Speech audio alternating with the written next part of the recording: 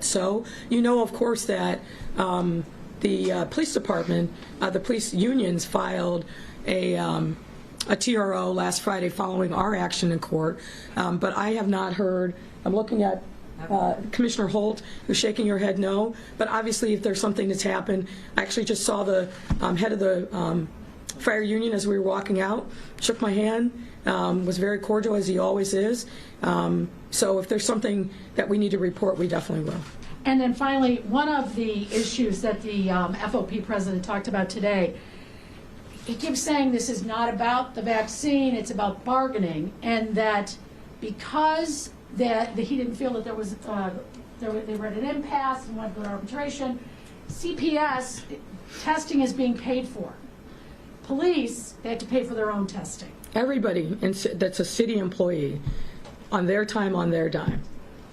Everybody that's a city employee, obviously CPS is its own system, but everybody who's a city employee, we're not singling out any department, certainly not the police department. Anybody who opts for the testing option, and we've been very clear with every union since August that testing, once we put it on the table, it's on their time and their dime. It's okay, Yasha. So it's not something that's unique to the police department. Every single department. But CPS is separate. CPS does not have... CPS is a separate entity. They're not a city department, so we don't control, obviously, what goes on over there, and they've worked out an arrangement with the CTU and the other unions that represent the CPS employees. All right, Megan Hickey, CBS. Also CPS related, we've gotten a couple complaints from teachers who've said that they were planning to get tested on a certain day, and when they reported to the nurse's office, there weren't enough testing supplies. Wondering if your office was aware of that, if there's a supply issue.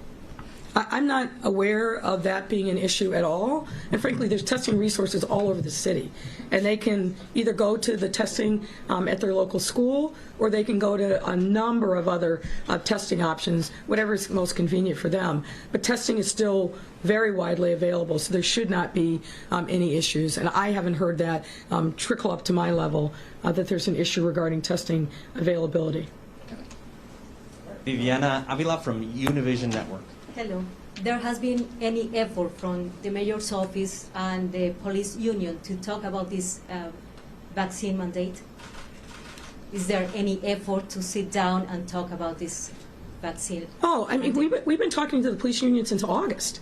So I think Marianne may have raised the issue. There's allegations by the union that we haven't bargained in good faith, that they haven't had sufficient time. That's just simply not true. If you look at the papers that we filed in court, we detailed literally every meeting and all the efforts that we made. There were some weeks where we didn't meet, but not for lack of effort on our part. We were trying to consistently bring the unions to the table for a whole host of reasons, not the least of which is we wanted to be able to make progress. And the few times that they came back to us, they came back with proposals that they knew were absolutely going to be unacceptable. Like, well, I won't go into the details of that, but the bottom line is we worked hard with every single union that represented city workers to make sure that we got their feedback, and the policy was absolutely modified as a result of the feedback that we got from a number of different union partners who came to us in good faith, expressed concerns that they were hearing from their membership. Now, we weren't ultimately able to get a deal with any of them, but it wasn't for lack of effort on our part, and certainly it wasn't for lack of effort with the various police unions, FOP, the unions that represent sergeants, lieutenants, and captains. We were at the table and consistently trying to reach an accommodation with them, but the record, I think, speaks for itself. All right, Mariah Wolfo from WBZ, last reporter of the day. Yep. Hi, Mayor.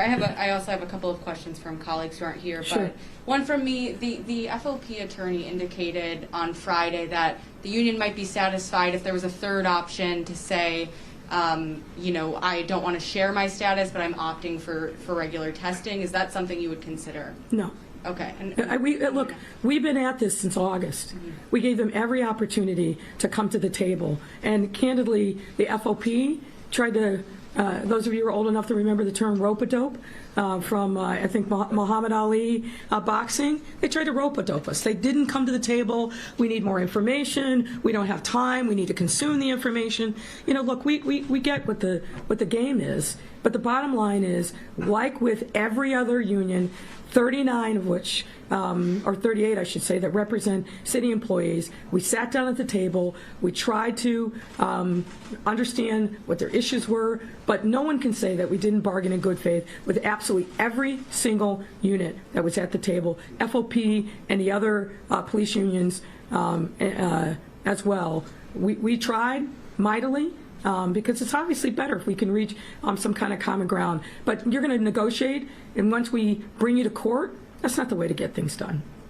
Okay, thank you. And then from the Daily Line, last week Alderman introduced 8 budget amendments, including proposals to cut vacant police positions, reopen mental health clinics, and end the city's contract with ShotSpotter. Do you see room for movement on any of those items, or are you going to push to keep your budget proposal as is? Well, I haven't had an opportunity to digest them because they were literally coming in up till Friday. But as always, we work in good faith of the members of City Council to see where we can reach some common ground if possible. So we'll evaluate those, reach out to, and we've already started that process of reaching out to the sponsors of the various amendments, and where we can reach some common ground, we will. But the most important thing is we got to move forward. We got a lot of people across the city that have significant needs that we've got to meet now and in the future. Okay.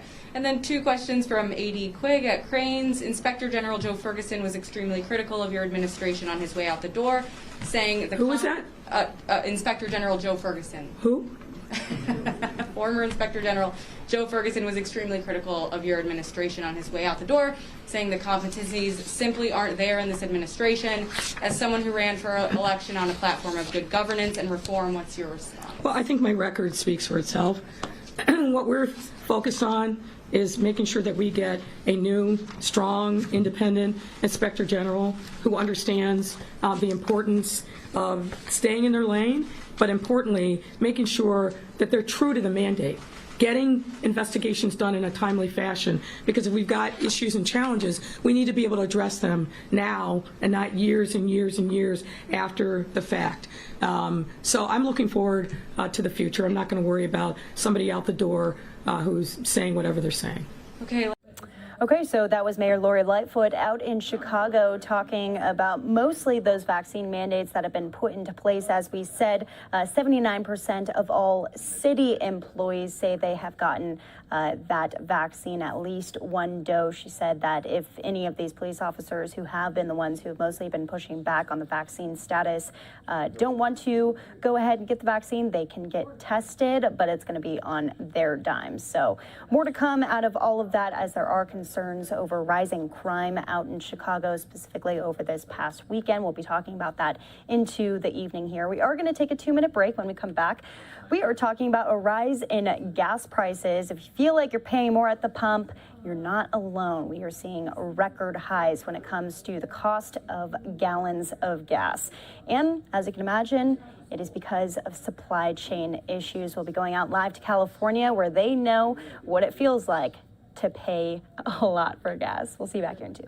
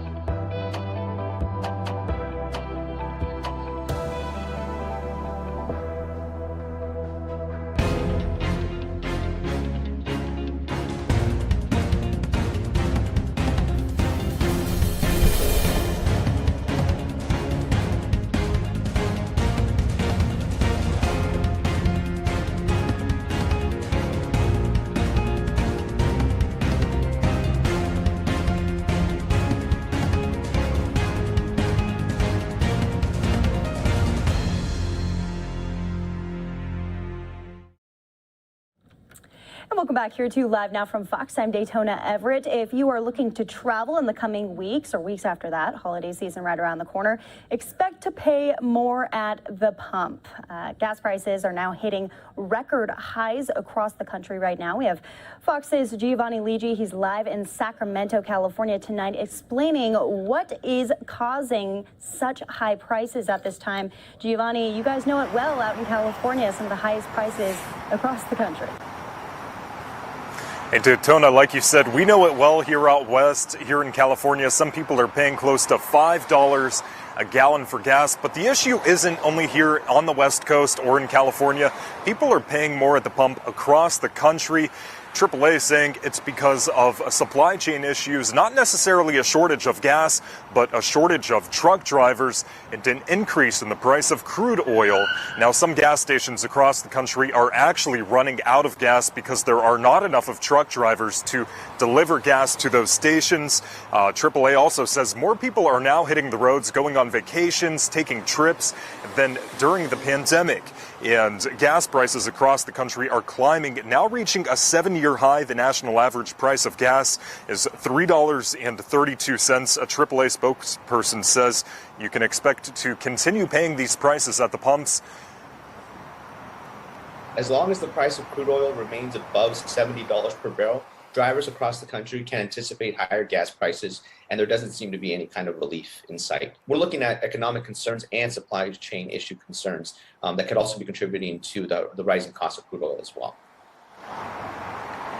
Now, with the major holidays rapidly approaching, like Thanksgiving and Christmas, you're probably asking, what am I going to have to pay for gas? Well, AAA says it is still too early to tell what those gas prices could be, but like they say to continue expect to pay quite a bit at the pump. Yeah, most definitely, Giovanni. I'm curious, you're over there at a Shell gas station. What are those drivers having to pay for a gallon of gas? So gas here right now, it's $4.59. Diesel, fun fact, is actually cheaper than gas. Usually it's flipped the other way around. Diesel is usually more than gas prices, but it's pretty interesting seeing gas prices hit this high. I actually just filled up my tank and it cost almost $80 to just get a full tank of gas. Wow. Yeah, I mean, we're all talking, and all the supply chain issues are kind of all eyes focused on the California ports. So is there any possibility of relief for Californians first before the rest of the country, because you all are right there? Well, that's really interesting because a lot of the oil actually comes from the Gulf Coast, so the ports don't necessarily have anything to do with it. We see those supply chain issues in the stores. We saw it with toilet paper during COVID-19. So a lot of actual tangible goods, that's where the shortage is. But the shortage of gas here in California, it just takes so long to get the crude oil off of the coast, get it into gas, and bring it here onto the West Coast. So that's why it's so expensive on the West Coast. Just those transportation costs are so high. Yep. Well, everyone needs to start budgeting now for the holidays with travel right around the corner. Giovanni Ligi in Sacramento for us. Thank you so much. Thank you. And we're going to take one more break. When we come back, we are talking the latest on Bitcoin, which is something you might want to invest in with all of the things that are going on right now, rising prices. We all want to hit it high when it comes to investments here. So join us 2 minutes right after the break. We're talking Bitcoin.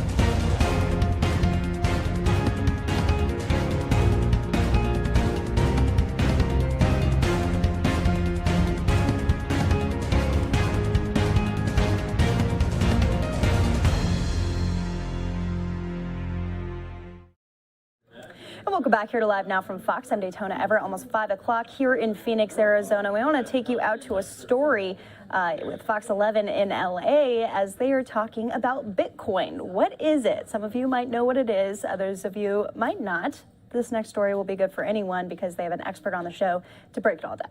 Are you one of those people, you hear the word Bitcoin and you get totally lost? You feel like you're out of the loop. You don't really know what's going on. Listen, the truth is you are not alone. There are a lot of people out there who still don't get it. The hardest thing for some people to wrap their head around is that money isn't physical paper money we're all used to. So will this technology finally be embraced here in the United States?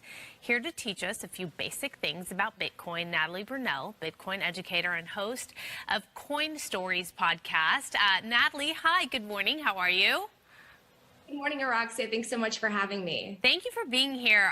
This is a topic I want to talk to you about because the truth is I myself still don't really get it. So what is it? What is Bitcoin? Don't worry, Araxia, we've all been there, including myself. But Bitcoin, like you mentioned, it is a digital form of money. It's a digital savings technology that was invented about 12 years ago. And it went from having a price of just a few cents to being worth more than $60,000 per Bitcoin today. And there are two really attractive qualities about Bitcoin. So the first is it's absolutely scarce. It was programmed to only have 21 million Bitcoins ever to come into existence. So think of it as 21 million plots of digital real estate, which is very different from some of the other cryptocurrencies. And the second is it's decentralized. So no bank or government can control its supply, and there are no third parties involved in transactions. So just in the same way that you would hand someone a $5 bill, hand someone cash, this is digital cash, where you are sending value directly from one person to another across the world, and there were no third parties involved in the transactions, and they settle almost instantly. So how do you get in on it? I mean, for a lot of people, even, I mean, this is a strange comparison, but you know, some people like to read a newspaper. They physically want to hold it. It just, there's a comfort factor in it versus reading it online or on their phone. How do you get people to get their mind and accept this and get comfortable with the thought of this? Yeah, so I mean, a lot of us just transact with things like our digital bank accounts, right? Not a lot of us actually use cash. But the most important thing is I think we need to help educate people about inflation and what it's doing to the purchasing power of their money. This is the most important feature, in my opinion, of Bitcoin. In the US, our money, our paper money, used to be backed by gold, meaning the Fed had to have, a certain amount of gold reserves, and then it issued paper notes backed by that asset.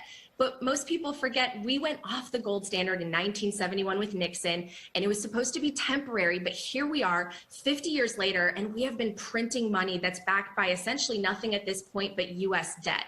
And 40% of the dollars in existence today were printed just in the last year in response to COVID.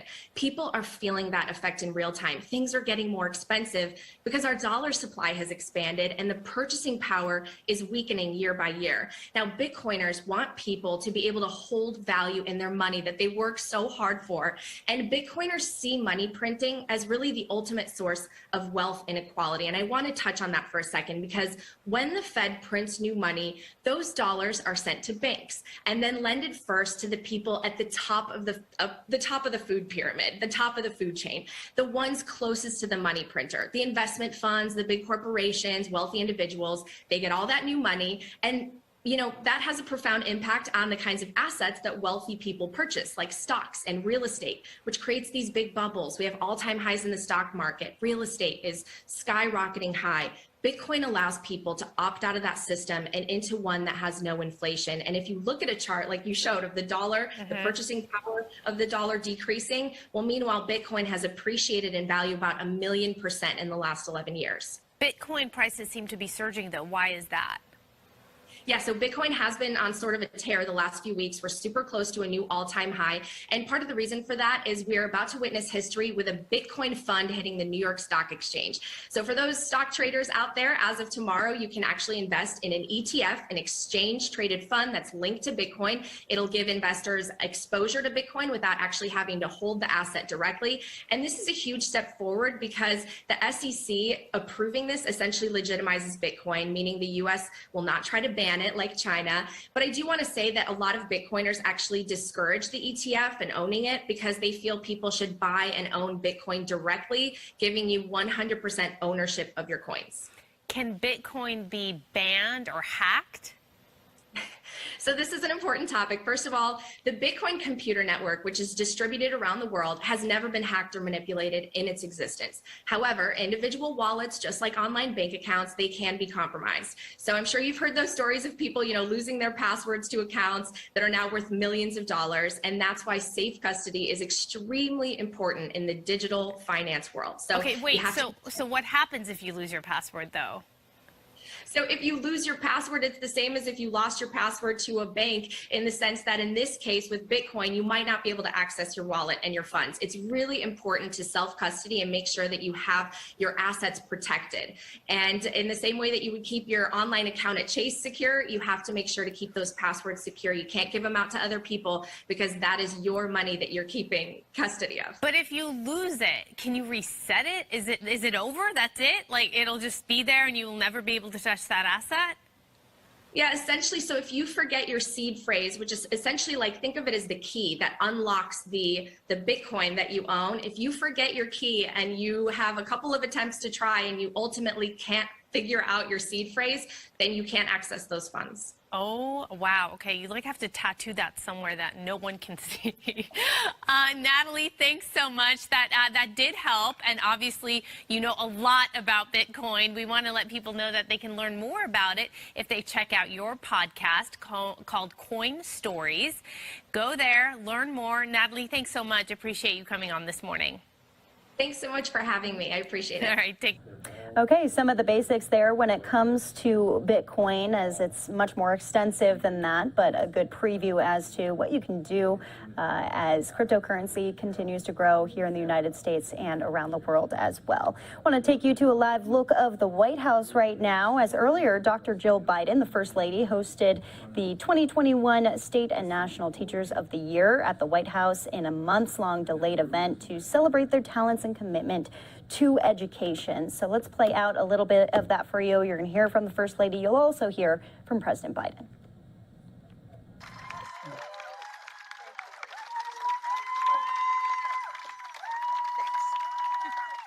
Thank you. Oh, thank you. Thank you very much. Thank you. Thank you. Thank you. And welcome to the White House. Secretary Cardona, as you know, my husband made a promise to educators across America that his Secretary of Education would be a leader who taught in a public school classroom. And he found that in you. Right, Randy? Right, Becky? Was our promise. Thank you for all that you are doing to support teachers like those who are with us today. And thank you to our National Teachers of the Year for 2020 and 2021.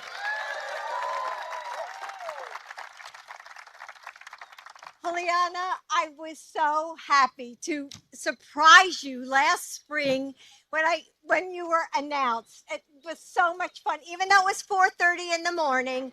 And Tabitha, congratulations on being our first ever Early Childhood Education awardee.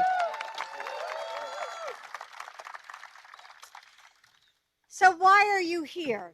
I don't mean here on the South Lawn. I mean, why are you here? You're here because you are among the finest group of educators in our country. What I mean is, what started you on the path that led you here? Why did you choose to be a teacher? Why have you dedicated your life to teaching? Everyone here today is here for a reason. Maybe it was a teacher who pushed you to dream that you could make a difference. A child who inspired you to make the world work a little better for her. A time that when you realized that no one was going to do the hard work of changing things if you didn't answer the call. We all have our moment when our story began, or a person who set us on this path. For me, it was my grandmother. She taught in an old-fashioned one-room schoolhouse crammed with 3 grades of students. And some days when I was a little girl, she would take me with her. And if I was lucky, I got to ring the brass bell, literally, that called her students to class. And she was a great teacher. She loved it. And her students could tell.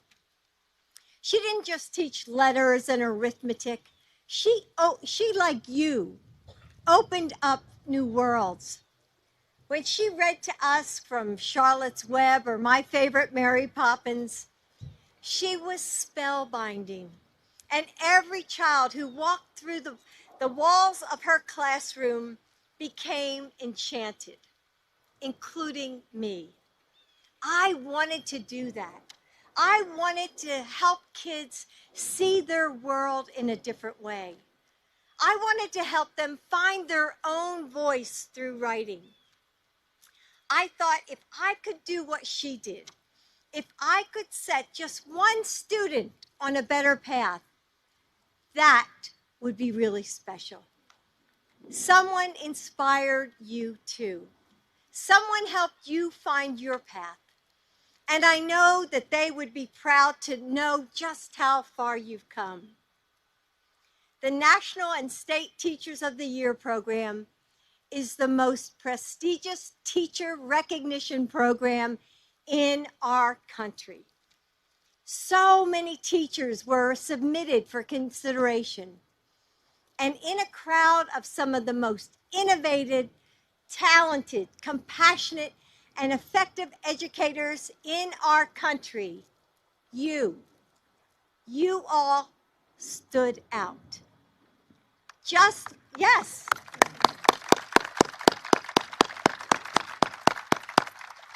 Just look at who is here today.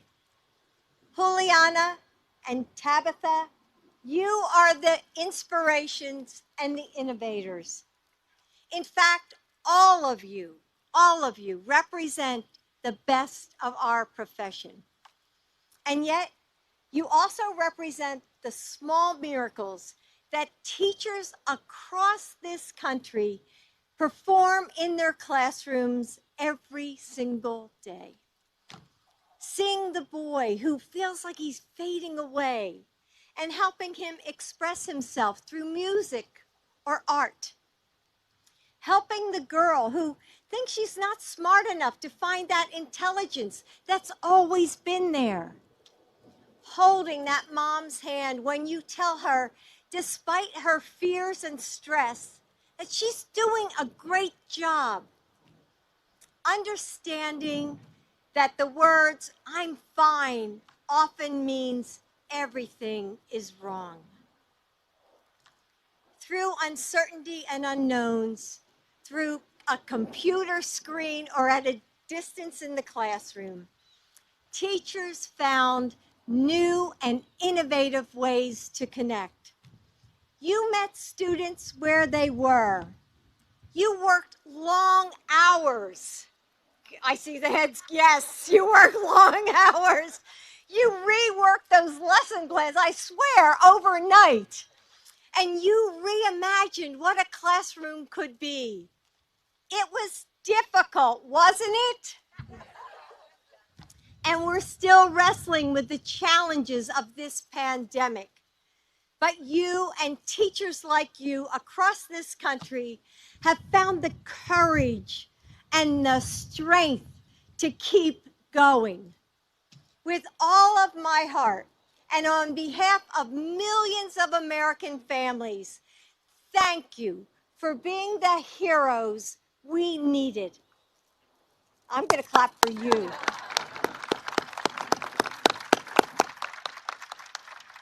We don't do this job because it's easy. We don't do it because it brings us fame and fortune, that's for sure. We do it because it's more than a job.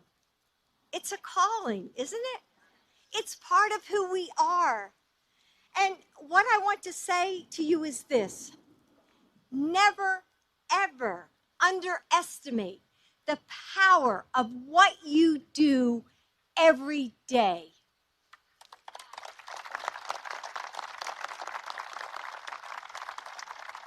You know, when my grandmother died, she didn't leave behind a giant estate, but what I inherited from her and what I still have to this day is that simple brass school bell that she used to let me ring. And when I think about that bell, I think about the way her legacy, her love of learning, her patience and compassion resonated into the world like waves of sound, changing those who heard its ring. I think of every student that she taught and wonder what amazing things they grew up to do. Perhaps they are public servants working to make our communities a little stronger or a little fairer. Perhaps they are doctors saving lives, or architects building our cities, or scientists working to solve global challenges. And of course, there's at least one teacher. We're all here today because someone took the time, who taught us, inspired us, and showed us what we could be. And today, you all ring your own bell, pulling each person you teach into a harmony that never ends. Right now, someone out there is a better thinker because of you. So we wanted to just show you a portion of these remarks from the First Lady at the 2021 Teachers of the Year event at the White House, honoring all of the teachers out there who have made it through the pandemic and helped kids along the way. She's really talking about the legacy that they are leaving behind. Speaking of legacies, when we come back after the break, we are talking about the big story of the day. Colin Powell, the first Black U.S. Secretary of State, losing his life at 84 years old. We have details and reaction from officials in Washington, D.C. and across the country in 2 minutes.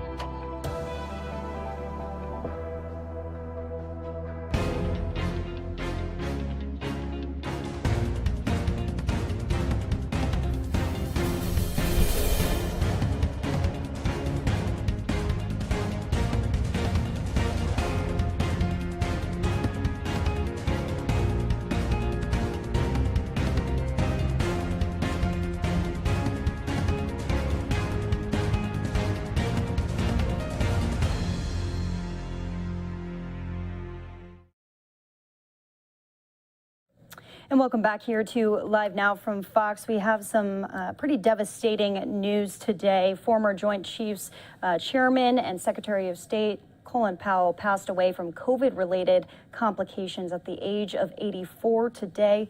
Fox News correspondent Caroline Shively has details from Washington. Flags at the White House and federal buildings are now flying at half-staff to mark the passing of General Colin Powell, a man President Biden calls a patriot of unmatched honor and dignity. Think of our Colin Powell. He's not only a dear friend and a patriot, one of our great military leaders and a man of overwhelming decency. This is the guy born son of immigrants, and he rose to the highest ranks not only in the military, but also in areas of foreign policy and statecraft. General Colin Powell died on Monday of complications related to COVID-19. Powell was 84. I lost a tremendous personal friend and mentor. In his decades of military and public service, Powell had a trailblazing record of firsts. As the youngest and first black chairman of the Joint Chiefs of Staff and the first black Secretary of State. He grew to international prominence, heading up the Joint Chiefs during the U.S.-led victory in the Persian Gulf War. Another milestone came 12 years later as the world watched his speech before the United Nations pushing for the invasion of Iraq. That speech was later found to be based on faulty intelligence, and Powell would call it a blot on his record. But his former boss, President George W. Bush, released a statement Monday calling him highly respected at home and abroad. He never stopped believing in America. And we believe in America in no small part because it helped produce someone like Colin Powell. Thank you, Mr. Secretary. Powell was fully vaccinated, according to his family. He was reportedly also being treated for Parkinson's disease and multiple myeloma, a cancer of the white blood cells. In Washington, Caroline Shively, Fox News. And we're hearing from the current Secretary of State, Lloyd Austin, as well as so many officials are coming out speaking today about the legacy that he left behind. Here's those remarks. And I want to take just a second to express my deepest condolences to Alma, his wife, his son Michael, and the entire Powell family. The world lost one of the greatest leaders that we have ever witnessed. Alma lost a great husband, and the family lost a tremendous father. And I lost a tremendous personal friend and mentor. He has been my mentor for a number of years. He always made time for me, and I could always go to him with tough issues. He always had great counsel. We will certainly miss him. I feel as if I have a hole in my heart just learning of this just recently. First African American chairman of the Joint Chiefs. First African American Secretary of State. A man who was respected around the globe and who will be, quite frankly, it is not possible to replace a Colin Powell. We will miss him. Again, my thoughts and prayers go out to the family, and we're deeply, deeply saddened to learn of this. Thank you. Vice President Kamala Harris also being asked by reporters what they thought of the passing of Powell. Here's what she had to say. We did it. Inspiring so many people, and there's been a lot of conversation about that, how young service members and others, not only in the military, but in our nation and around the globe, took notice of what his accomplishments meant as a reflection of who we are as a nation. And I think that's one of the most important things to take away, which is that he broke so many barriers, and those barriers were not easy to break by any stretch. But he did it with dignity, he did it with grace. And because of what he was able to accomplish, it really did elevate our nation in so many ways. So may he rest in peace. What is your message for Americans who know that he was fully vaccinated with COVID, who are now remain skeptical about getting the vaccine, despite the fact that, yes, he did have a cancer diagnosis as well? Well, I don't think that what happened in terms of his health situation is exactly what the doctors have told us can happen, right? In terms of people who are immunocompromised, people who have pre-existing conditions. I think today is a day to really reflect on the life of the man and his extraordinary service, and not to politicize the efficacy of vaccines. Thank you all so much. Thank you. So the vice president touching briefly on it right there, as there have been a lot of questions about the efficacy of vaccines because he had been vaccinated, had both vaccines was fully, but they do say that he had blood cancer that put him at risk for COVID-19 regardless of being vaccinated or not. We'll touch on that a little bit later, but we want to stay on the legacy that he left behind. We're going to hear from Secretary Blinken as he spoke earlier today as well about Powell and what he did, what his career was like, and again, the legacy that he left behind. A long and extraordinary career in the U.S. Armed Forces. He was General Powell, former chairman of the Joint Chiefs, when he walked into the Oval Office to be sworn in as our nation's top diplomat. After that, he was Mr. Secretary. He gave the State Department the very best of his leadership, his experience, his patriotism. He gave us his decency, and the State Department loved him for it. Secretary Powell trusted the career workforce here. He empowered them. He made sure that the desk officer who knew a particular country or issue most deeply was the one who got to brief him or the president. He told his staff that they didn't need to worry about getting him fancy lunches. Hamburgers and hot dogs were just fine. When he hopped onto the elevator, he'd pull others on with him.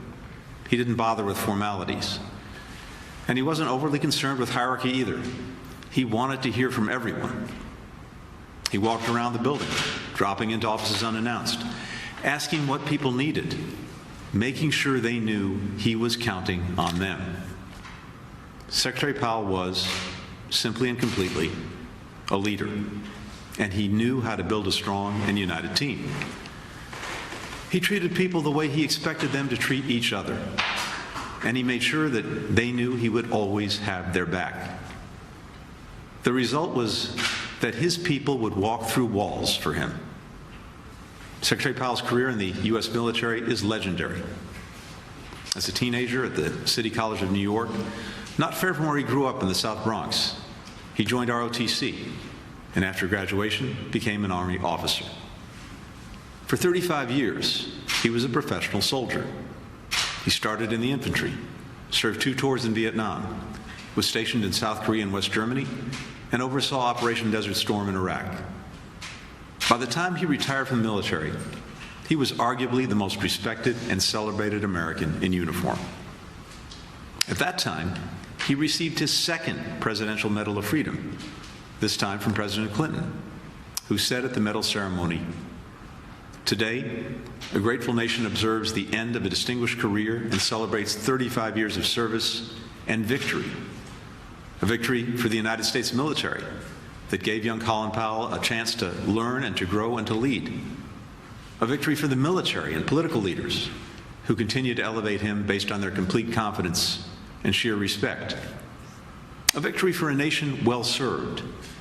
And in a larger sense, a victory for the American dream, for the principle that in our nation, people can rise as far as their talent, their capacities, their dreams, and their discipline will carry them."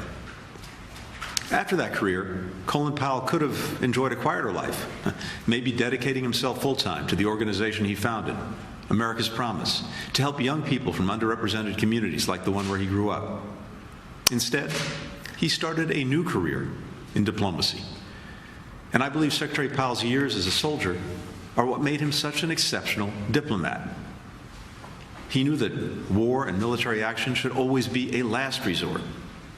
And to make that so, we need our diplomacy to be as robust and well-resourced as possible.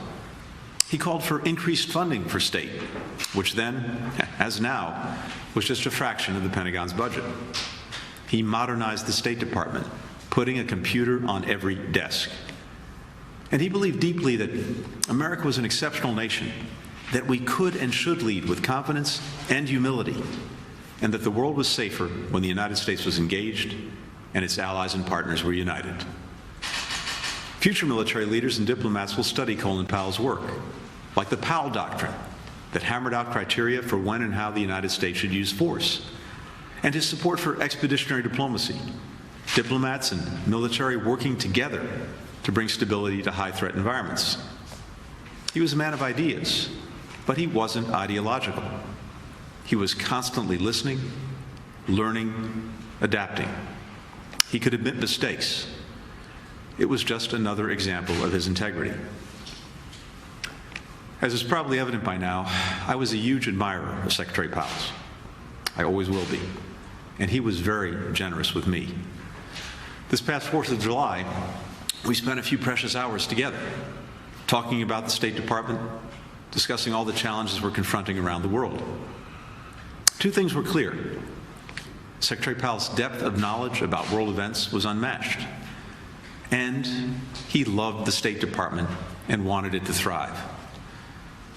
So today is a sad day for us here at State, especially for all those who worked for and with Secretary Powell, and will never forget the experience.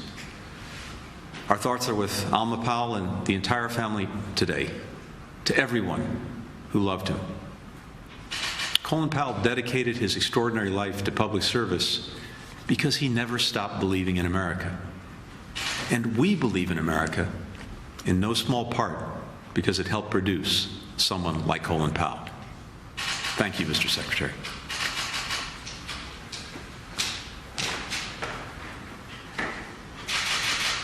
And again, that was Secretary Blinken right there with some emotional words. As he said, born April 5th, 1937, Powell was the son of 2 Jamaican immigrants and raised in the South Bronx. He attended City College of New York, where he began his military service. And we want to play out for you just a little bit from Mayor de Blasio as he spoke out today, remembering the former secretary as well. A absolutely classic New York City story. Born to Jamaican immigrants, grew up in Harlem and the Bronx, graduated Morris High School in the Bronx, a graduate of our New York City public schools, went to City College.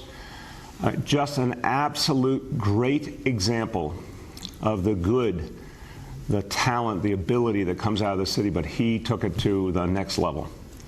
And was great as a leader, as a Secretary of State, Chairman of the Joint Chiefs of Staff, National Security Advisor, you name it. He served his country profoundly. He also, of course, was a trailblazer, proving to the world, showing the world that talent, ability comes in all colors, comes in all races, comes in all genders, comes in everything. And he opened the doors for so many others. So he's someone we're going to miss a lot. But we're particularly going to miss him because he showed the world what New York City is all about, that anyone here, anyone and everyone has the opportunity to be great, and that we foster it, we respect it, we believe in each New Yorker. We're going to miss him a lot. And he made us very, very proud. Okay, as I said, important news today, and obviously... Okay, and as they move into some of the other items on their agenda out in New York, that was the first thing that Mayor de Blasio spoke about today, though, during his COVID-19 update, those daily press conferences. We also had Governor Murphy out in New Jersey talking about the secretary as well during his daily briefing, talking about his time in the military. Second, we are mourning the loss of another great soldier, along with the nation, the death of former Secretary of State and Chairman of the Joint Chiefs of Staff, General Colin Powell, who passed away from complications of COVID-19. As we learn more about his arrangements, we will be lowering the flags in his honor as well. Raised in the South Bronx, he was a rare top military leader, and then he rose through the ranks after having joined the Army in 1958 from the ROTC at the City College of New York instead of attending West Point. By the time he retired from the Army in 1993, in addition to his 4 stars, he was also awarded 2 Purple Hearts, the Bronze Star, and the Presidential Medal of Freedom, among numerous other honors. He was the first African American to serve as National Security Advisor, Chairman of the Joint Chiefs of Staff, and Secretary of State. As a soldier, a diplomat, he gave his all to his nation, and we are forever grateful. I was actually with the general on July 15th in the White House, ironically awaiting the return of our COVID test to allow us then to go on to have dinner with Angela Merkel. He was in great form, as always. He and I had crossed paths over the years, particularly in my diplomatic life, and he was a giant. So to his wife and widow, Alma, and the rest of the Powell family, excuse me, our thoughts and prayers are with them. Switching gears, this week marks Utility Assistance Week. As many families across the state know, the economic fallout from the pandemic has left many unable to pay their utility bills. But through the Department of Community Affairs and the New Jersey Board of Public Utilities, help is available. If you are Okay, and as they switch gears right there, we just want to go through some of the other reaction that we're getting in. We showed you from Vice President Kamala Harris, but this coming in from the president himself. He said, Jill and I are deeply saddened by the passing of our dear friend and a patriot of unmatched honor and dignity, General Colin Powell. Time and again, he put country before self, before party, before all else. In uniform and out, he will be remembered as one of our great Americans. Also coming from the former president, Barack Obama, he said that Powell understood what was best in this country and tried to bring his own life, career, and public statements in line with that ideal. Michelle and I will always look to him as an example of what America and Americans can and should be. We're going to be staying on this topic here as we remember Powell, again, died at the age of 84 due to COVID-19 complications. We'll be speaking with experts about this through the evening. We're going to take a 2-minute break here on Live Now from Fox. When we come back, more of our top stories. See you then. Don't go away.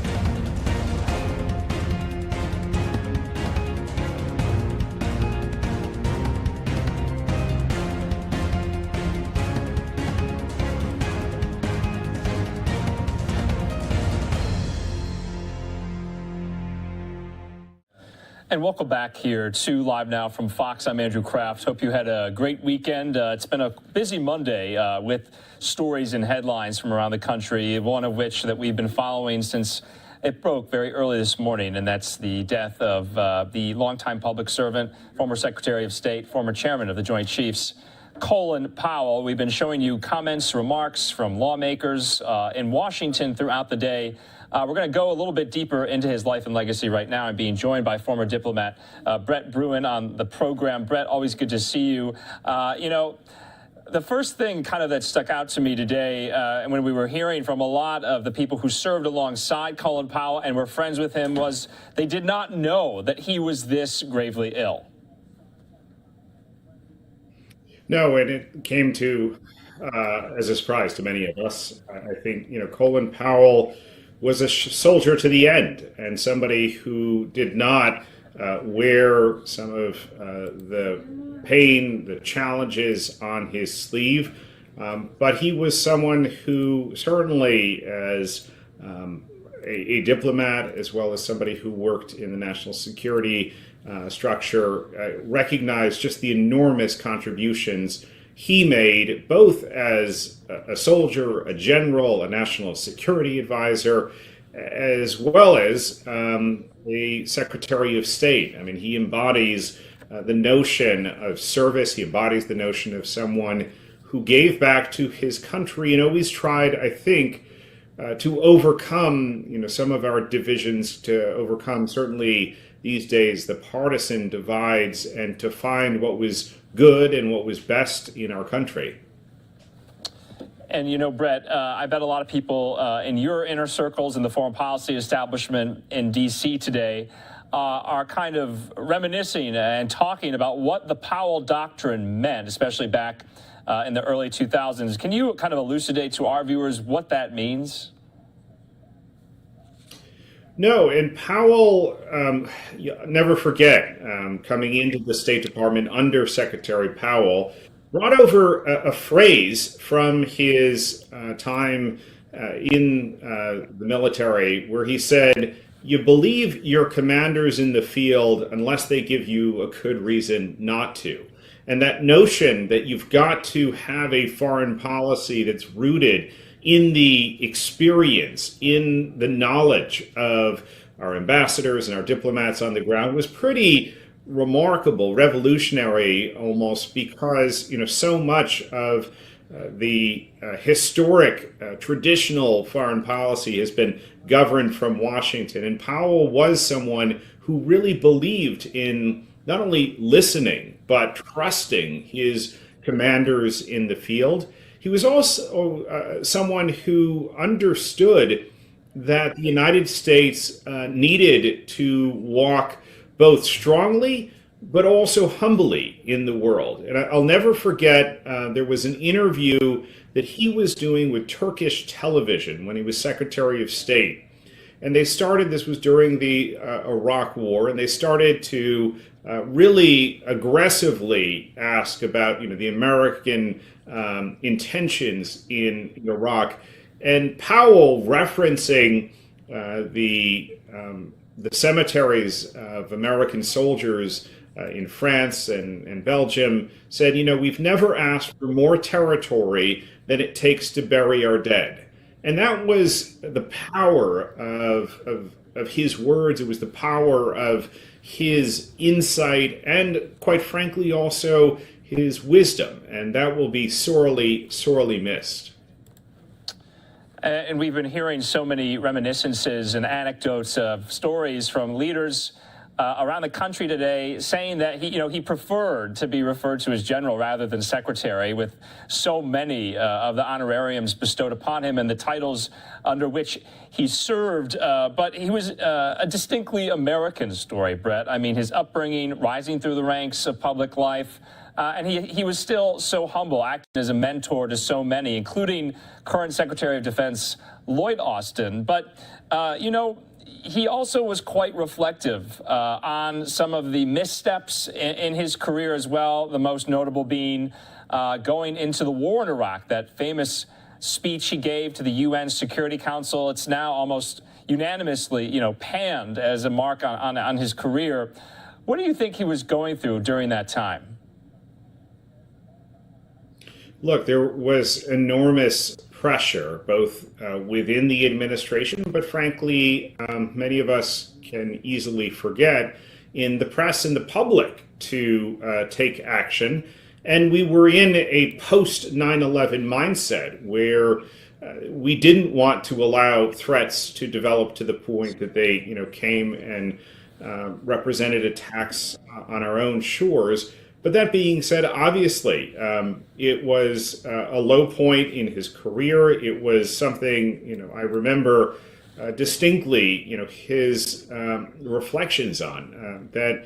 It was a cautionary tale of how not to get caught up in that kind of push for action and push past some of the questions and the doubts.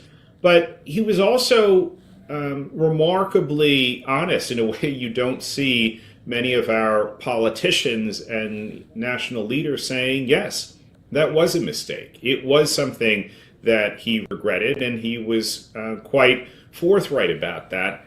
I'll also never forget, there was an interview in the Middle East. Powell was doing with one of the Sunday shows, and he had a communications person who was trying to wrap it up because she wanted to get the secretary onto another meeting. She wanted to close the interview before it got into other extraneous topics. And Powell, in that way that only he could, basically told his communications director, stop. No, we're going to finish this interview. I'm going to do this. And this is all happening live on the air as we are now. That was the kind of man that Secretary Powell, I'm going to always call him Secretary Powell because I served under him. That's the kind of man he was, in front of the camera, behind the camera. He was someone who would always be true to his word. And there were so many other kind of political implications. He had political ambitions himself. There were always rumors on if he would run for president. He was a lifelong Republican until he was not. He endorsed when then Senator Obama was running for president. And he endorsed Joe Biden, a full-throated endorsement as well. He kind of cast off the Republican mantle that he served under for so long when Donald Trump came along. What did you make of that?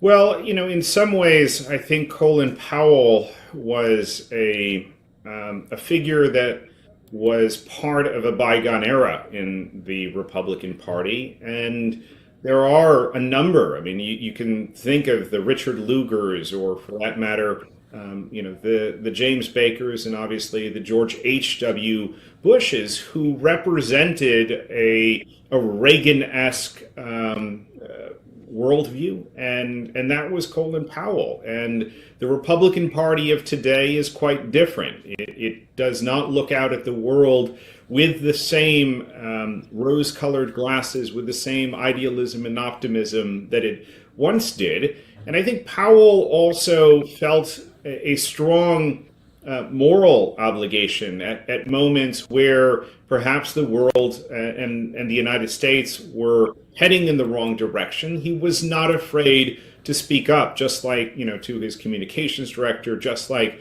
he did at several times, I know from times at the State Department, where he would not be afraid to call out a bad idea. And I think that's what he did both in 2008 as well as, for that matter, in 2020. The legacy of Colin Powell is someone who ultimately was not loyal to a party, I think, but to principles, and he embodied that to the very end. And Brett, I was reminded also today that the Secretary of State, Powell, he was not in the country when the 9/11 attacks happened. I believe he was in Peru on a foreign visit, as the Secretaries of State obviously do. And I was just kind of thinking, now that we are 20 years removed, living in this post-9/11 world, we lost Don Rumsfeld earlier this year as well. And so that era is now being kind of looked upon and reflected back upon more maybe objectively as it was when it happened. History is kind of looking a little more closely what led us to the wars in Iraq and Afghanistan and the like. Well, it's interesting as somebody who lived through that period, both when I was in graduate school and then in the Foreign Service. I joined the Foreign Service quite literally because I saw an ad in the New York Times that said, "This man wants to talk to you about a really important job." It was Colin Powell. And at the time, the motivation, this was summer of 2001, summer of 2002, was a way to put the world back together again, because there had been at that time the attacks of September 11th, and then we were subsequently in the war in Iraq, and it felt like a really difficult time for our country. And obviously in the decades that have passed since, a lot has gone into looking at both how we responded after September 11th, what we did in Iraq, and there are questions. I think there's a lot, quite frankly, of accountability you're hearing now that perhaps you didn't have at the time. What I would hope is that we're also going to take the lessons, the right lessons from those experiences, because it is very easy for the U.S., for instance, to fall into a counterterrorism mindset. The next time we see an attack, the next time we have a threat, and I hope. I was talking to actually a senior official who was visiting Washington today from Pakistan, and I hope that we are able to look beyond some of those mistakes, that engagement through just the security and the self-interested lens that looks out at the world today, both the threats and the opportunities, and says, how can we do this better? How can we engage not in a war on terrorism, but perhaps thinking about a war on fear, a war on disinformation, and a defense of our values and our ideals? That would be something I believe that Colin Powell would be proud of. Yeah, and Brett, of course, after George W. Bush won re-election, he was kind of forced out. He resigned, paved the way for yet another trailblazer, Condoleezza Rice, to take over in that role as well. But let's just talk about his post kind of public service career. He was very active out of public life as well. He gave many interviews. He still kind of remained behind the scenes, offering advice, offering mentorship to kind of the next crop of public servants. He did, and he was that sort of sage advisor both to Democrats, Republicans. I'll never forget, I was in the West Wing, and there's a small bathroom just across from the Situation Room, and somebody had left their briefcase on the sink next to it, and I was waiting for them to finish, and a gentleman turns around. It was Colin Powell. He was there, and he had stopped by the White House just to offer some insights, some views. So he remained an active figure in the administration at that time. And since you brought up, he was deeply committed to bringing up the next generation of leaders, generation he wanted to see more committed to civic engagement, community service. And I will say, one of the lasting legacies of Colin Powell, and diplomats to this day still talk about it, was his focus on leadership. Saying that he wanted a department that truly embodied principles of leadership, not just in theory, but in practice. And he was such a remarkable leader. I mean, when I think about models to point my son to and say, here is someone who truly represented the qualities that you would want to work under, that was Colin Powell. All right, Brett Bruen, we always thank you for your time and your insight coming on Live Now from Fox, especially on this very sad day for the country as we look back at the life of Colin Powell, dead today at the age of 84. Thanks, Brett. Thank you. All right, we are going to be taking just a quick 2-minute commercial break. We are going to be getting to some more of these major headlines and top stories on this Monday. I'm Andrew Kraft. We'll see you in just a moment.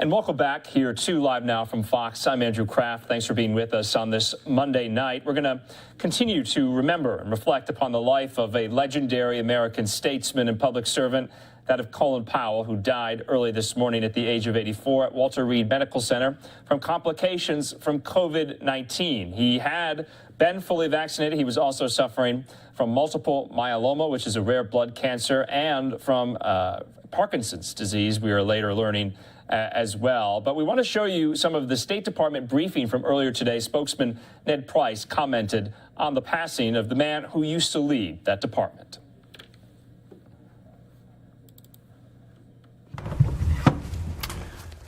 Good afternoon, everyone.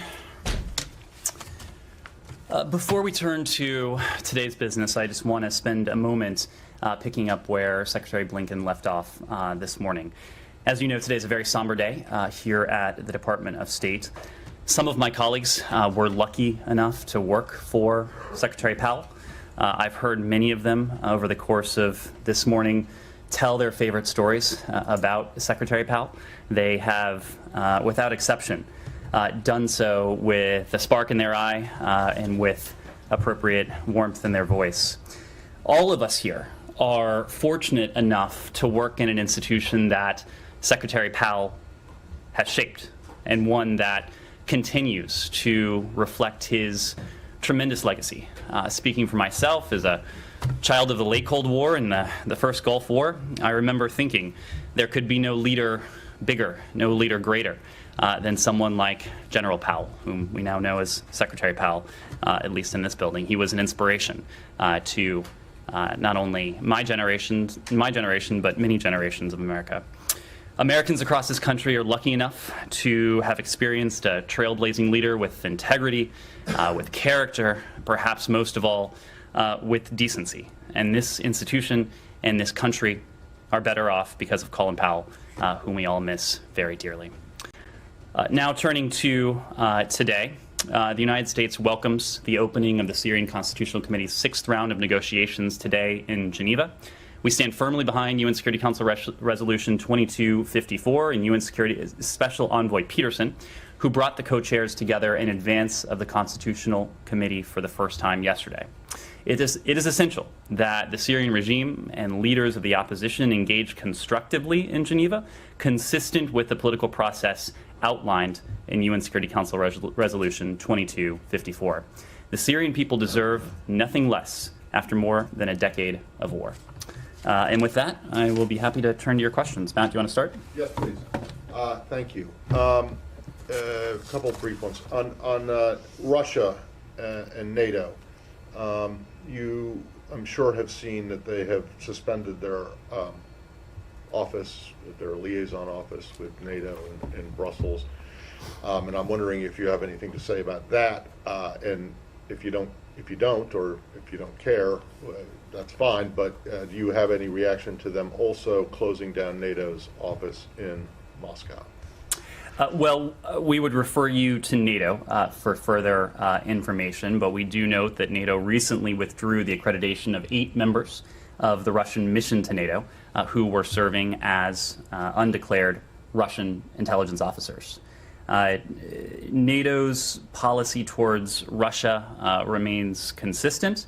It has strengthened its deterrence and its defense in response to Russia's aggressive action, while at the same time leaving the door open for meaningful dialogue.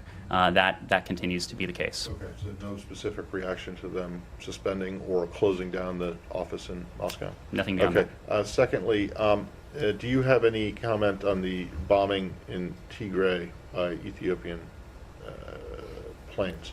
Well, we've seen these reports of an attack on the capital in Mekelle.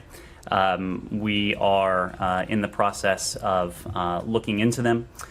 We, broadly speaking, do remain gravely concerned by what has been escalating violence for some time. That includes the expansion of fighting in northern Ethiopia and in regions throughout the country. And, of course, the growing risk that fighting poses to the integrity of the Ethiopian state. Not only does it pose a risk to the state, it undermines critical efforts to keep civilians safe, and importantly, to deliver humanitarian aid to Ethiopians who are in dire need of such support. We urge all parties to end hostilities immediately, and for the Ethiopian government and the TPLF, the Tigray People's Liberation Front, to enter into negotiation without preconditions toward a sustainable ceasefire. We continue to believe that a sustainable ceasefire will help establish conditions for a dialogue that is credible, a dialogue that is inclusive, and to find a political settlement to the longstanding political grievances that have led to the conflict. Moreover, as we've said before, the government of Eritrea must immediately and permanently withdraw its forces from Ethiopia, consistent with the comments already made by both Ethiopia and Eritrea. Sure. The executive order on sanctions went into effect weeks ago. What is the administration waiting for to impose sanctions under that regime? Well, we have been very clear that we are prepared to use every tool at our disposal until and unless the various parties change their course. Obviously, the executive order that went into effect in September, I believe it is, does afford the U.S. government an important tool to hold accountable those who are responsible for the violence, those who are responsible for the suffering of the Ethiopian people. We are absolutely prepared to use that tool and other appropriate tools as might be appropriate. Humair. On Iran, I wonder how the United States view Iran's request for a meeting in Brussels with EU officials to discuss the draft text from June. Do you think this is a way of them trying to slow roll you? Well, to be clear, we do not think it is necessary. We are together with our allies and partners in the P5+1 of the same mind that negotiations in Vienna, a seventh round of talks between the P5+1 and Iran, indirect in the case of the United States, should resume as soon as possible. We have been very clear at that. The destination we seek is in Vienna, not an intermediate step in Brussels. Of course, we understand that Mr. Mora recently is in Tehran, certainly appreciate the efforts of the EU to engage in this dialogue on behalf of the Joint Commission, on behalf of our allies and partners who seek the same goal, and that is a mutual return to compliance with the JCPOA as negotiated in Vienna. And importantly, picking up in Vienna with a seventh round that takes up where the sixth round left off. This is the message that we heard consistently from our allies and partners when we were in New York City on the margins of the UN General Assembly. This is the message that the Secretary has heard on a bilateral and multilateral basis in his conversations before the UN General Assembly and after the UN General Assembly. There is no daylight with our partners. There is no disagreement that a mutual return to compliance remains in our interests, it remains in the interests of our allies and partners, and that we should resume the work of testing the proposition as to whether we can get there in Vienna as soon as possible. Yes, please. One on Iran as well, if I could. Saudi Arabia said last week that they've had 4 interactions, or what they call interactions or discussions with Iran since April. And is this department encouraged by these interactions? Do you see it as good for possibly encouraging Iran back to the table, and or any concern with these interactions given that they're both regional foes? Well, we certainly think constructive dialogue can be a useful tool for de-escalating tensions, regional tensions. We're supportive of dialogue, broadly speaking. We're supportive of dialogue in this case. Yes, Sean. Well, I don't know if this has to do with Iran or not, but since I haven't seen a readout of it, what was the purpose of this virtual call the Secretary did with the Israelis and the Emiratis and the Indian? So you will see a readout of that later today, but If it wasn't Iran, then we can move on. it was not Iran. It was not Iran. Okay, so it was well, you'll have a readout later today. But obviously, this is a collection of 4 countries, the United States, the UAE, Israel, and India, with whom we share many interests. It was an opportunity for the ministers to discuss a range of topics, including expanding economic and political cooperation in the respective regions, deepening economic, discuss climate change, energy cooperation, maritime security, a whole range of issues, but you'll see a readout of it later today. Sean? Can we go to Venezuela? Sure. Can we do Iran? One more in a row? Sure. All right.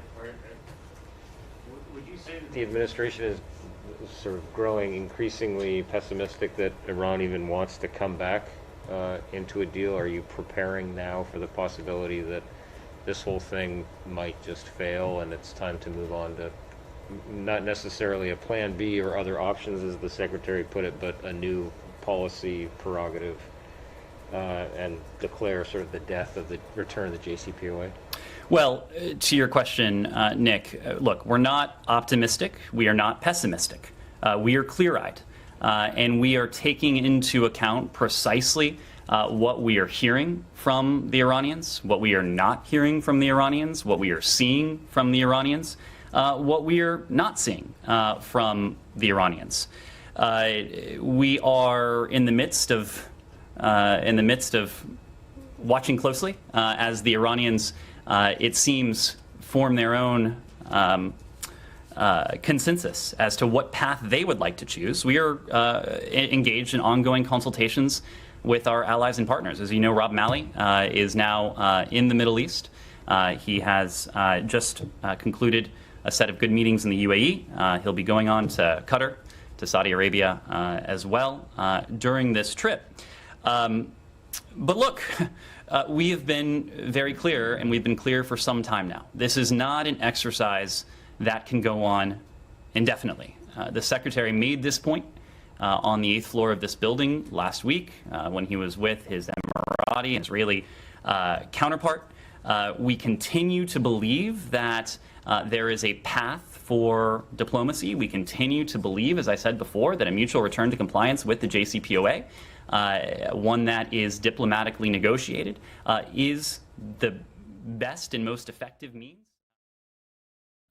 Okay, we're going to step away from the State Department briefing, but Ned Price was answering a question there about engaging with Iran in trying to jumpstart these negotiations with the Iran nuclear deal. Remember, the Trump administration pulled out of that deal. The Biden administration is in talks right now with delegates from the Islamic Republic of Iran in hopes of jumpstarting this yet again. What will a new Iran deal look like? It remains to be seen. But we wanted to show you right off the top there that the State Department spokesman Price offering condolences to the family of Colin Powell, dead today at the age of 84. Of course, he used to lead that department during the Bush administration in the early 2000s. So we're going to move on to some other news. We're going to go to a quick 2-minute commercial break. When we come back, we'll have the latest on the COVID-19 pandemic. We'll see you in 2 minutes.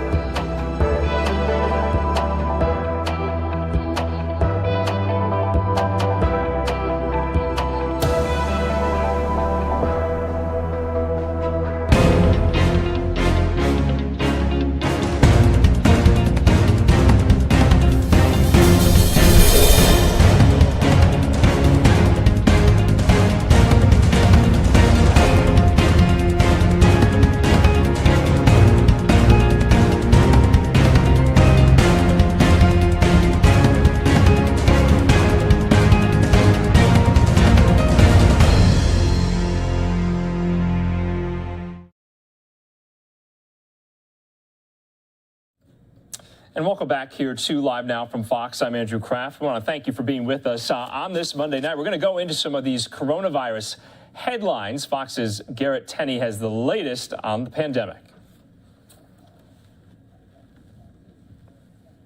The battle over vaccine mandates is heating up with a big focus this week on police. In Chicago, the Friday deadline for officers to get their shots has expired, prompting a memo yesterday threatening discipline or termination for those who don't follow the policy. But the city's police union has urged its members not to report their vaccine status, leading to potential staffing shortages at a time when violent crime is rising across the city.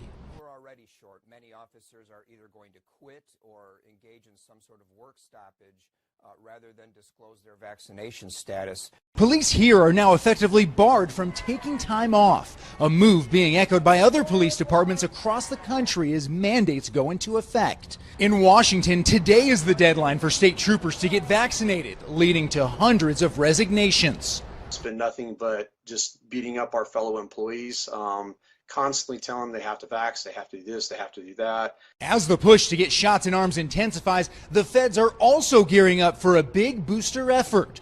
The FDA gave the green light for additional shots from Moderna and Johnson & Johnson, though it's still unclear if people will be able to mix and match with the boosters. There's going to be a degree of flexibility of what a person who got the J&J originally can do, either with J&J or with the mix and match from other products. Earlier this month, COVID became the leading cause of death for police officers across the country so far this year. In Chicago, I'm Garrett Tenney, Fox News.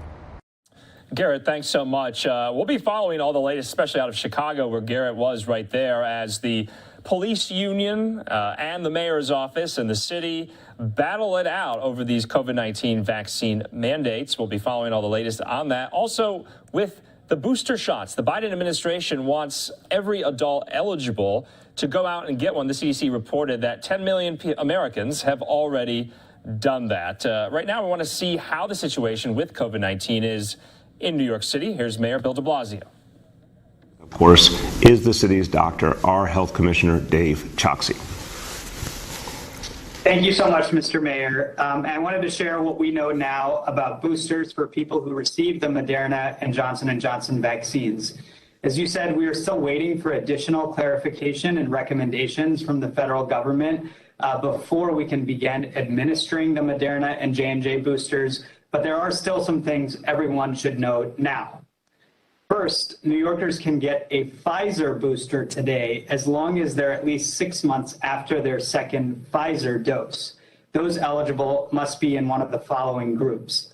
If you're 65 and older, if you're 18 to 64 with underlying conditions like diabetes, or if you're 18 to 64, but you're at high risk of exposure because of your occupation, like healthcare workers, or certain institutional settings like nursing homes. If you are one of those New Yorkers who's eligible for Pfizer, you can make an appointment immediately at vaccinefinder.nyc.gov. On the site, you can sort by vaccine type, click to Pfizer, and then you can find the location nearest to you. Thus far, over 168,000 New Yorkers have received a booster dose. Second, an FDA advisory committee recommended the Moderna booster for authorization last Thursday. While this could change depending on the deliberations this week, we anticipate the eligible populations to include the same categories as those currently eligible for the Pfizer booster.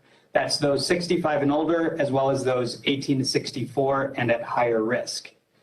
Eligible New Yorkers will be able to receive a Moderna booster at least 6 months after their second Moderna dose. Finally, we have the Johnson & Johnson booster. The FDA recommended authorization of the J&J booster last Friday. Again, final guidance could change, but we anticipate that all New Yorkers 18 and older who received a single dose of J&J to be eligible to receive the booster dose as long as it's been at least 2 months after the primary dose. We're still waiting on the formal authorization from FDA and the CDC and their advisory committee, but we anticipate this sometime after the CDC's committee meets this Thursday. Once the CDC issues its formal clinical guidance around administration, the city will be ready to administer, and we're working around the clock to prepare for this. I also want New Yorkers to be aware that the FDA committee so far has only recommended a booster of the same brand that you've already received. The FDA and CDC will further discuss what's called mix and match, or getting vaccine doses of different brands, and we'll share more information with you in the coming weeks, as always. Thank you so much, Mr. Mayor. Thank you so much, Dave. And Dave, want to thank you and all your colleagues at Department of Health who've done so much to keep people informed. It's an ever-changing situation. It has been for over a year and a half. But thank God now we're getting better and better news all the time, more and more options to support people. And our job is to always be ready. New York City has really been leading this country in terms of vaccine mandates, incentives, vaccination efforts, grassroots efforts, going out into communities, addressing inequities in vaccination. We're going to be doing that all again with boosters, and then later with our outreach to make sure that the youngest New Yorkers get vaccinated. So we got a lot to do, but we've shown time and time again this city leads the way. And I want to emphasize, we want to keep reaching all those adults, the hundreds of thousands of New Yorkers who still haven't gotten their first dose. We're continuing to reach you. We want to have you join this group of over 6 million New Yorkers now have gotten vaccinated. We want you to get that $100 incentive. We want you and your family to be safe. I predict you we're going to reach a lot more people in that group in the days ahead. So the work continues. Now, we're doing all this to protect people, to protect families. We're also doing this so we can bring this city back strong. We need a recovery for all of us. We need a recovery that reaches every corner of this city, and we continue to invest in that recovery. As we're coming out of the COVID era, the important thing is to jumpstart a new reality for this city, and a reality that is more fair, more just for the people of this city. So we're making investments in some of the communities hardest hit by COVID. We're making investments in some of the communities that historically didn't get the investment they deserve. We're righting some wrongs, and today I've got a few examples that I think are very, very powerful. First, in Jackson Heights, Queens, an amazing, vibrant neighborhood, one of the most diverse neighborhoods in New York City. And there's a wonderful organization there, the Variety Boys and Girls Club, that does extraordinary work with young people, reaching them, helping them get on the right path, stay on the right path. Organization is now led by someone I like a lot and admire a lot, former council member Costa Constantinides, did great work in the council, particularly fighting climate change. We're providing $2.7 million for a new community center because it's so important for our young people to have a place to go that's safe, where they can learn, where they can get after-school help, where they can enjoy sports, culture, everything, get them on the right track. A champion of this effort. He loves this community. I was just with him at a wonderful Diwali celebration last week. He loves his community. He is an exemplar of his community, a community for everyone. My great pleasure to introduce Council Member Danny Drum. Thank you very much, Mr. Mayor. This is a great day, and we are most grateful for this funding.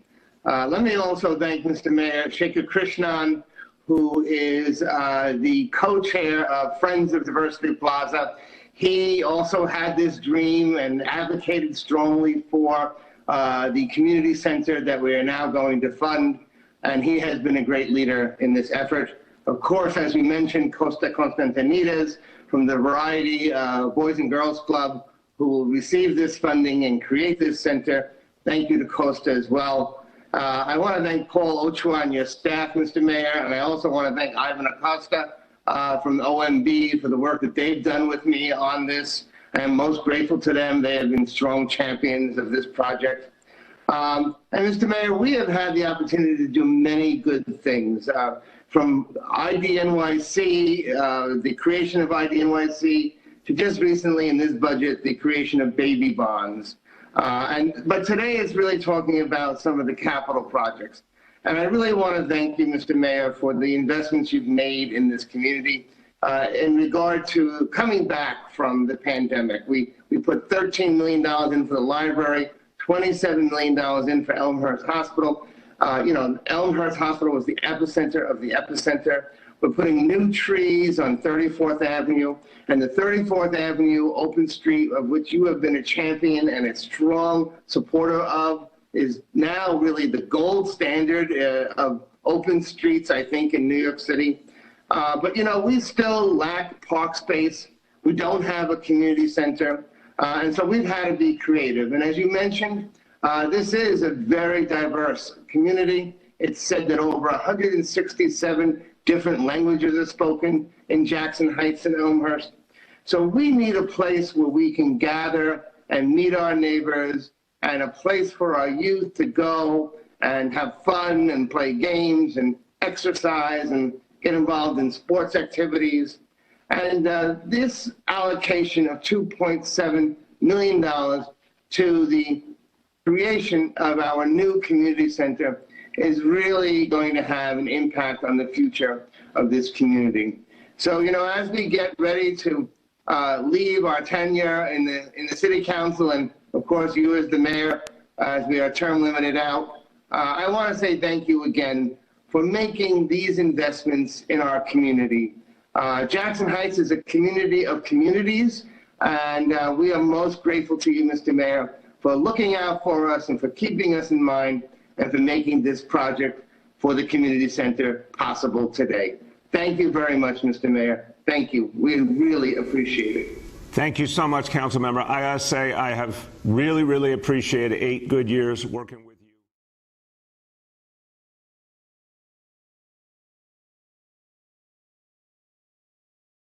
Okay, so we just wanted to show you some of the update on the coronavirus pandemic there in New York City with Mayor de Blasio, but we want to kind of touch on some of these other coronavirus-related stories. As you know, many Fortune 500 companies across the country are instituting their own vaccine mandates for their employees, including many of the nation's airlines, and Southwest Airlines is doing just that. Employees have not too much time to get a COVID-19 vaccine. Well, some of them do not want to for a number of different reasons, and they held a protest today outside the Southwest Airlines headquarters in Dallas. We're going to hear from some of them. We're also going to hear from the Texas Attorney General, Ken Paxton, who joined protesters there early this morning. Here's that conversation. Let me just say, I am so proud to be standing here with each and every one of you to stand up for freedom. Thank you all for having me here. And Denny, it's really difficult to follow. You did a great job, and Kyle, thank you both for standing strong for freedom. It's people like you that are going to save this country, so give them a big round of applause.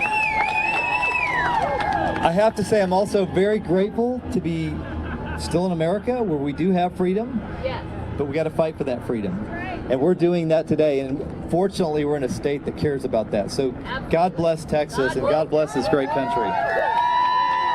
So let me just start off by telling you, I'm a fan of Southwest Airlines. I've been flying Southwest for almost 20 years.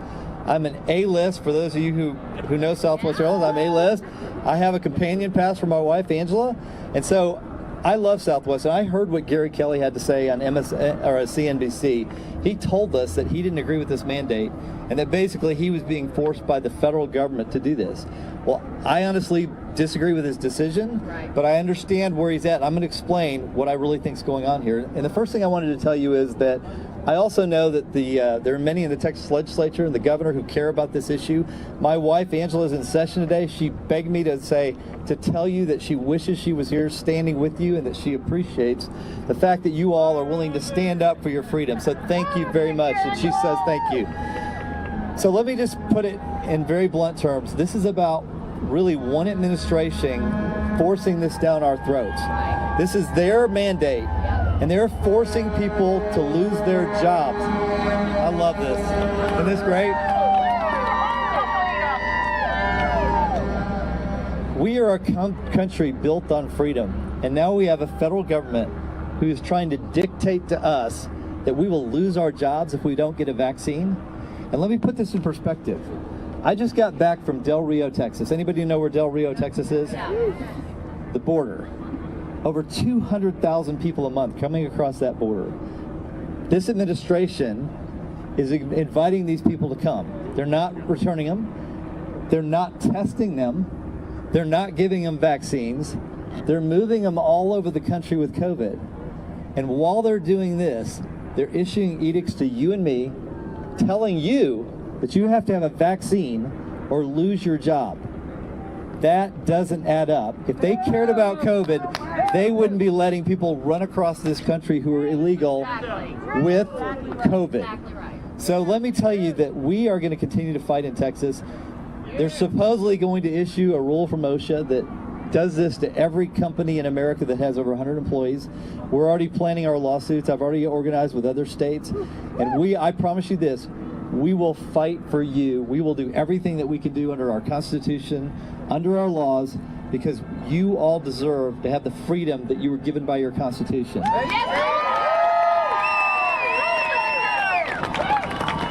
If you'll remember, the Declaration of Independence gave us our rights not from Joe Biden, not from Donald Trump, not from our governor. Those rights are inalienable rights that they said came from God. And so, if this government is violating those rights, you have every right to be angry, you have every right to fight back, and I promise you this, I will be with you in this fight. And I want to give you one quote that I'm going to pull up. Give me just a second. Can you hold this just for a second?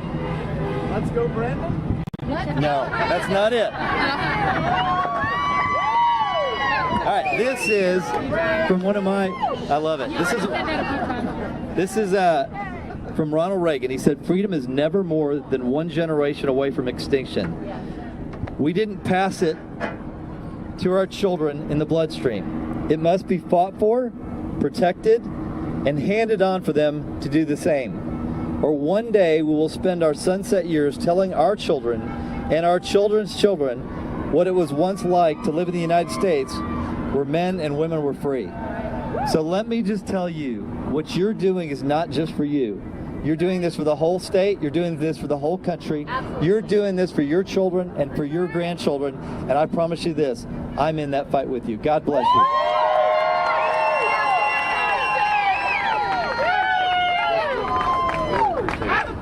God bless you. Will you please look into SB 968? SB 968 changed the language, and it put in there emergency orders and disaster as now potential harm. So this passed on June 16th of 2021, and Angela, your beautiful wife, she authored the bill with holders. Okay. We are very concerned because this is why vaccine mandates are not being listened to because of SB 968. Will you please tell us how we can fight SB 968 since it was done without a majority vote? I'll definitely look into it. I promise that. Thank you. All right. Thank you, everyone. So with that, we're going to start our chant. And if we could please line the sidewalk all the way up and down this street, please. We want to make it all the way to the runway. Thank you all. All right. You ready? We're going to start with freedom, not force. Thank you, Victory and Freedom, not force. Freedom, not force. Freedom, not force. Freedom, not force. Freedom, not force. Freedom, not force. Freedom, not force. Freedom, not force. Oh, okay. Freedom, not force. Freedom, not force. Patriots! Patriots, it is time that we stand up for the workers. All right, so you can see many people coming out this morning in front of the headquarters of, Southwest Airlines. This is in Dallas, Texas. The airline is allowing employees to seek religious or medical exemptions, but workers who don't apply for those have to be fully vaccinated by December the 8th or risk losing their jobs. So you also heard from Attorney General of the state of Texas, Ken Paxton, who came out to this today. But we do want to note that most of Southwest's employees have complied with this, much like American Airlines and Delta Airlines. This is a very small but vocal minority of the workforce who don't agree with these vaccine mandates. Now, a lot of the vaccine mandate discussion has also centered around college and professional sports. coaching staffs, players, a lot of teams in these leagues are requiring them to get the COVID-19 vaccine. Well, I have two updates for you in the sports world and with these vaccine mandates. Earlier today, Evander Kane, he is a player for the hockey team, the San Jose Sharks. Well, he was suspended for 21 games by the NHL for violation of and lack of compliance with the NHL COVID-19 protocol. Apparently, reports suggest he submitted a fake COVID-19 vaccination card as proof that he got his vaccine. Also, in the world of college sports, the Washington State University has fired their head football coach, Nick Rolovich, and 4 assistant coaches today. The deadline for state workers to provide proof of vaccination against COVID-19 after those football employees and their head coach did not get the vaccine. So a lot is happening on this front. There are protests going on all across the country with many different sectors of the population, and we'll have all the latest for you here on Live Now from Fox. I'm Andrew Kraft. We're going to take just a quick 2-minute commercial break. There's more where that came from. We'll see you in 2 minutes.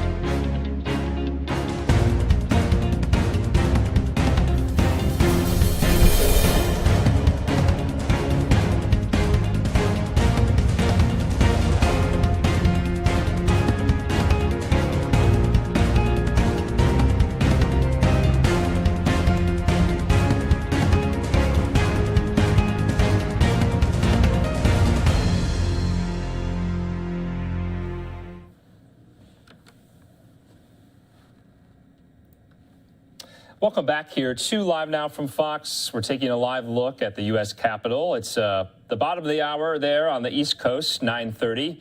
6:30 p.m. here in Phoenix, Arizona, where Live Now from Fox is headquartered. I'm Andrew Kraft, and we want to thank you for being with us. You know, Live Now from Fox shows you live, raw, and unfiltered feeds and events from around the country and around the world on the biggest stories and the top headlines of the day and of our time. And so the one that is being talked most about on Capitol Hill is Biden's Build Back Better agenda.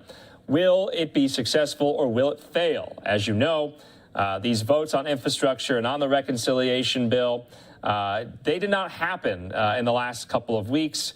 Democrats want them to happen later this month. We'll see if that exactly takes place. But Democratic Party leaders in Washington believe they are, though, on track to pass two major pieces of legislation before the month is over. In the Senate, two moderates are holding up their path to an agreement with opposition to a $3.5 trillion price tag. Those are names you've heard by now, no doubt. Senators Joe Manchin and Kirsten Sinema. Progressives, though, are trying to come up with a solution, but many do not want to see any major cuts to the package. Fox News correspondent Kevin Corke has more on this from Washington.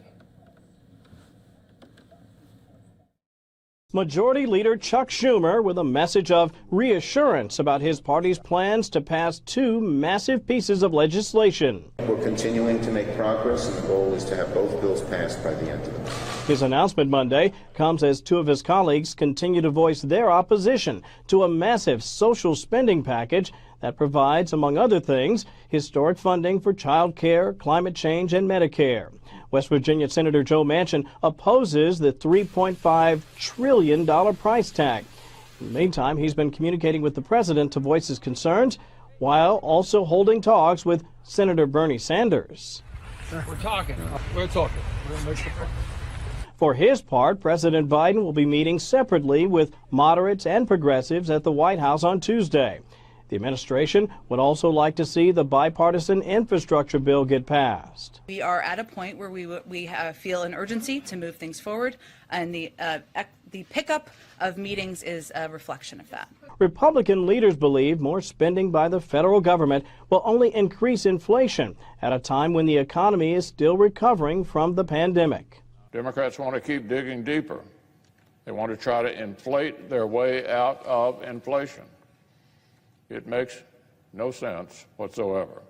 President Biden, meanwhile, will hit the road again on Wednesday to pitch his Build Back Better plan, this time with a stop in his hometown of Scranton, Pennsylvania. In Washington, I'm Kevin Corke, Fox News. Kevin, thanks so much. We also got some reporting today that Senator Joe Manchin and the president spoke by phone today. Speaking of the Build Back Better agenda, not only is the president out across the country trying to amplify support for it, Vice President Harris doing the same on a trip today. She was in Las Vegas, right on the shores of Lake Mead, talking about the president's ambitious agenda. Here are those remarks from earlier.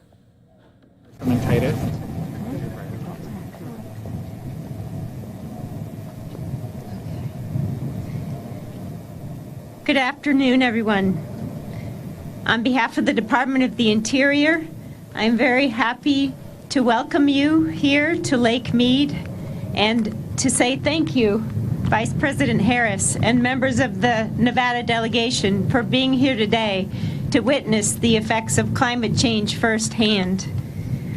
This morning, we heard directly from our experts about the effects of climate change and of the drought on our water supplies. We heard as well that we have tools in place to help respond to the drought and help make sure our communities can remain resilient to climate change. We are very concerned about the conditions that may be facing us in the future. We know that it is important for our generation to take on the task of being able to address what may come next and to develop the next round of agreements that will help us get through so that we can continue to thrive. We have tools available to conserve water and plan for droughts, but we need to do more. The Build Back Better agenda will help us to make sure that we have those tools. It contains the valuable pieces that will let us do even more and more and more. Thank you again, Vice President Harris, and we look forward to continuing to work with you closely. We appreciate the strong support that we have from Congress as well, and I'm happy to introduce Representative Titus. Well, thank you very much, and thank you to the Department of Interior and its great representatives who work on this. I'm so honored to be able to show the natural beauty, but also the results of climate change to our Vice President. Thank you so much for being here. You know, several things are going on at once. We're one of the fastest growing cities in the country. We have about 2.25 million people and 40 million visitors. We're also the warmest community in the country. And third, we have the smallest allocation of water from the Colorado River. Nonetheless, we have been great stewards, and we have reduced our consumption by 45%, but it's going down, down, down even further. And that's why the provisions that address water conservation and climate change generally that are in the Build Back Better bill and the infrastructure bill are so critical. This is our moment. You hear the existential argument. Look around at this bathtub ring. It's very clear. So thank you, Madam Vice President, for being here and taking this message back to Washington.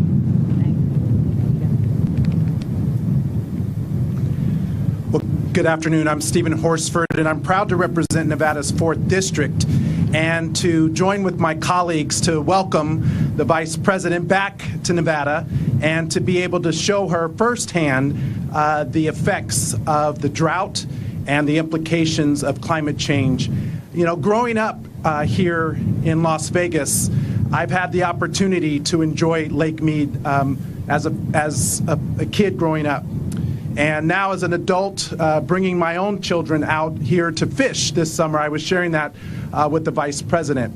But we have built a desert in the middle, we have built an oasis in the middle of a desert. And Las Vegas really has relied on the water from Lake Mead that unfortunately has dropped considerably over the last decades because of the effects of climate change.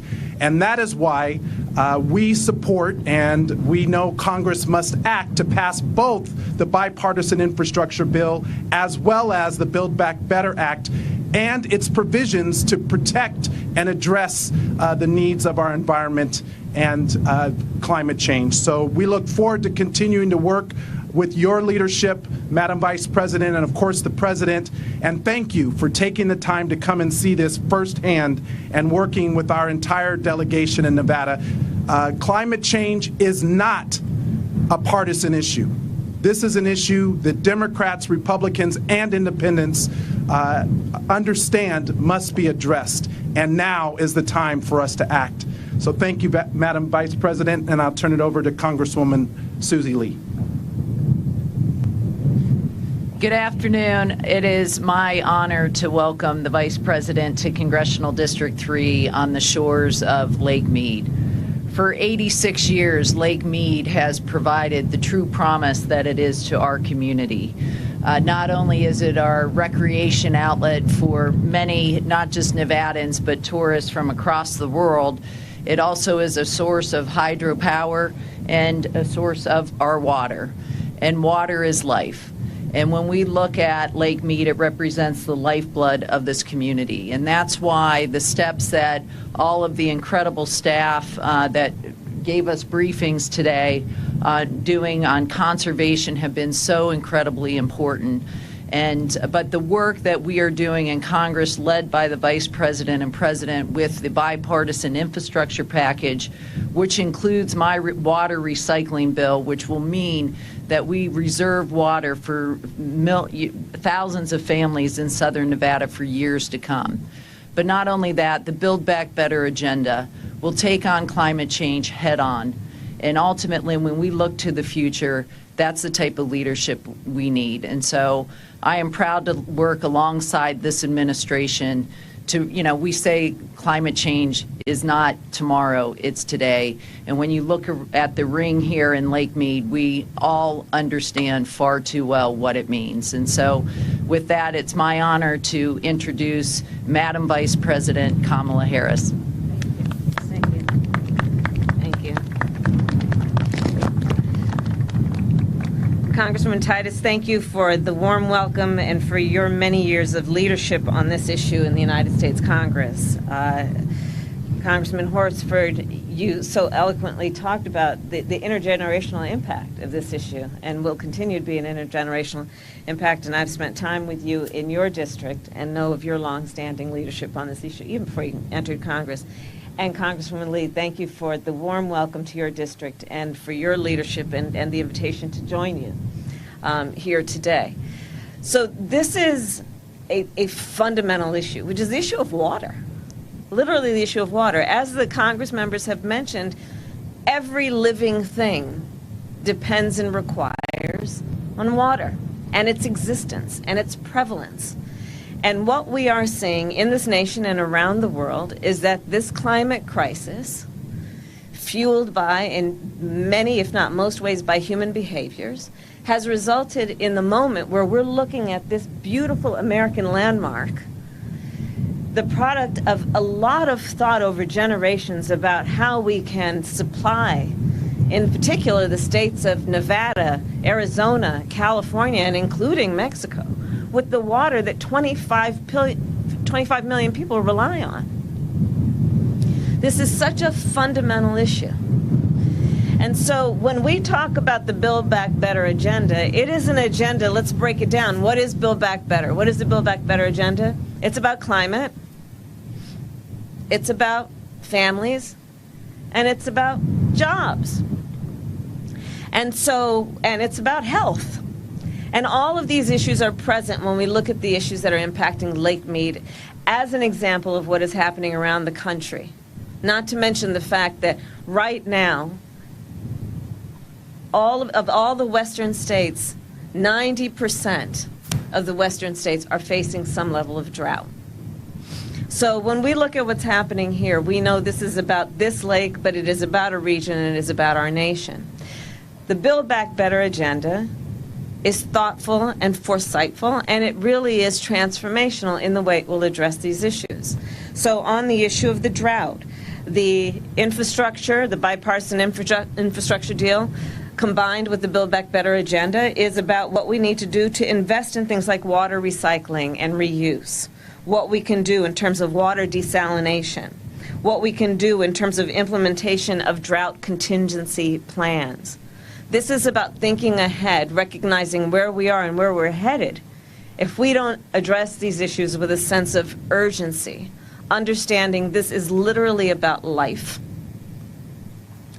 On the issue of jobs, the bipartisan infrastructure deal, as was mentioned during our tour, will be about good union jobs, the work that needs to be done to help us build up resiliency, adaptation, and also combat the climate crisis. That's about the jobs that are about pipe fitters, electricians, plumbers. These are good union jobs that are about restoring our basic infrastructure upon which we rely for these fundamental needs. On the issue of climate, well, the Build Back Better agenda will help us tackle the climate crisis with investments in clean energy and electric vehicles. And so we can reduce emissions. And why do we need to reduce emissions? Because that is part of what is contributing to these drought conditions. So this is the work that we are talking about with these two bills that are before Congress.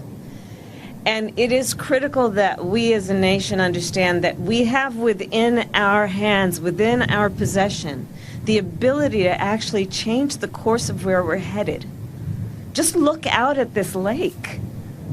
Look at where the water has receded over just the last 20 years. That space is larger than the height of the Statue of Liberty in just the last 20 years. This is where we're headed. So let's take on a sense of responsibility with a sense of urgency and do something about this. in a way that is about satisfying basic needs, which in this case right here is 25 million people who are served by what happens at Lake Mead, not to mention what we can do that is about future generations. So let's get these bills passed. Let's understand that right now we have a moment where we have the ability to actually benefit future generations and be transformational in a way that will not only be about life, but about this beautiful planet and beautiful places like Lake Mead. Thank you all. Okay, so there was the Vice President earlier today, right on the shores of Lake Mead, talking about the Build Back Better agenda and the climate change policies within it. Right after those remarks, she did take some questions from reporters gathered there. Let's hear what she had to say. We've spent about $4 billion with our PLA, which all 16 members of our bargaining units in the Valley are participating in, and we believe that we've created approximately 100,000 jobs as a result of that expenditure. Union jobs. Yes. That's great. And thirdly is the recycling project with Southern California Metropolitan Water District. Right now, that water that's used is treated and flows out to the ocean. And with this project, Southern Nevada is going to financially participate in the construction of that project, where that water can be treated and reused locally in Southern California. In exchange for our financial participation and also our technical help, we are going to receive the Colorado River allocation that the Metropolitan Water District has right now. And so the $450 million that's included in the infrastructure bill is really critical and important to that. And also the $100 million in the reconciliation package is also very critical to that. So about those jobs, can you describe what those jobs are? Those jobs are trades jobs, plumbers, pipe fitters, welders. They are laborers of all different kinds. Yeah. And people that helped us to operate and work our tunnel boring machine that went 3 miles out underneath Lake Mead, examples of those types of situations. High-tech jobs as well for electricians, et cetera. So, like I said, 100,000 jobs as a result of that $4 billion in PLA-funded projects there. And we agreements? Yes. Yeah. And we expect to have even more as we move forward. That's great. That's great. Thank you very much. Thank you. Thank you for your work, both of you. Thank you. Thank you. Madam Vice President, now we have representatives from Clark County, the area that we're located in here. Madam Vice President, honor. Nice to see you. Daniel Hernandez. Sorry about your Giants. You know what, my husband is very happy about his team. That's okay. We'll live to see another day. Hi. Very nice to meet you. Kamala Harris. Okay. Yes, well, thank you for coming out. As you know, Clark County is probably one of the warmest counties in the country right now. Last year alone, we had 158 days of over 90-degree plus temperatures. Wow. The county itself has taken efforts with what we call the All-In Initiative to help address sustainability and water conservation. Working with the Wetlands Park and our nature preserve, Wetlands Nature Preserve, we're helping to address that situation as best as we can locally. This map shows the tributaries of the Las Vegas Wash comes into Wetlands Preserve and filters into Lake Mead. The Las Vegas Wash captures about 1,600 square miles of all the water that falls into the valley. That's about the state of Rhode Island. It all gets filtered through this area. Through the wash here, we have about 7 miles, 21 weirs. The weirs help to clean up. What are they called? They're called weirs, or can you spell that? W-E-I-R-S. They're pretty much dams, natural dams. We use rocks as well. They help slow down the flows, slow down erosion, and get some of the pollutants out through a natural process heading into the lake. It's a valuable resource here in the community for a couple reasons, because of what it does to help clean the water as it heads into Lake Mead, but also as an education center. We have the Nature Center here, which is a LEED Gold environmentally certified facility. We have had in the past year, one of the few good things that come out of COVID is over almost a 100% increase in visitation. To us, the most important thing is to get education out there about the importance of water conservation, of sustainability. Our goal here with over 400 volunteers and staff is to get the word out, to educate people, and it serves as a wonderful recreation education, and environmentally protected area. We have over 314 species of birds here, 70 mammals, both endangered and threatened species that pass through this area. So it's a very important component as an entryway gateway leading into Lake Mead, with the water coming in through from the Las Vegas Wash Valley. And so what do you see as the challenges ahead? So I think it's important to take care of the fires that happen out there, sustain the water supply, and create habitats for the wildlife. Really, it all comes down to funding, and using natural resources to help polish the flows is going to be key. So I'm sure you all are aware that we're proposing a climate corps, similar to AmeriCorps, and we're imagining that these jobs, over 100,000, would be created and focused on a lot of people, but in particular young people, and getting them involved in this kind of work. And part of it is preservation of wetlands and what we need to do in terms of just everything that is about water and reinforcement and resilience. What are your thoughts about that? I think that's fantastic. When I was younger, I was a crew supervisor for the old YACC Corps through the Forest Service. No kidding. So it would be fantastic to have that kind of a resource back. And then look at the career that it develops, right? I've been in this field for 35 years. That's great. That's great. Well, That thank would be you a both. fantastic opportunity for young people. Yeah, no, we're really looking forward to it. We're really looking forward to it. I mean, they, more than probably most of who we are demographically, really do get this and get the seriousness of it. Absolutely. And the power that we each have to actually do something about it. Yeah. Absolutely. So, well, thank you both. Thank you very much. Thank you. Madam Vice President, we'll continue around the Sunset Recreation Area and meet with It just does not need to have long hair. I know. Or short. At these moments. Okay.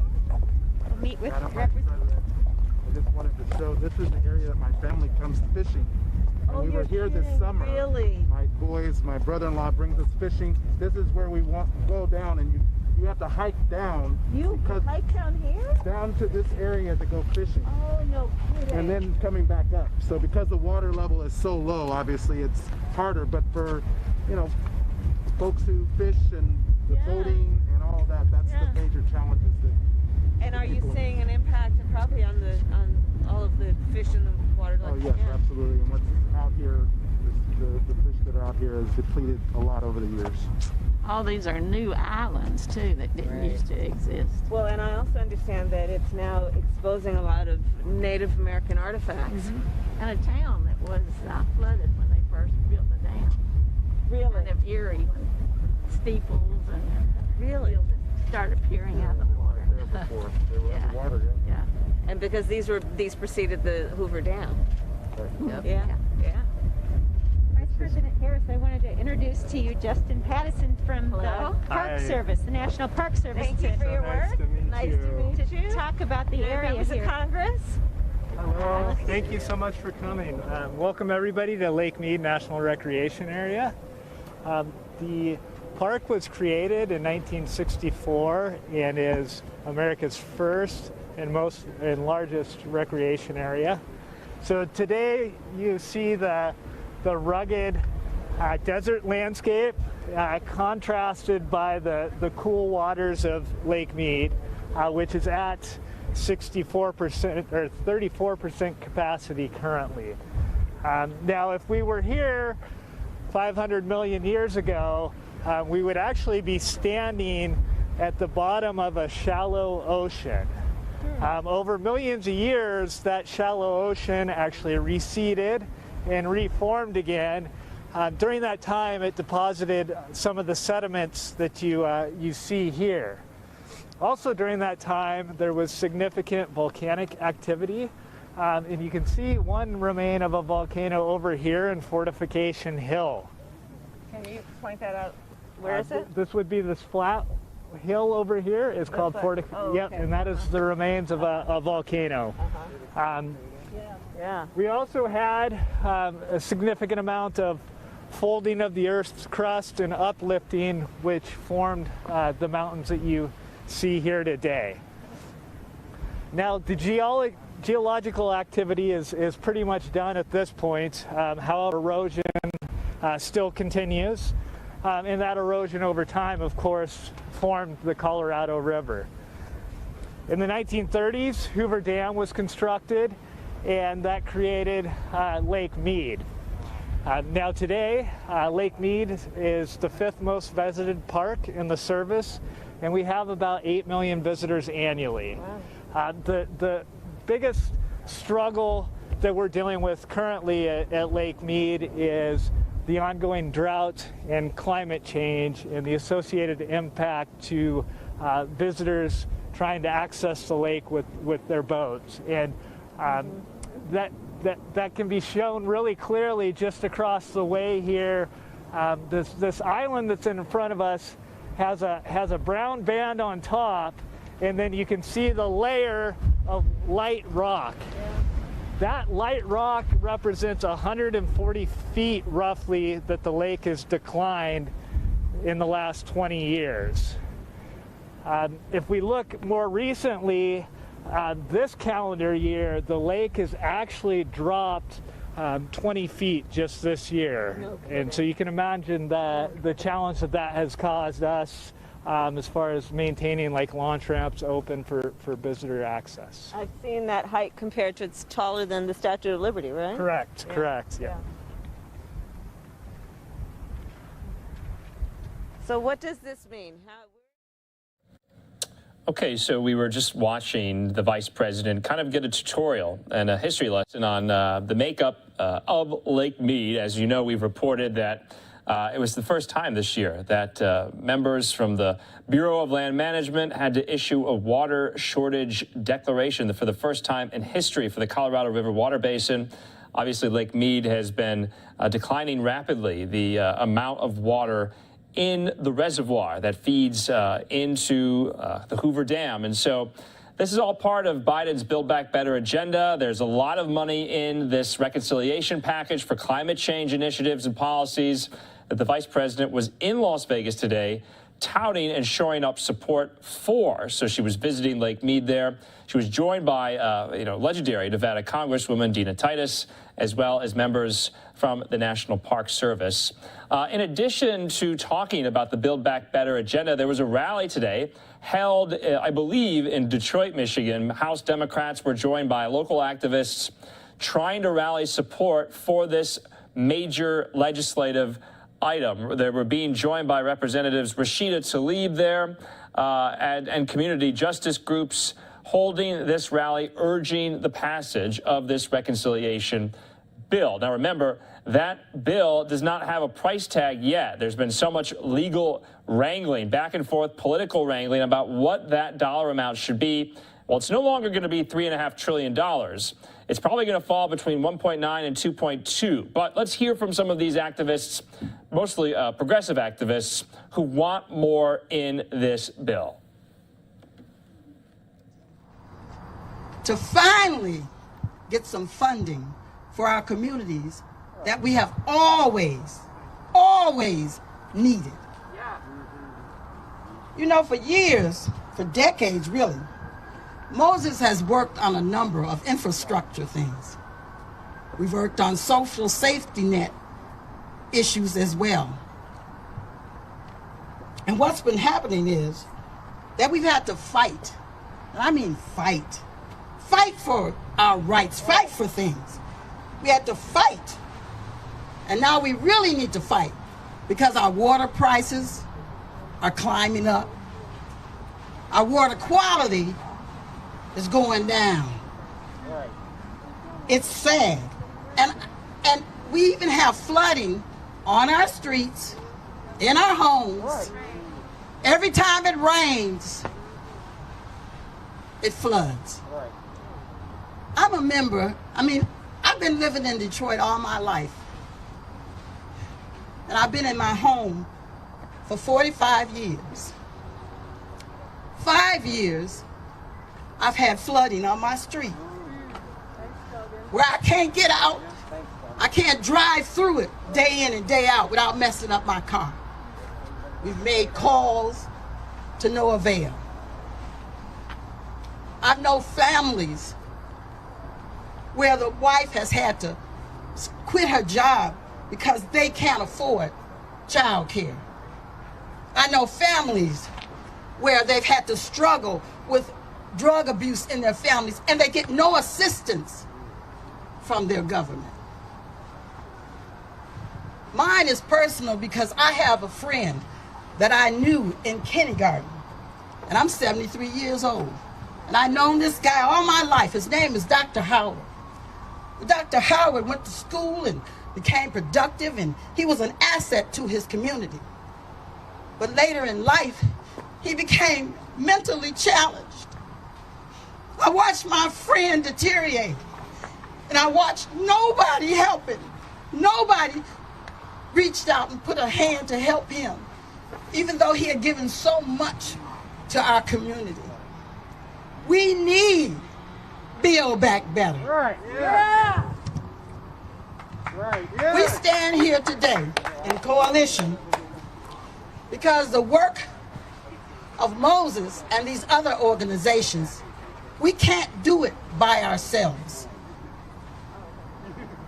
The work and the word from our Congresswoman alone, it's not enough. We need to stand together and fight this fight. We have to stay united, diversified in needs, but on common ground of values. I came here today, and it's a little chilly for an older woman like me sometimes, but I said I'm gonna stand one more time. I'm gonna keep standing as long as somebody is listening to my voice and hear what I have to say. We're not talking about somebody that hasn't lived in the city and hasn't seen a lot. I've seen a lot. I've seen a lot, and I know a lot, and I've watched it. And now for once, we have an opportunity, a real opportunity to make a difference. So my children, my grandchildren, my great-grandson does not have to deal with what I had to deal with all of my life. So that's why I am so appreciative of all those standing behind me, who are standing behind me so that we can stand up. Thank you. Thank you so much, Ms. Reese. You know, I'm standing with you. All of us here are standing with you because this is an important time. Coming to the stage for Mothering Justice, please make the stage warm for Aisha Wells. Thank you all for allowing me to be here. So my name is Aisha Wells, and I work at an organization called Mothering Justice. We're a social justice nonprofit, and we advocate for mamas of color through policy change. We empower Black women to take action on policies that will improve the quality for families in Michigan and America. I'm the paid family leave organizer within that organization. And I want to thank Rep. Talib and Representative Andy Levin for being champions of the Progressive Caucus. We appreciate all of your hard work and your continued diligence around supporting care in Michigan. Today, I want to uplift the issue of not having paid family leave in Michigan and in this country. The time is now. The time is now for paid family leave. And as a mother of a disabled 14-year-old boy, I know exactly how it feels to go to the intensive care unit, then drive back to work, and then go back to the intensive care unit again.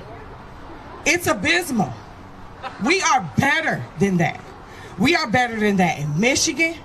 We are better than that in this country. And we are the only country, one of the only countries without paid family leave. The time is now for all of it. We need all of it. We need child care. We need paid family leave. We need home-based care services. We need basic needs. We need clean energy. We need all of it. Yeah. There is no reason in 2021 that we are still struggling through this pandemic and that we are still here without the resources that historically affect Black and brown women and people in this community. You tell it. We are suffering right now in this country, and we are suffering in this workforce. Over 5 million women have been kicked out of the workforce because of no child care. We have to build back better. And we cannot build back better without these resources. This is, and like everyone has mentioned, a once-in-a-lifetime opportunity, a once-in-a-generation movement for us to change this. We do not need 2 senators stopping this from happening. With 5 million women, as I said, kicked out of the workforce, we need jobs for the infrastructure now. Let's continue to let Congress know that we need this. The time is now for care, and we can no longer wait. Thank you. Thank you so much. Let me hear you say, build back better.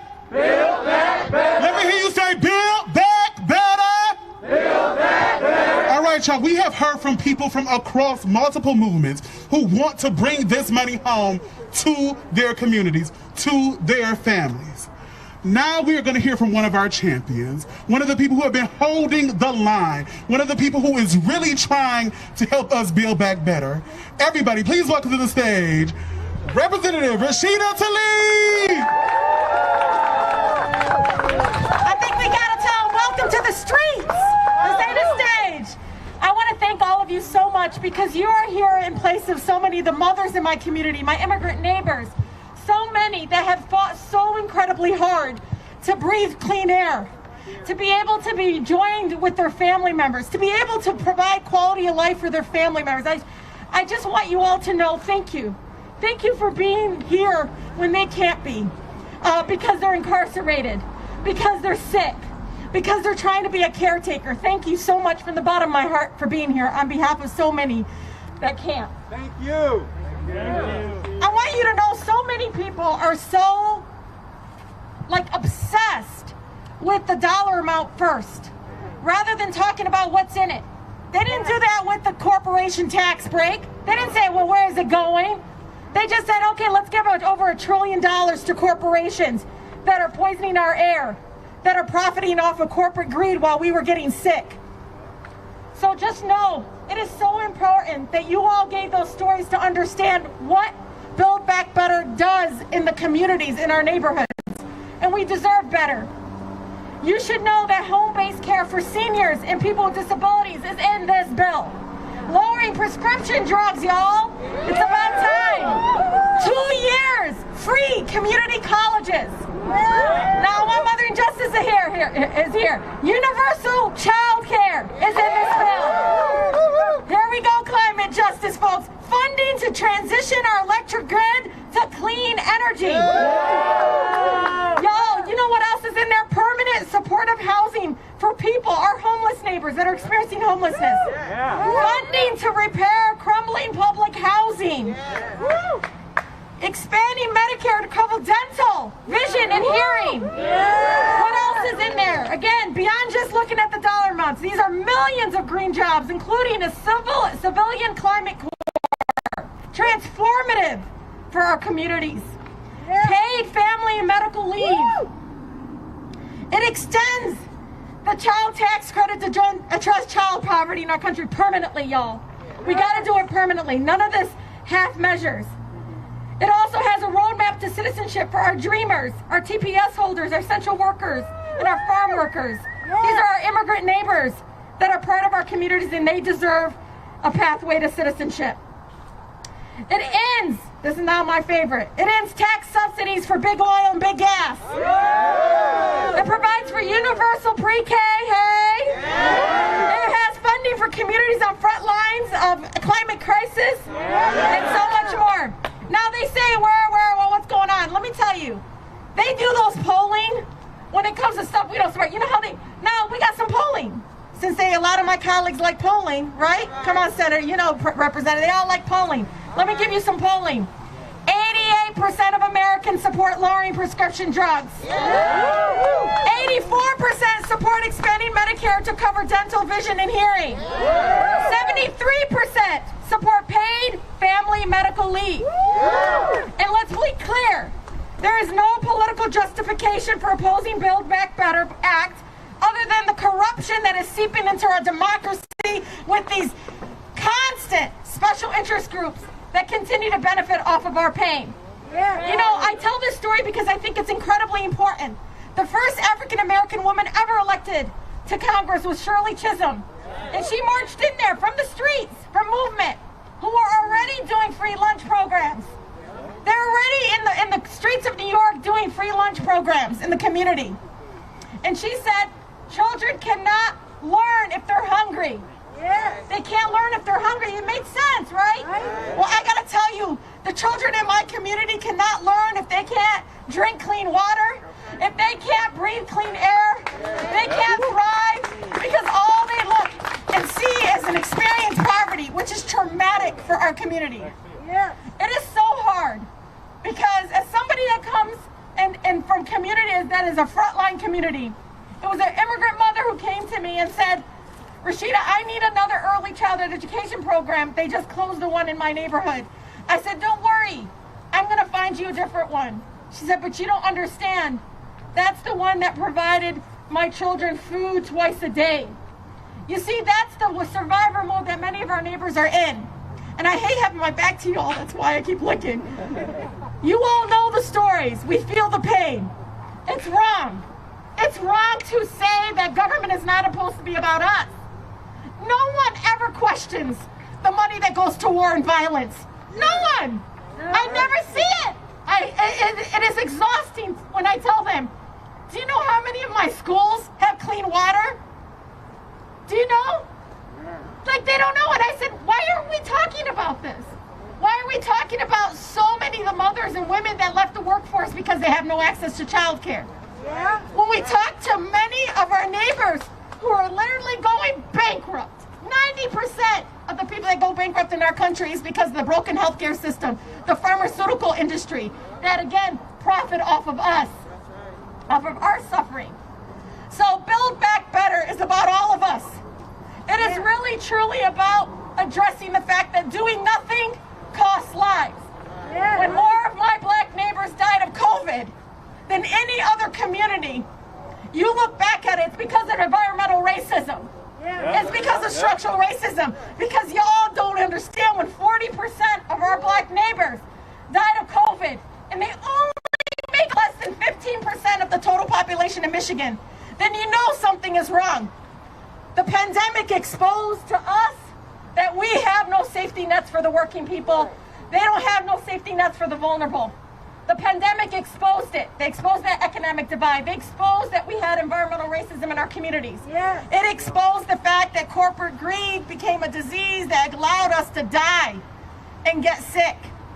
So all of us are going to stand up here. And I'm one of those, hell no, am I not? I'm not going to go back to my district without Build Back Better. Hell no, am I coming back? I cannot look at the face of the mothers of the community, my seniors, everybody that did everything right, and come back to them with nothing. We're going to come back with the $3.5 trillion we need to build back better in our communities. You all know you deserve better. And I want you to know this. Many of us said, oh my God, we passed the Civil Rights Act. We now can unionize in our workplace. All those rights didn't come because of who was in Congress or who was president of the United States. You know where it came from? The streets. So you all are demanding it.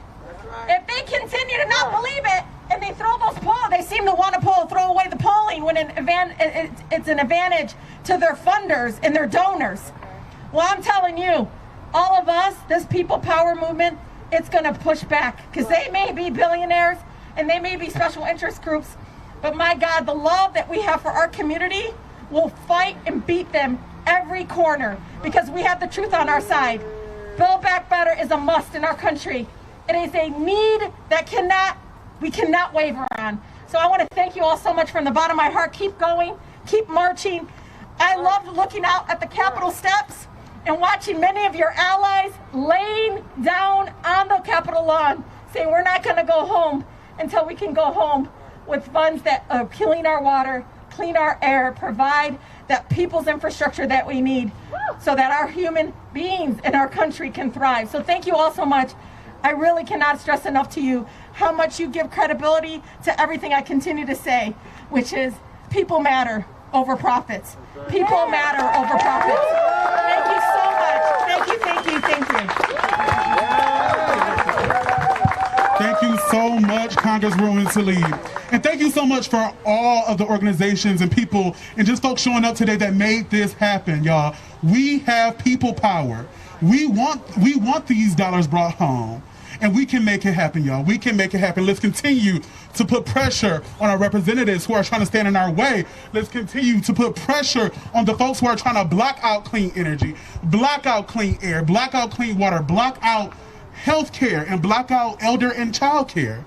Let's continue to put pressure on their necks just like they've been doing us for years. Thank you so much, LCV. Thank you so much, MyCan and MEJC and 482 Forward and Michigan United. Thank y'all so much for helping to organize this. And anyone I forgot, I'm so sorry, but thank you so much.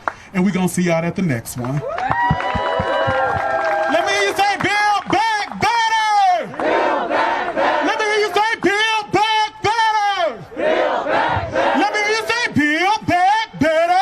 Build Back Better! Let me hear you say, Build Back Better! Build Back Better! Woo!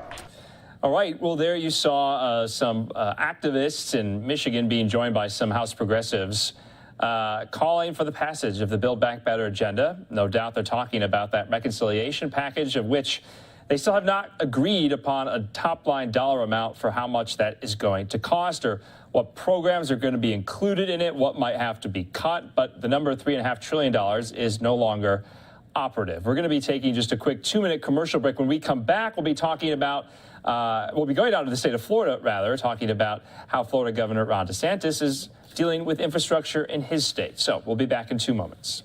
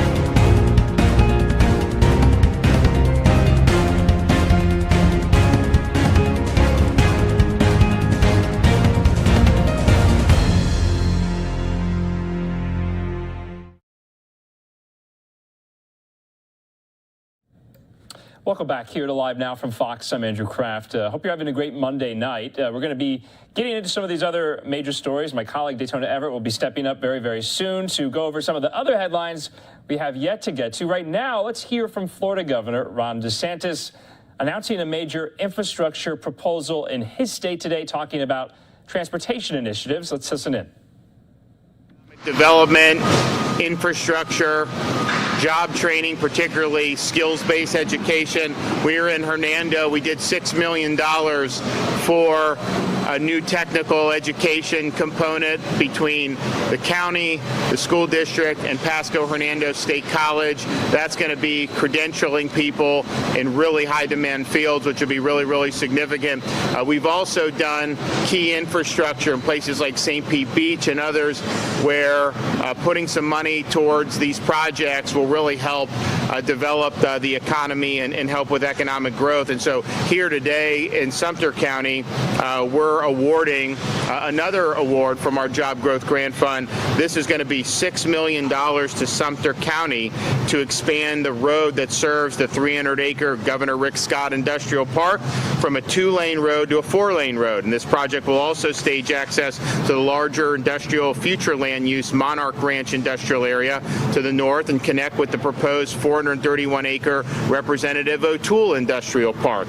And so what this is doing is it's alleviating bottlenecks that are up. We've got a lot of stuff going on in this part of the state. That's a good thing, but we want to make sure that these processes and the logistics is smooth. And so this is going to be really, really significant. The project is expected to create about 5,000 direct jobs and almost 2,000 indirect jobs. So that's high demand jobs, manufacturing, construction. As you see here, they're producing materials, and this ends up being the homes that they build at the villages, and obviously they have customers all over. So we think that this project will help add $336 million in income for county residents. This will be something that we see as being successful because you already have successful endeavors. There's already been $100 million invested into this industrial park, and then we're here at DZ Precast, and that is a big time investment. Some of the stuff that's going on here is really, really exciting. They manufacture precast wall panels, and they will say that their business is booming here. They're doing, I think they did another 3,000 homes. I think you guys are doing 3,000 homes every single year. That's really, really significant. So we want to make sure that we continue to keep that momentum going, and these strategic investments, this is part of the reason we have this fund, because we want to see where can we do the most that's going to have the biggest impact. And so a lot of the people have applied for these awards. Sumter County did, of course, and we look to see what is going to be the best ROI, and I think this is going to be very, very positive. So we're excited about it, and I'm happy actually we can present this to the board, a check for $6 million. If you guys want to get over here, we'll do a good photo. There we go.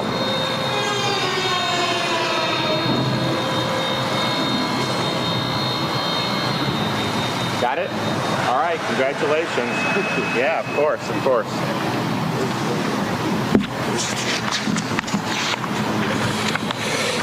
All right, so let me bring up Secretary Thibeault to make some remarks. Again, thank you, Governor, and thanks for being here, everyone. You heard today, it's all about partnerships. And here you are, the state of Florida, working in partnership with the county and an opportunity to expand the county road, but we're also working with them on other partnerships. Soon we're getting close to announce some partnerships that we've been working with them on US 301 and improving that facility to help the mobility and safety in the region. So again, it's great to be here to leverage those partnerships and look forward to continuing the growth and economic development we have here in Sumter County. Glad to be here. Vice Chairman. Thank you to Governor DeSantis. What a privilege to stand here today in one of the most fantastic places to manufacture in the world. Brought in here from Germany along with the Village's Daily Sun building. It is first class, and the governor and his staff has seen fit, along with our staff, with Frank Colaskione, to bring together all of the partners that can make this work. So thank you, Governor, on behalf of Sumter County. Yep. Walton. Sure. I just want to thank the governor and the DOT secretary for making this happen. It's a long time coming when you see these blue-collar jobs coming back to Sumter County and all over the state. The governor's doing a tremendous job as we fought through COVID to remain open and to bring these types of jobs back with the education facilities. Sumter County is doing a great job. I'd be remiss if I didn't say that Senator Baxley is doing a great job. I represented Sumter County my first 4 years in the Senate, and then Senator Baxley's been here since, and I'm doing a great job. And thank you, Governor, for keeping Florida open and the work that's going on between the county, the governor's office, and DOT is very much appreciated. Thank you. Are you going to talk about the company? Going to come up and say some stuff? Just introduce yourself and then. I'm Rick Rhodes, the CEO for DZ Precast Concrete, 5-star and block, and we're very excited here. As the one gentleman brought up, this is some of the top technology we have here in the Western Hemisphere. We have here, we're casting windows, technology, everything into the homes, and ultimately providing hundreds of jobs within this industrial park. And we're just very, very proud to be part of this. So thank you. What's the road? How will you guys use this road? We will use this road to service the villages and other commercial areas within villages. And not only with the precast, but also our block trucks. Our ready mix facility across from us is one of the largest here in the U.S., definitely in the state of Florida, about 600 cubic yards per hour. So that's pretty excited about it. Thank you, Governor. All right, so we're excited about what's going on here in Sumter County. Obviously, it's a good place to be. I think there's a lot of people that want to come down here. I think you guys could probably have more homes if you had more. I mean, it's hard to keep up with the demand because so many folks want to come down here. But I think that this will help with the infrastructure, and I think it'll help facilitate a lot of what's going on here in terms of some of these really key industries that I think we have potential to do even more here. So thanks for everybody, and we're happy to be able to do $6 million here today for Sumter County. With that, I can take a couple questions. Governor, you're talking about the grant funding, and by 2030 you want to be at the top of the list when it comes to career skills training and whatnot. For many who still see Florida is just filled with tourism and hospitality type jobs, can you talk about the stride with trying to do more high-skilled, high-paying kind of jobs? It's a great question. So Florida is known as a tourism state. We have a great service industry. First of all, we're proud of that. I mean, the folks that make up our service industry, the folks that work in hotel, lodging, restaurant, theme parks, these are really, really good folks. They help make Florida what it is. We want to continue to be the leader in that. If you look at August of 2021 compared to pre-COVID August of 2019, Florida revenues from hotel were up, I think, 11 or 12%. Nationwide, it was down 5% compared to 2019. And so we've really been the leader in that. People want to come here, and that's something that we're always going to be proud of, and we're always going to foster. That said, I think clearly if people are familiar with what's been going on, the idea that that's the only thing in our economy is way outmoded. You see more and more of this type of manufacturing being developed in the state of Florida. Part of it is because we have a very good economic climate. We don't have a state income tax, and we won't as long as I'm here. We have very reasonable regulations, and we want people to be able to succeed. And so people have seen that, and then they see how they've been treated in some of these other states. During COVID, some of these people weren't even allowed to operate plants in other states. And we made sure construction, all that stuff continued apace. We wanted people to be able to put food on the table, and we understood how important that was. But at the same time, it's not just having a good economic climate. That's fine, but I think folks, particularly when you're looking at some of these industries, they want to make sure that they have the workforce that's necessary. I mean, these are really important jobs. They require certain skills. And you talk about the things that we're really facilitating and promoting in Florida. I mean, we do everything from aircraft maintenance to commercial vehicle operation, diesel mechanics, HVAC, welding. Those are things where you have that credential and you're working hard, you are going to do well right now. And so I think we've recognized that. And so as folks want to decide, hey, do we expand in Florida or do we maybe go somewhere else? They know workforce is a top priority for us. I have people just call. It used to be we'd have to go recruit. Now they actually call us, some of these companies, wanting to know what they can do. And so in this part of the state in particular, you look at Sumter, you look at Polk, there's so many opportunities where folks want to move operations here. And so I think what we provide is a strong economic climate, very, very favorable, where we're not going to treat people poorly, and of course, throughout COVID, making sure people, jobs and businesses were protected, but then also a real strong commitment to this. And so I think the more we show a commitment to workforce, you'll actually see more jobs available because people are going to go where the workforce is. We're also proud, none of this stuff is mutually exclusive. We now have the #5 rated public university in the United States, University of Florida. We have the #1 rated public education, higher education, period. 4 years, 5 years in a row by U.S. News and World Report. We're proud of that. We don't let them raise tuition, so it's actually affordable for folks. And we think that what's gone on there is great. And that's a great pathway for a lot of people. But we also look in my generation, the last 10, 20 years, you've had students go to very expensive colleges sometimes, go deep, deep into debt, and then end up with a degree, zombie studies, whatever they're offering in some of these things that just aren't really doing much. And so then they end up in jobs where they're effectively underemployed from what they thought that they would have. So we don't want people to go down that. So just know that there's a lot of different opportunities. There's a lot of ways you can be successful. And so we'll have students in high schools that will get credentials in some of these areas, but then they'll also be taking AP courses. They'll get admitted to colleges, and some of them will do that. Some of them will look to see, hey, I can make money now. And the thing is, you get electrical, some of these HVAC, you go in, you're making very good money for an 18 or 19-year-old for sure. But then a lot of these people, after 4 or 5 years, they're going into business for themselves, and they can do very, very well. So that's a commitment that we're going to continue to do. We're proud of our higher education, but we're also proud of our skills-based education, because I think that that's a way that people can really succeed. And these jobs are in demand. And I think if our country was smart, we would be looking and learning from what's happened, particularly in recent time. You remember when COVID hit, a lot of our medical supplies are created in China. They're made in China and shipped here. Why would we want so many important things to us be at the whim of China on some of this stuff? I think there's a recognition that we need to reshore more of this stuff here in the United States, and the extent we do that, there's going to be even more opportunities for folks to be able to do it. So if you look what's going on in space, they're making more stuff there. We just did a great announcement. They're going to have the largest satellite manufacturer in the world is going to be on the space coast of Florida. That's really, really exciting. You look at some of the things we were doing in the Panhandle, all the different credentials that they're providing in all these key areas. You know, that is both servicing existing needs, but I think it's also attracting, it's going to attract more investment to the state of Florida. So I think it's a win-win all around. All right, we will see you guys later. Thank you. All right.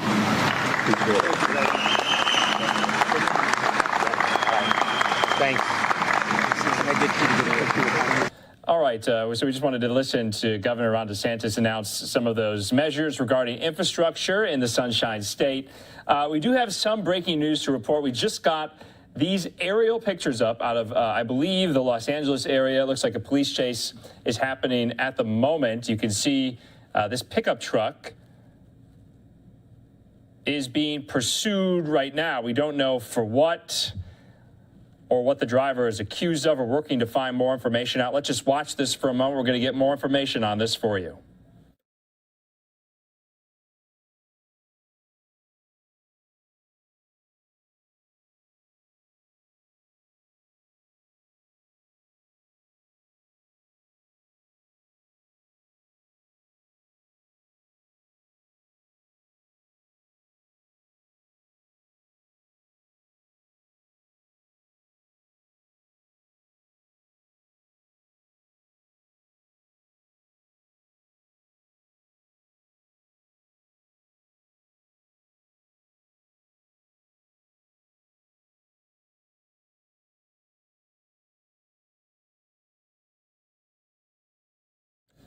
So we are learning more information at this hour about this police chase. Apparently this is a stolen car, which is leading police on this pursuit right now. You can see the pickup truck going pretty fast, kind of ranging between 60 and 90 miles per hour.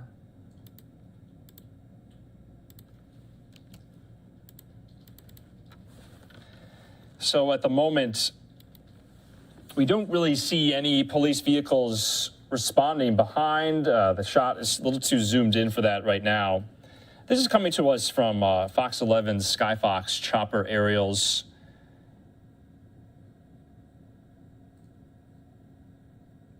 And so usually in cases like this, Police deploy a number of maneuvers and tactics to try to get the chase under control and into a safe conclusion, with the driver safe and the car safe and other drivers on the road safe. Don't really know how long this has been going on. We just got these pictures live. I'm going to be joined by my colleague Daytona Everett in just a moment, and we can kind of narrate this for those who are interested in watching. We get so many police chases here on Live Now from Fox. We like to bring them to you. Usually they're all kind of different circumstances, different suspects, different drivers. And many end in quite different circumstances and scenarios. You can see, though, this one's facing a lot of traffic. We now see police responding behind. Their lights are on. You always kind of have to wonder what the other drivers on the road are thinking at this moment. Do they even know what's happening around them? Because remember, we don't know much about the suspect, just reports that this car is stolen. But you never know if the suspect who is driving this, could be dangerous, a dangerous individual. That is all information we don't know.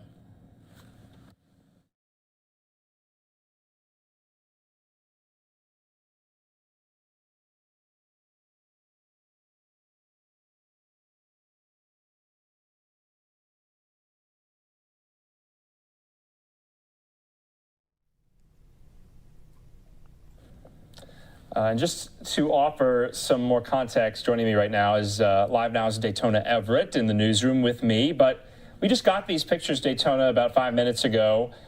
So far, seemingly to be an uneventful chase at the moment.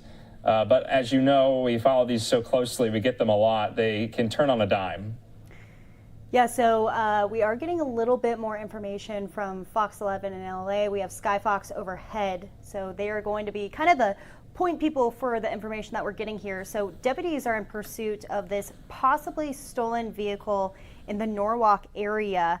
Sky Fox was initially over the scene in Lakewood, where a stolen Nissan pickup truck was leading the Los Angeles County Sheriff's Department on a chase there. As you know, Andrew, each police department and sheriff office has different jurisdictions. So as of right now, this is the LA County Sheriff's Department that's on this chase specifically. The suspect is continuing in Norwalk and remains on the run right now.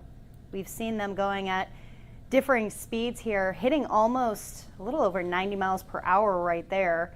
This is obviously a developing story, and as we said, a possible stolen car at this time. It seems like that's been kind of the situation over the past couple of weeks. We've covered a few of these police chases out in the Los Angeles area that have been stolen cars here. The last one ending in an arrest of 2 people. This one, we don't know how many people who were inside of the car, possibly multiple people. We don't know if they're armed. That's always the questions that are running through deputies' minds when they have these chases, Andrew. Safety, main priority as always, and viewer discretion advised as well. That's right. Looks like the pickup truck has now pulled off the freeway onto some more residential streets. Its lights are off, Daytona. That's definitely something to know. That's quite dangerous. And you have to assume that's why they're probably using those spotlights right there to try to keep an eye on the pickup truck.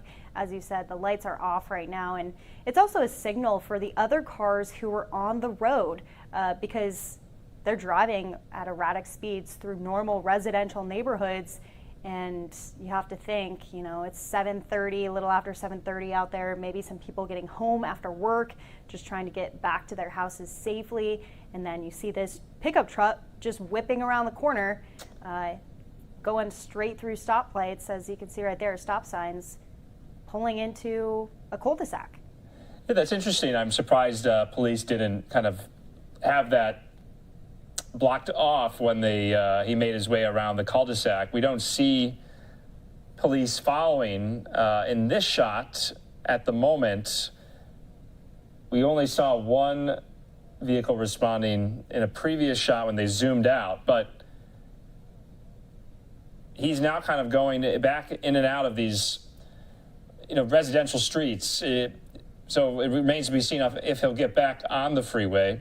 Not too much traffic on these streets, but like you said, safety is the main priority. So for those who are on the roads, hopefully everything is safe for them. I mean, he's going, pretty slow considering the speed limit.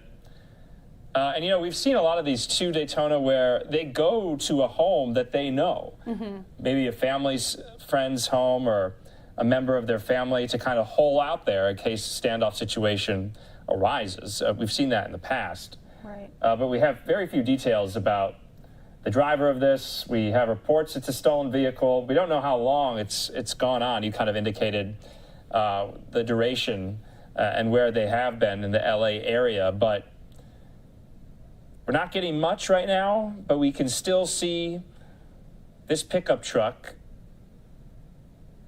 trying to get around these cars. Some people are out and about. Have to wonder if they know what's going on. So a little new information, Andrew. Around 7:35, so just minutes ago, the California Highway Patrol have officially taken over the chase. So it's no longer the LA County Sheriff's Department that is on this. It is California Highway Patrol, which is very common for a lot of these chases that we see when they go through multiple different jurisdictions. Usually they're going at crazy speeds, so they're going from one city to the next. So California Highway Patrol, and it looks like there's a bit of a spark situation on the side of the pickup truck just moments ago. So not sure if there's any malfunctioning on the truck. Yeah, that was interesting. Definitely seems like the truck is in some type of duress, maybe with one of the tires or something. You can see it's kind of faltering there a little bit. Sparks flying out of one of the back tires still as we speak. You can see right there. That's quite interesting. So maybe the truck is impaired in some capacity. Blew out a tire or something. I'm still surprised we don't really see the police units behind. Maybe they're keeping their distance. Usually they're at some distance, but still right up behind as they pursue the suspect. Yeah, and you can really see the back just sparking right there. So you would assume the driver has a couple things going through their mind: pull over or just keep trying to go and possibly break down, run the risk of breaking down in the middle of the street, which is what a lot of these police pursuits end with, is malfunctioning of the car.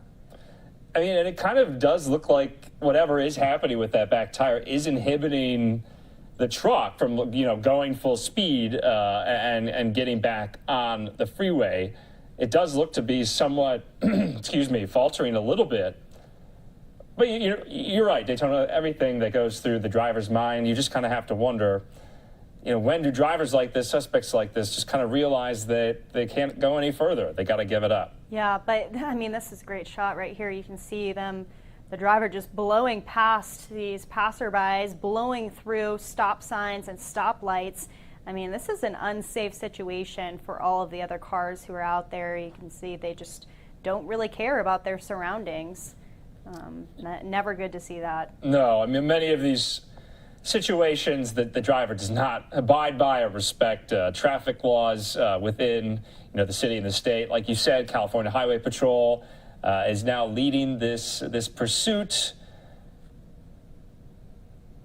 So we will continue to cover this. If you're just joining us here on Live Now from Fox, it's almost quarter to the hour, about 7:45 here on the West Coast.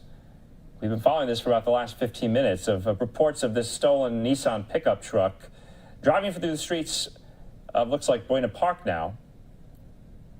Police following behind as they try to get this under control. Still has not gone back out on the freeway, still on these side streets. And a really sharp turn right there. Again, this is a reported stolen vehicle. As we said before, just reiterating, we don't know how many people are inside of this truck right now. At least one person, obviously, with the driver. But up to this point, we've only had some pretty far back looks at the truck. Not really any zoom-ins to see the driver or if anyone else is in the car. We don't know the possibility of them being armed is always a thought in law enforcement's eyes, but they are just really cutting corners here through these residential neighborhoods, still being spotlighted by CHP overhead, as well as all the news outlets who are flying overhead as well. Yeah, I mean, they're really hugging the curb and blowing through stop signs, getting really close to cars that are stopped, trying to get through traffic to prolong this chase. Another yet another cul-de-sac. You would think police would be right there to cut the driver off, but I don't see any. Yeah, that's a great point. Up to this point, it's just been CHP chopper overhead, which, as you can see with the spotlight, tracks them just as well as probably officers who are tailing them. All right, well, 2 cul-de-sacs there, which would have been a great choke point for any units responding, but none were there. We did see one about 10 minutes ago, following close behind with their lights flashing. Does not look like that's still following. So we're working on getting more information on the driver, on the truck, and on the response as well. He's not having to really contend with much residential traffic. But like we mentioned before, you still see some of the sparks from this back wheel. So it kind of indicates or raises the question that maybe this truck is on its last leg. Right. How long can this truck go? And just to give a little more background on the situation, reiterating that this is a possibly stolen vehicle in the Norwalk area. Skyfox was overhead of a scene in Lakewood where this is a Nissan pickup truck, was leading the LA County Sheriff's Department on a chase. And then the suspect continued on to Norwalk, if you're familiar with this area. And then, as we said, around 7:35, which was about 10 minutes ago, the California Highway Patrol took over the case, taking over for the Sheriff's Department. But that could always change in an instant, Andrew, as this driver just keeps on going on this Monday evening. Yeah, I don't like to editorialize at all, but not a very nice truck to steal, really. Yeah, we don't know the circumstances around the stolen vehicle. As we said, maybe multiple people inside of the car. Maybe the suspect is armed. You know, it's tough in coverage of these police chases because you just don't really know a lot of the circumstances until they're called out to it and have to address it. And luckily, I will say, there's not that many drivers out and about because that's concerning. The front lights are out. Possibly those back lights are out now. I haven't seen the brake lights go off in a little bit. So any of this oncoming traffic has no idea. It's a dark truck and it's dark out there, especially in those residential neighborhoods. Not a lot of lighting. Yeah, in Daytona, I mean, we're basically pros at this now, but these can last for hours. Some last 15, 20 minutes, others 3 to 4 to 5 hours, depending on, what the driver is being sought after and sought for. And, just basically, I guess, the stamina and the endurance of the suspect and how long they want to prolong their inevitable fate of getting, apprehended and arrested. So. Right. Looks like they looked like they were going to pull off for a second there, definitely slowing down on their speeds. Pulling into, seems to be a parking lot. And still, like you said, no cars following. He's parking, maybe going to go on foot, and he's on the run. There we go. Wow. He's now going into this structure. No, he just kneeled down by the wheel of that truck there on the parking lot. This looks to be some type of motel or hotel, yes, possibly, right.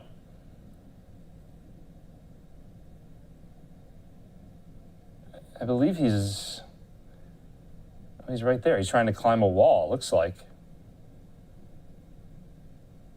Well, this did just get quite interesting, Daytona. The suspect has now left the vehicle. He pulled his truck into this parking lot of what appears to be some type of motel or hotel. He's in the back of it right now, kind of squeezed in between those two buildings. And yet we see no police response just yet, on the ground, rather. And it looks like there's the driver right there. We just saw a little sighting. Looks to have his cell phone in his hand, wearing maybe like a black hoodie.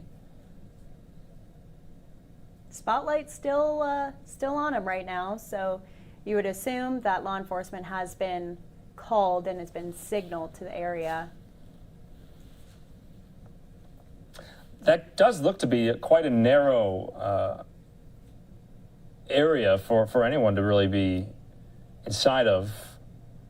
But then he came back out. It looks like right there he is. Or this could be, an apartment complex. Not entirely sure. Yeah, a little pool in the back in the first part there. But it's interesting that this chase that's now ended, rather, looks like he's hopping a fence there to another parking lot. He's not really being pursued at the moment. Right. No one's chasing him on foot or anything. I mean, he's moving quite fast, but it doesn't look like, police officers are giving chase or anything like that. This is quite strange. He's just kind of lumbering about, walking around, a free man. Now it looks like he's going to cross this very busy four-lane street here. And there's a police car.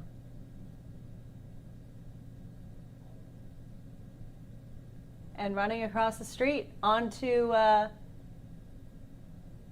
into traffic right there. Evading the crosswalk. Now to That looks like a Claim Jumper. That's a restaurant, I believe, kind of a fast food restaurant. into yet another parking lot, maybe scouting out some other cars. You never know. So police pursuit into a foot chase now, but no one's really chasing him. Still the spotlight overhead. Thankfully for this spotlight here, we can kind of see this all in real time. If you're just coming to us here on Live Now from Fox, we were monitoring this driver who was in a pickup truck. It was reportedly stolen. Well, he pulled the pickup truck. He parked askew in one of the lots in kind of a hotel or motel situation. He got out, and now he's running.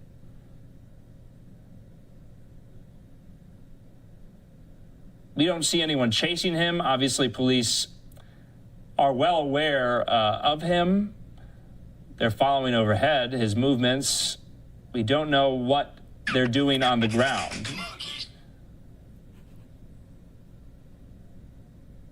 And he is on the ground now, surrendering. Looks like we do see, finally, ground forces, if you will. Police will now move in to arrest him, no doubt. He kind of walked right into their trap, Daytona. And his hands are up, and he is lying prostrate on the ground. Yeah, so like we said, they knew exactly where he was the entire time. With the spotlights overhead, they were probably just coordinating exactly what location they wanted to do this arrest in. So this is in an empty parking lot in the Los Angeles area.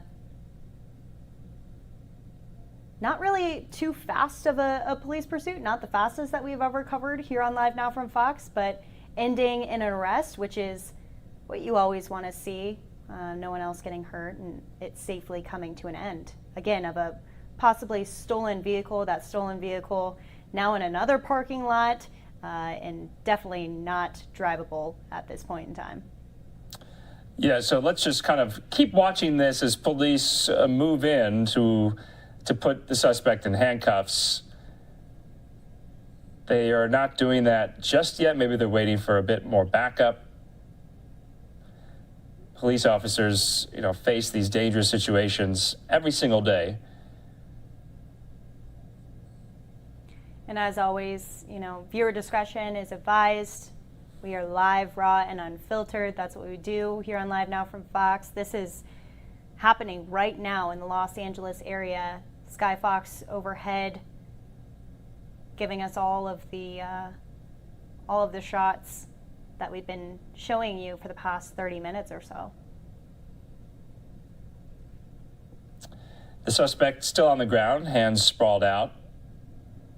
Still waiting for police to move in to take him into custody, but seems like they're just kind of pausing for a moment here, trying to collect themselves, maybe wait for more reinforcements. Remember, that's one of the things they have to check first. If the suspect is armed or dangerous or a danger to others, they have to use all precaution necessary. They're probably maybe talking to him. We cannot hear any of those discussions, shouting orders to the suspect. Usually we've seen suspects kind of walk backwards with their hands up, and then police take them into custody. There's quite a bit of distance between them right now, though. Mm-hmm. Yeah, that's typically the procedure, hands up, walk backwards to the police, and then get on the ground, hands and knees, and then face first down on the ground, and then they put them in handcuffs. But as you said, it does seem as though they're looking for a little more backup at this time.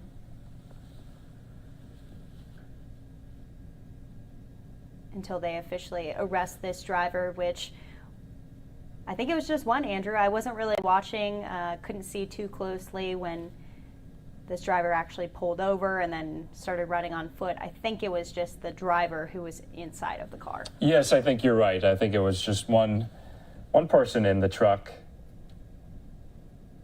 Chase not lasting for, more than 30 minutes. It's kind of hard to tell, how far the suspect exactly ran from the truck once he parked it to where they are now.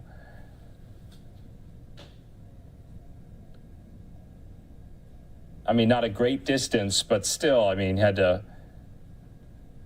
run back and forth between parking lots, climbing walls and the like. It looks like he's on his knees now. Maybe they're indicating that he come forward, or crawl forward, rather. And that's what he appears to be doing. He had some type of bag with him, too, that he's left on the ground there.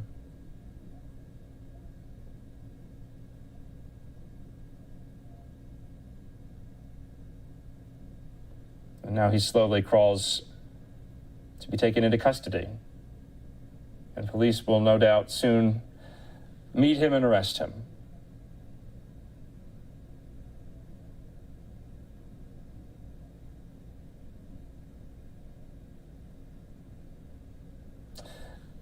We're also going to be following this, just kind of a follow-up for you to see if it was just reports of a stolen vehicle or if maybe he had warrants out for him for other matters. But you can see police have drawn their weapons as they're about to take him into custody. Right. Yeah, the driver. And there they go.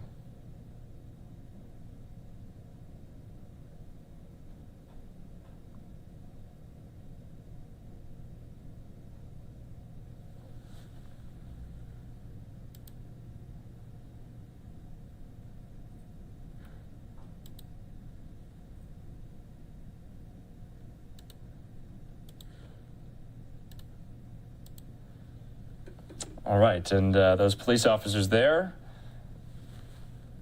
taking the suspect into custody. He'll be booked. If we get any more information a little bit later tonight, if we know the charges, we'll bring that to you here on Live Now from Fox. Thank you to Daytona Everett for helping me narrate that here in the newsroom. We're going to be going to a quick 2-minute commercial break. Daytona will be hopping up here to give you more updates and headlines from the biggest stories of the day. I'm Andrew Kraft. We'll see you in 2 minutes.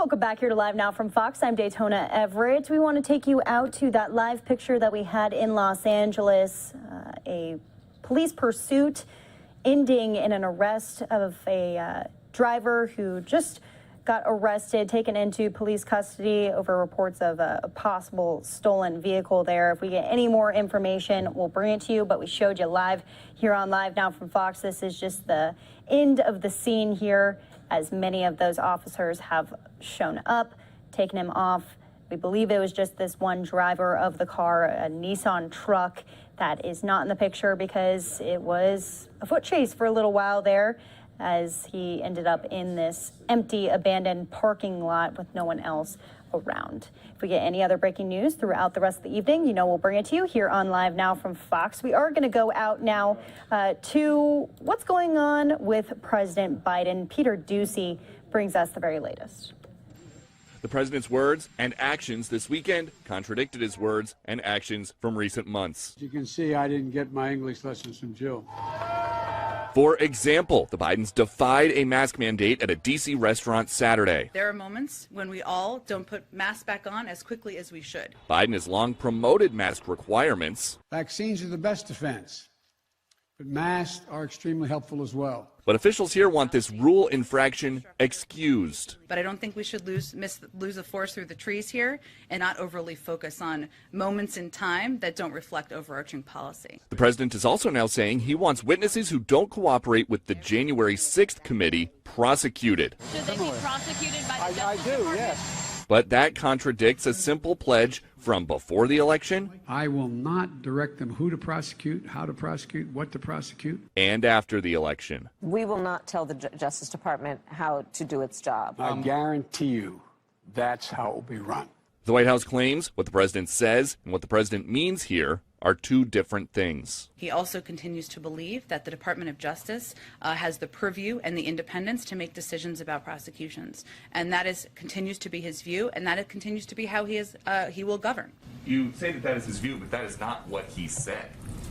I just conveyed what his view is, and that is also how he has operated, how he has governed, and how he will continue to govern. And I think that's what's important for people to watch.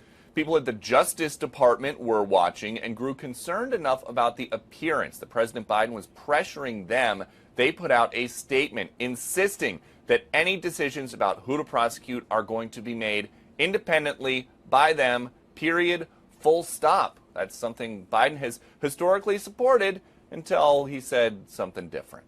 At the White House, Peter Ducey, Fox News. And speaking of the White House, today, the First Lady alongside the President holding the National Teachers of the Year event.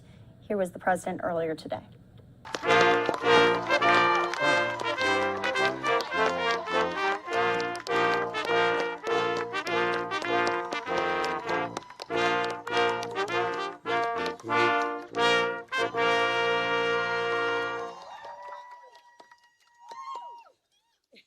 My name's Joe Biden. I'm Jill's husband. Please sit down. Please. Well, Mr. Secretary, as they say in parts of Claymont I'm from, you've done good, fella. As you can see, I didn't get my English lessons from Jill. Also here is a good friend of mine, a chairman and a congressman, Bobby Scott. Bobby, stand up. And Randy, thank you. We kept our commitment, didn't we? Yeah, that's what I said. All right. And I just want you to know, Becky, Jill is a member of the union. I hope her dues are paid up. They are? Okay, I just want to check. There's nowhere we'd rather be than with educators. You know, when we decided to run and we got elected, Jill elected me. You all think I'm kidding, huh? Well, what happened was that we started thinking about it, and I knew immediately. Jill said, by the way, and I said, it's okay with me, teach full time. She's the only She's the only First Lady who's ever had a full-time job. Now, the fact that I don't ever get to see her, the fact that she is either traveling on behalf of the people of this country or going to her classroom teaching 15 credits at the community college is a different story. But it is who she is. Like I heard her say, she probably said, I heard her say many times, teaching is not what you all do, it's who you are. It's what you're made of. And you know, one of the things that I used the line years ago that I still think is relevant in a slightly different context. You know, when you think about it, the single most consequential people in the world beyond our parents, God willing, if we have them, is our teachers. You are the ones who, you're the kite strings that lift our national ambitions aloft. I mean, not a joke. It's a reality. It's a reality. One of the reasons why we're working so hard and the Secretary is helping so much in the Build Back Better plan is that the rest of the world is starting to figure this out. The rest of the world is starting to out-educate us. Early education is earlier and more prevalent in European countries. A significant number of, we rank number 34 out of 37 industrial nations in the world, and the number of where we rank in terms of people getting a degree beyond high school. And so we have to get back in step, and you're all the reasons. You're the best of the best. You know, for all of it, by the way, where are my two Delaware teachers?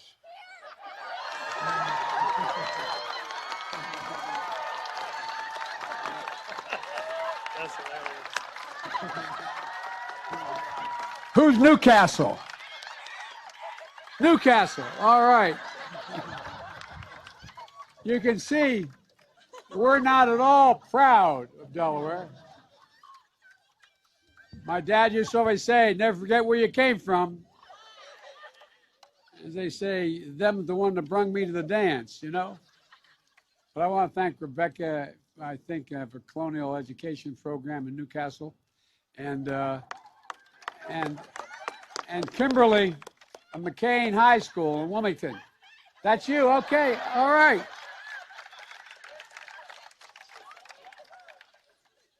And now, to the two National Teachers of the Year.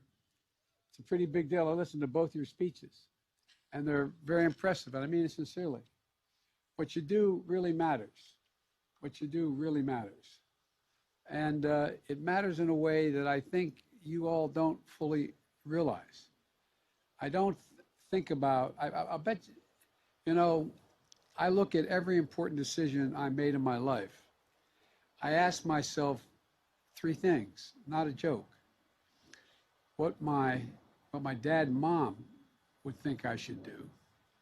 But when we decided to, I'm going to tell you a quick story. When I decided to help pick someone who was going to be the nominee for the Democratic Party, I was asked in Delaware to go out and try to find a candidate for the United States Senate.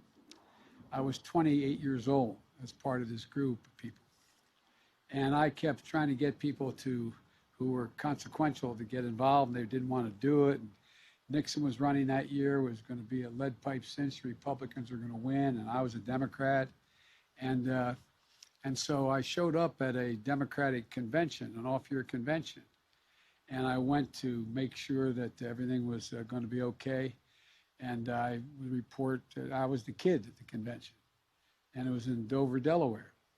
And after the afternoon session, I went back to the hotel, a typical hotel, a motel where you drive up, you get out of the car, you walk in the door. And I was in there, I was shaving, and I had a towel around me. And I was in the bathroom, which is like 8 by 10, and 2 beds with the headboards nailed to the wall and a desk nailed to the wall. And all of a sudden I hear bam, bam, bam, this banging on my door. And I thought it was a guy, a great friend named Bob Cunningham, and a guy named Dennis. I thought they were coming to pick me up. I thought I was late. So I went to the door, shaving cream, razor in my hand, towel on, opened the door. And who's standing there but the former governor of the state of Delaware? Swear to God. A former Chief Justice of the state Supreme Court and Rhodes Scholar and more members of his family were United States senators than any family in American history. Thirdly, a congressman who had been defeated earlier, a great guy, 5-term congressman, and a guy named Henry Topel, who was the state chairman. And they said, "We're coming in." I said, and I had not met 2 of them personally. 2 I hadn't met. And I'm in a towel, shaving cream on my face. And so I stepped back. I said, "Oh, gentlemen, okay, please come in." I went in the bathroom thinking, I'm going to put something on. I got in and I realized there's nothing to put on. So I wiped the shaving cream off my face and I walked out and I was mortified. And I said, "I'm sorry, gentlemen." I said, "It's okay." And there were 2 of them, each on the end of each of the 2 beds that were facing me. And I'm against the desk like this. And this guy, Henry Topel, said, and he was from New York, he said, "Joe, we just had dinner. We were thinking. And you should run for the United States Senate." And I said, "Oh, geez, what's, you know?" I said, "Mr. Chairman," I said, "I'm not old enough." And the then Chief Justice, this retired Chief Justice, of course, said, "Joe, obviously you didn't do very well in law school." I looked at him. He said, "It says you have to be 30 years old to be sworn in, not to be elected. You can be, and you'll turn 30 by the time it's time to be sworn in." And anyway, that was my exposure, no pun intended. And so I go to the event, and I'm riding home with this guy, Bob Cunningham, who was a really bright guy. And I said, "Bob, I don't know, what in God's name am I going to do? This is crazy." And so I'm thinking, who am I going to talk to? True story. And the next morning I get up and I called my professor at the University of Delaware, a guy named Dr. Ingersoll. And I said, "Doctor, can I come down and see you?" And he said, "Of course."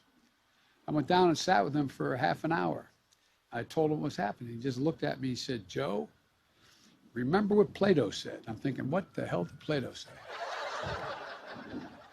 But he said, to paraphrase Plato, he said, "The penalty good people pay for not being involved in politics is being governed by people worse than themselves." And he looked at me and said, "Joe, you should run." I said, "But I feel strongly about all these issues, but I got involved in the civil rights movement and the war." He said, "Joe, you should do it." He had enough confidence in me that he gave me confidence in myself. With a kid with no money, coming from a middle-class family, who grew up in grade school stuttering, literally.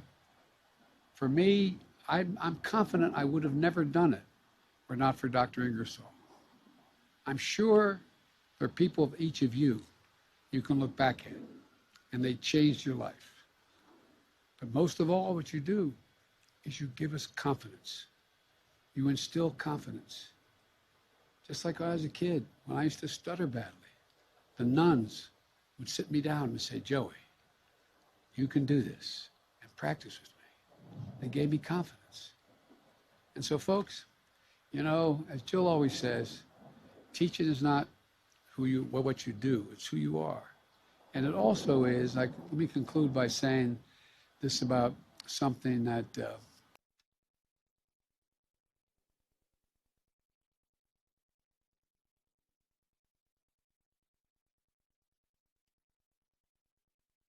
So that was just a portion of President Biden earlier today honoring the teachers at the White House. As we know, teachers are just life givers and leaving an amazing legacy behind. We're going to take a 2-minute break. When we come back, we're going to hit on some of these other top stories of the day.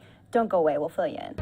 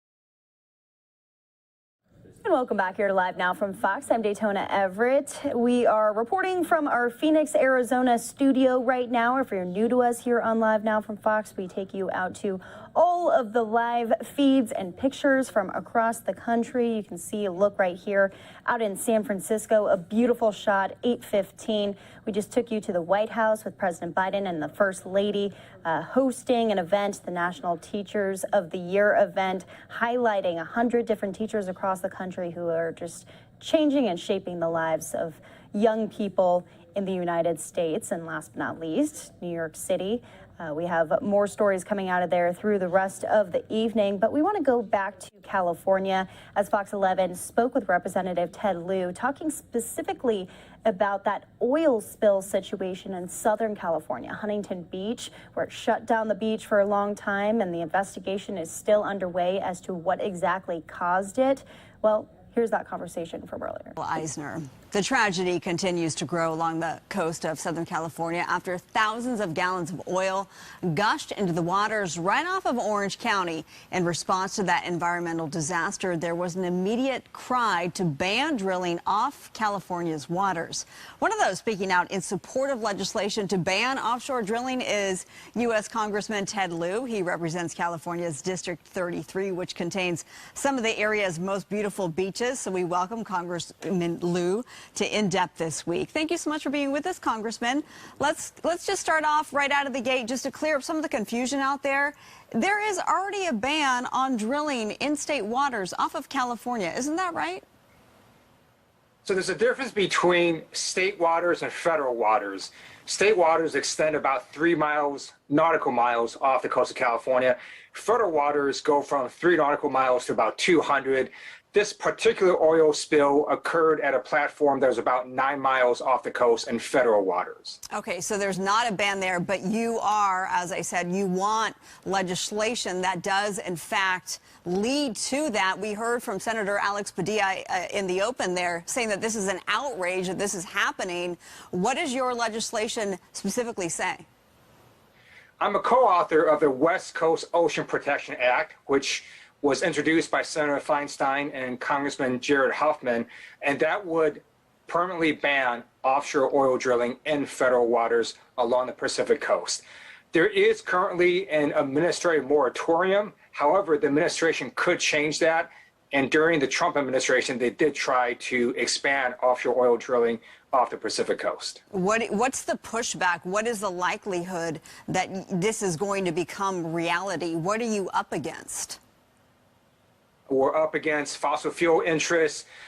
I do note that there is bipartisan support for banning offshore oil drilling, and this is something that does repeat itself. It was only in 2015 when a large oil spill occurred off the coast of Santa Barbara, and that oil spill also went down and affected my district with tar balls coming up on Manhattan Beach and Redondo Beach. So this is something that's happening repeatedly, and that's why we have to ban offshore oil drilling. I know Governor Newsom, first of all, dating back to 1969, the Santa Barbara spill, which is horrific, the state has not approved a single new lease, but has permitted new drilling on existing leases. And Governor Newsom sort of hangs his hat on that, if I'm not mistaken, that, you know, I'm not allowing new drilling companies to come in there, but we have it still as this problem. That's a very good point. So we're also looking at legislation that's going to lift some of the caps on penalties right now when there is an oil spill for these oil companies. And you have a lot of aging infrastructure. They're not modernizing. And we want to make sure that if there's going to be future oil spills, that they actually are hit with their appropriate penalties. And we believe if we can lift the caps and increase the penalties, then either they're going to modernize or they're going to stop drilling. What about rising gas prices? I mean, it's such a problem here in Los Angeles. I mean, we're seeing $5 a gallon for people who see this oil spill and you think of rising gas prices. What do you say to them? It turns out that offshore oil drilling, especially along the Pacific coast, amounts to a fraction of all the oil in the United States. So it's not going to have a large impact on oil prices. And the environmental damage is just catastrophic anytime there is an oil spill. What can we do besides this? Is there anything that the state can do more to lessen the demand on oil and gas?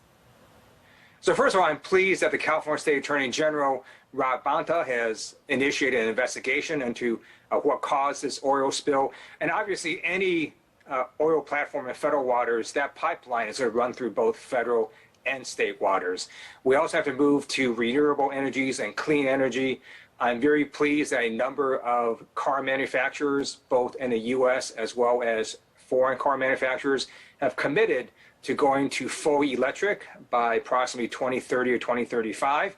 And as we start to go to more electric cars, the need for oil will also lessen. Now, your district, District 33, as mentioned, it includes some of the beach cities, the coastline there. I suspect that you have been down to see the impact of the oil spill yourself. I want to get your take when you were there. What did you see? What was your takeaway? So I remember when in 2015, the Santa Barbara oil spill affected the entire South Bay, and I would see these tar balls that would basically roll up on the beaches. And the one in Huntington, it's also affecting not just Huntington, but also Newport. And again, you have a similar situation, not only with tar balls, but also just oil in the water. I'm pleased, though, that with cleanup efforts and really all the stakeholders engaging, that they have reopened the beaches in a number of their places. But we have to make sure that this doesn't keep happening. I also want to note that the Build Back Better legislation also currently has a provision in there that would also ban offshore oil drilling. All right, for complete clarification for the federal and state, because I know it's a little bit confusing. State waters, it's 3 miles off the coast, and then once you go beyond that 3 mile, then you enter federal territory, correct?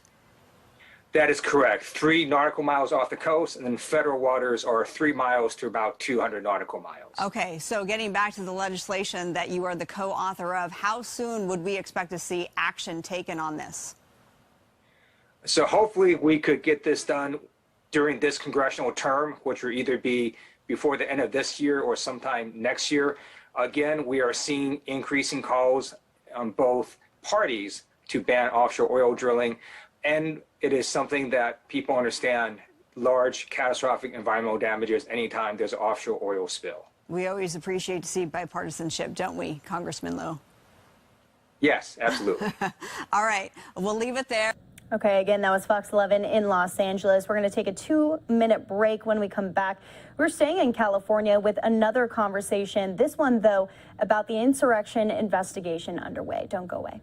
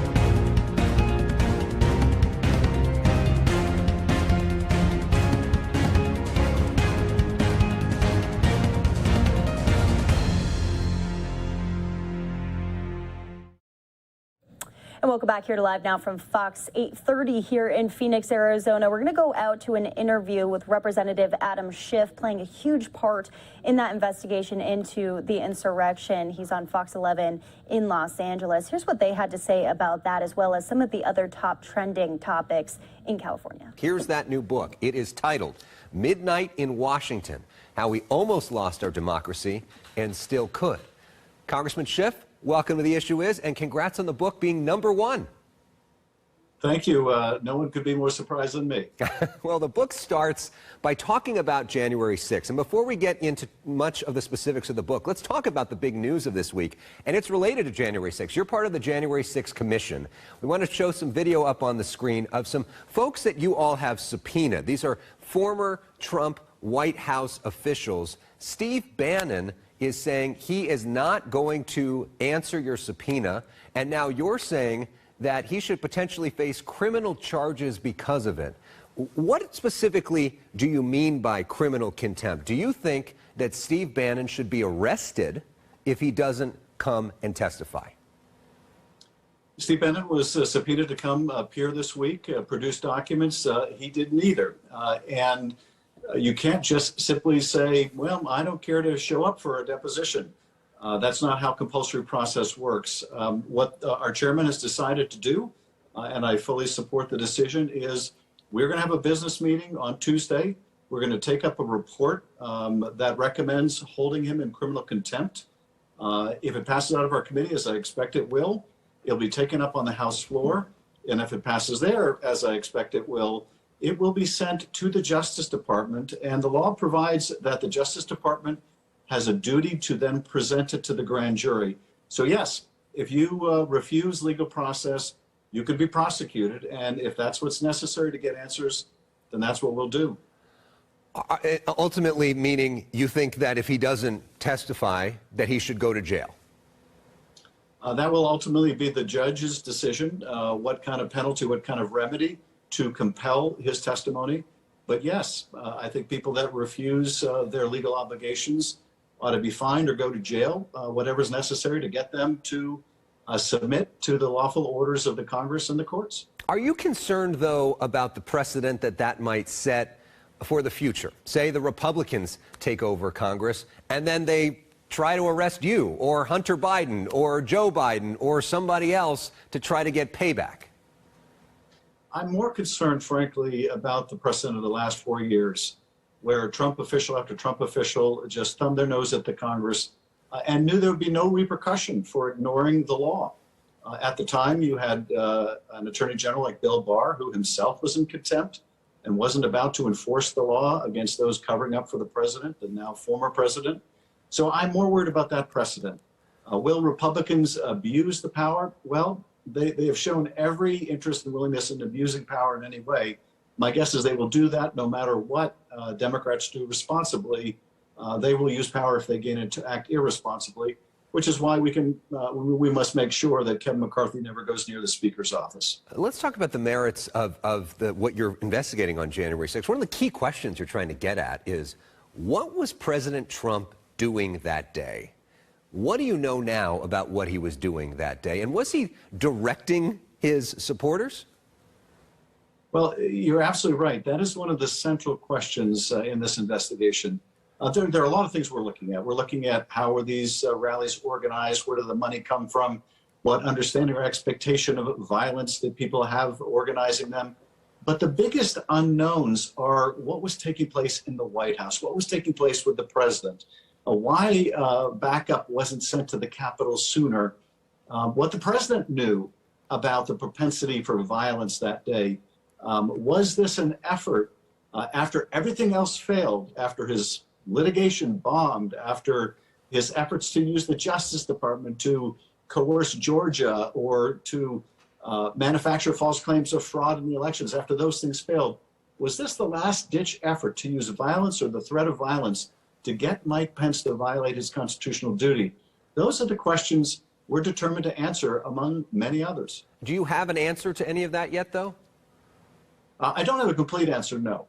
We certainly have been gaining information. We made requests for voluminous documents, many of which we've received, others of which The former president is fighting. He doesn't want us to see the evidence. You can ask, well, why is that? What is he afraid of? But the good news is the current administration is not asserting executive privilege. They recognize these are extraordinary circumstances. This information really belongs to the American people.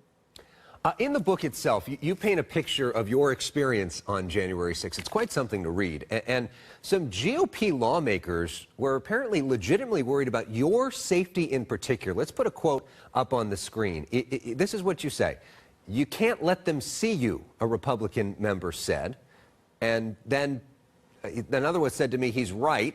Another Republican member said, I know these people. I can talk to them. I can talk my way through them. You're in a whole different category. So were they essentially suggesting that if this mob saw you, they were trying to kill you? Yes, I think it was very clear what they were suggesting. One of them was carrying a wooden post that still had a hand sanitizer affixed to it that he was going to use to protect himself from these rioters. So they too were worried about their safety. But they were more concerned that I was a target of this mob. And at first I was kind of touched by their evident concern. But then that feeling soon gave way to another, that if so many of them hadn't been pushing this big lie about the election, none of us would need to worry about our security. And what's so distressing today, Alex, is they continue to push that big lie all around the country. Even the third-ranking Republican was asked about it on Fox this weekend, and wouldn't deny the former president's false claims about the election being stolen. If people are led to believe that our elections can no longer be counted on to decide who should govern, that really does pave the way for violence. And that's one of the concerns I write about. And that's Steve Scalise, who you're quoting right there. On January 6th itself, after they said that to you, were you legitimately scared for your own safety?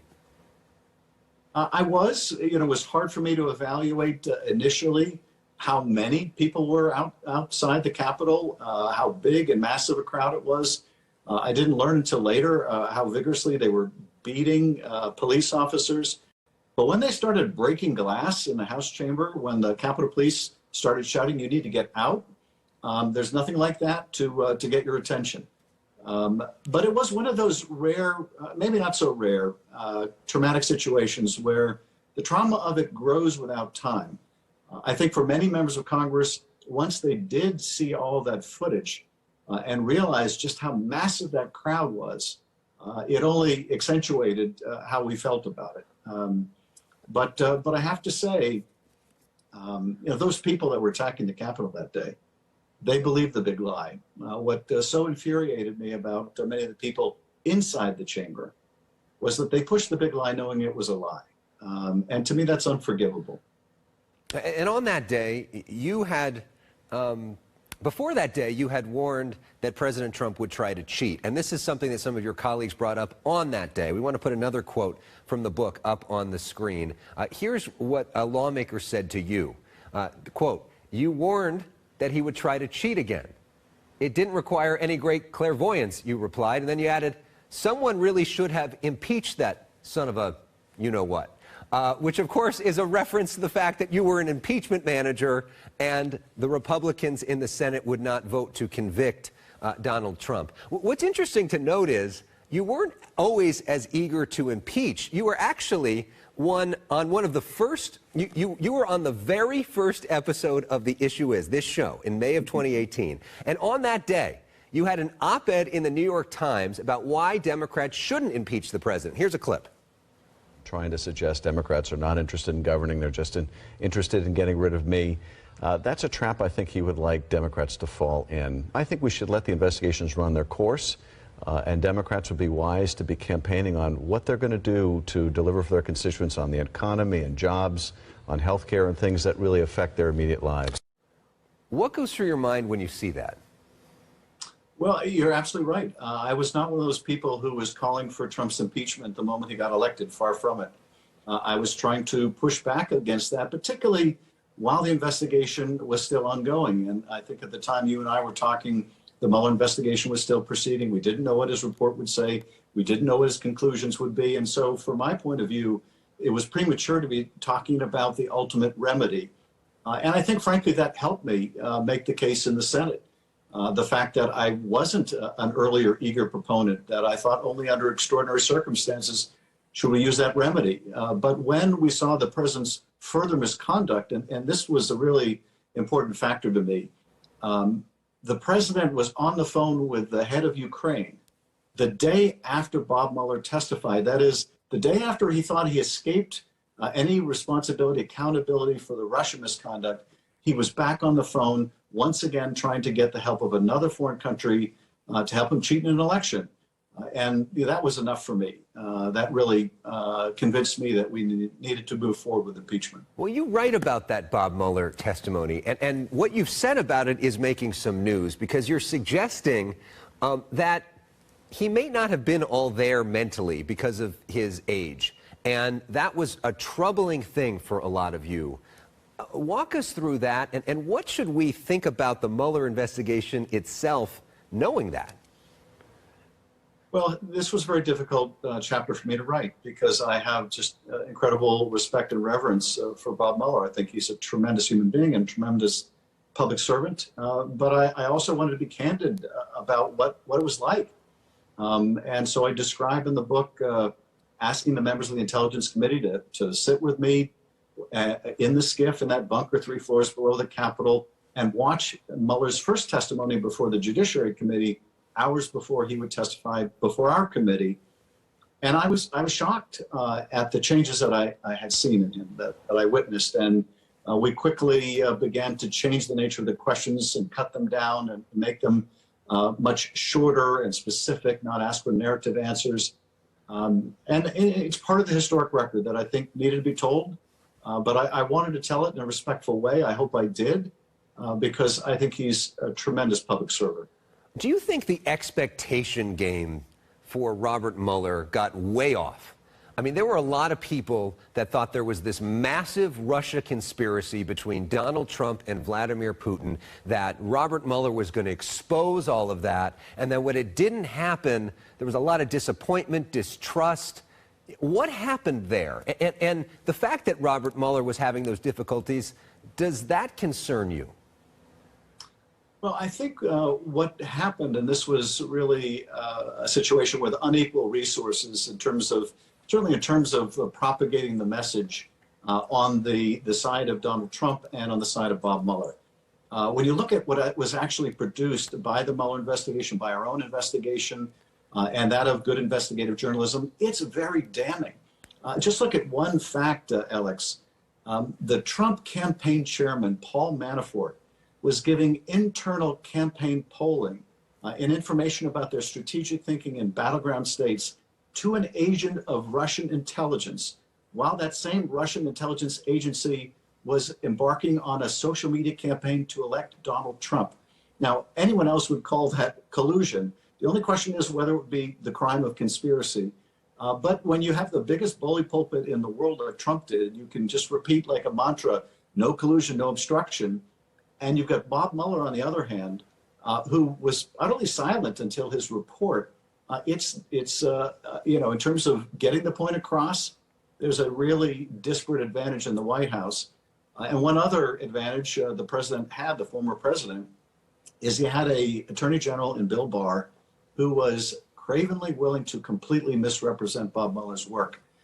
And one final observation about this, I think that Donald Trump believes that everyone is just like him, that everyone lies because he lies, everybody's corrupt because he's corrupt. I think in a kind of an opposite way, Bob Mueller, being a man of such great rectitude and integrity, presumes that other people behave the same way he does. And I have to think that it was a terrible shock to him to be so betrayed by Bill Barr, to have his work of 2 years so misrepresented. And I do think it a terrible shame that he was not able to speak more plainly about his conclusions and about the criminality of the former president, particularly when it concerns obstruction of justice. Okay, so again, that was Fox 11 in Los Angeles speaking with Representative Adam Schiff. They talked in the beginning a little bit about former President Donald Trump. When we come back, we're going to continue that conversation as he is filing a lawsuit in protection of some of those White House documents surrounding the January 6th situation. We have all the details in 2 minutes.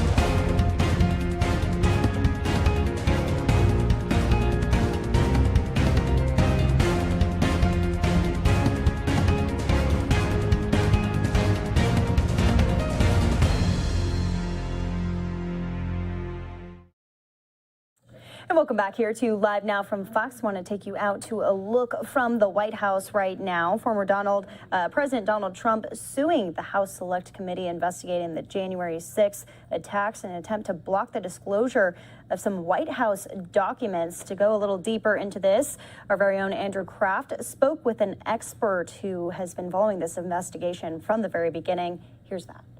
Right now, I'm being joined by former federal prosecutor Doug Burns to talk about all the latest with this. Doug, good to see you. Do you have us here?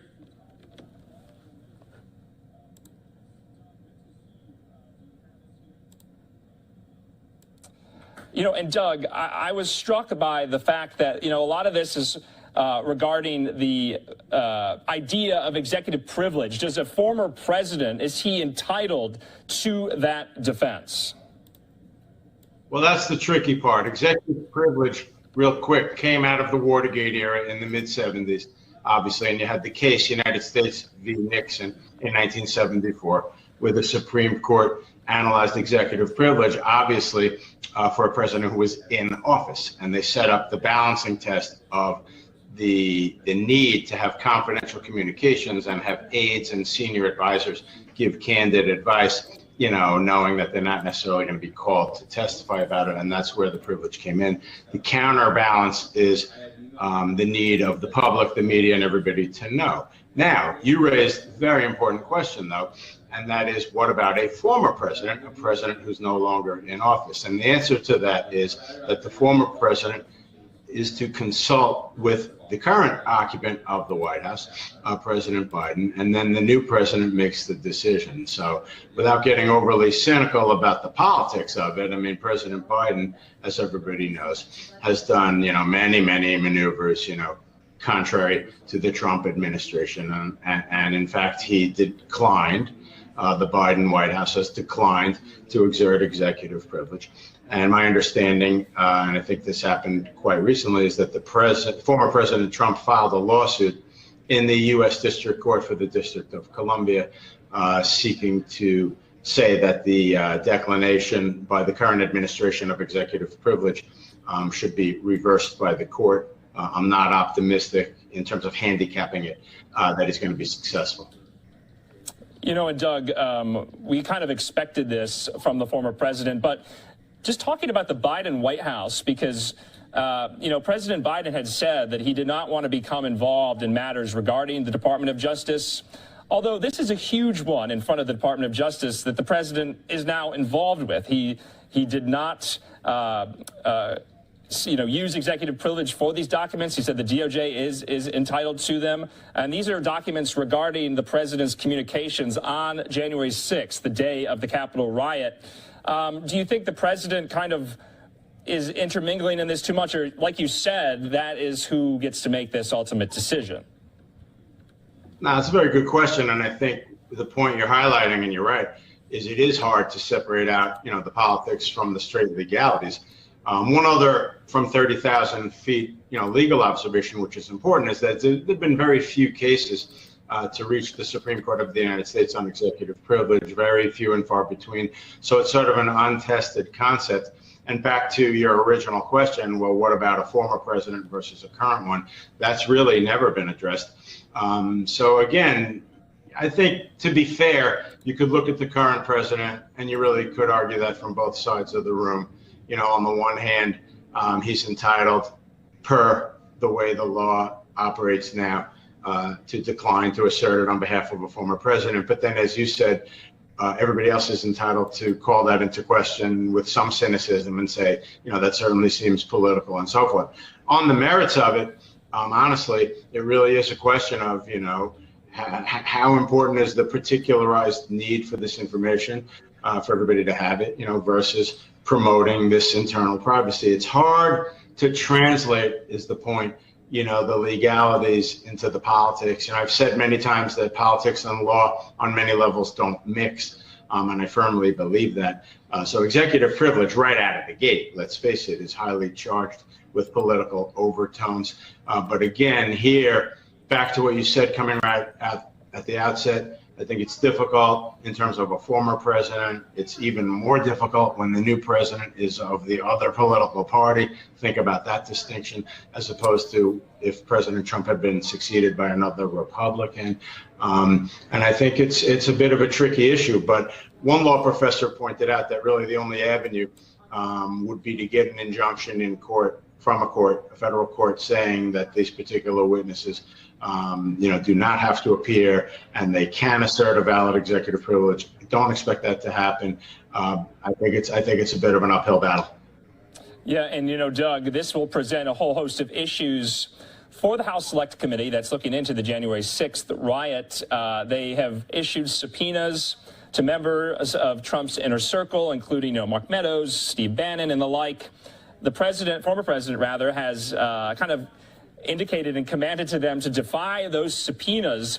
Former President Trump could also get a subpoena in this. What do you make of these kind of, you know, going against the issuing of these subpoenas? Does the committee have any legal recourse to, you know, hold them in contempt? Yeah, no, thank you for raising that. That's the next really important logical area to discuss, which is, okay, so if Steve Bannon gets a subpoena, he refuses to comply with it, what enforcement options does Congress have? And that starts getting interesting. You have the really, really colorful one where, you know, the person can be arrested and held in the House chamber jail. I mean, we all remember that in certain other contexts being discussed over the last few years. That's extremely rare and extremely unlikely to happen. What's more likely to happen is that Congress, per the applicable laws, can refer the matter of somebody refusing to comply with a congressional subpoena to the local U.S. Attorney's Office, the United States Attorney's Office, and they can prosecute. What happens then is you get into the political discussion of, is the Department of Justice at that point really going to prosecute that type of matter, that type of case, which is exactly what you were asking me. And Doug, we know that a former president can be deposed in a lawsuit, because the former President Trump was deposed today in a lawsuit. So that precedent, you know, has been set. So it remains to be seen, like you said, what will the precedent look like? Will the courts handle this and deal with this? Can a former president cite executive privilege for documents with the National Archives? We'll be looking into all of that going forward as the House Select Committee looks into January 6th. Any final thoughts, Doug? Yeah, real quick, just so the viewers understand. I mean, the district court, which is the trial court in Washington, will address it and come up with a ruling. Then you can appeal it to the D.C. Circuit, the Court of Appeals, and then ostensibly to the Supreme Court. So it's going to be decided there, as you just said, and that's the only way that President Trump's going to get any relief. If he himself gets a subpoena, real quick, that's just going to come across as though he has a little bit more viable claim than somebody like an aide like Steve Bannon, only because he was president. But it's the same technical legal principle, which is he can't defy it absent the new administration agreeing. All right, Doug Burns, former federal prosecutor. We always love having you on the program to break that all down. We'll talk to you again. Appreciate that. Thank you. Okay, and we want to bring Andrew Kraft in again because there's that major vote that's going to be coming in tomorrow involving Steve Bannon right there. What were your biggest takeaways from your conversation with him? Great insight. Yeah, well, I was talking to Doug about this. What exactly does holding someone in contempt really mean, in 2021? Will the House Sergeant of Arms go out and arrest Steve Bannon and bring him into the House chamber to face this and to face the panel? Probably not. But the House will be voting on this resolution holding Steve Bannon in criminal contempt of defying this subpoena in the House Select Committee's investigation onto what happened January 6th. Daytona, you'll remember that he, along with 3 others of Trump's inner circle, were subpoenaed for information to appear before the committee, to present documents before the committee about what they knew and why January 6th happened, who they spoke with that day. And so it's very historic. It's setting up a battle. Obviously, it's going to present a whole host of challenges for the panel itself. Remember, it's really been going full steam ahead. They anticipated these battles, and this is going to be the first major hurdle as they seek depositions and documents from not only Steve Bannon, but former Chief of Staff Mark Meadows, Dan Scavino as well. And so some of the other people that they have subpoenaed, those 11 individuals who were responsible for planning the Stop the Steal rally on January 6th, some of them have agreed to appear voluntarily, but this is a huge battle brewing for members of the House Select Panel on January 6th. Yeah, and I think it's important to note that this is a long time coming. This hasn't been an overnight situation, but I believe that vote tomorrow is going to be the biggest development that this committee has come together on. Also, are we hearing any more from former President Donald Trump? What is his reaction to all of this? Well, yeah, like Doug and I were discussing, he filed a lawsuit today.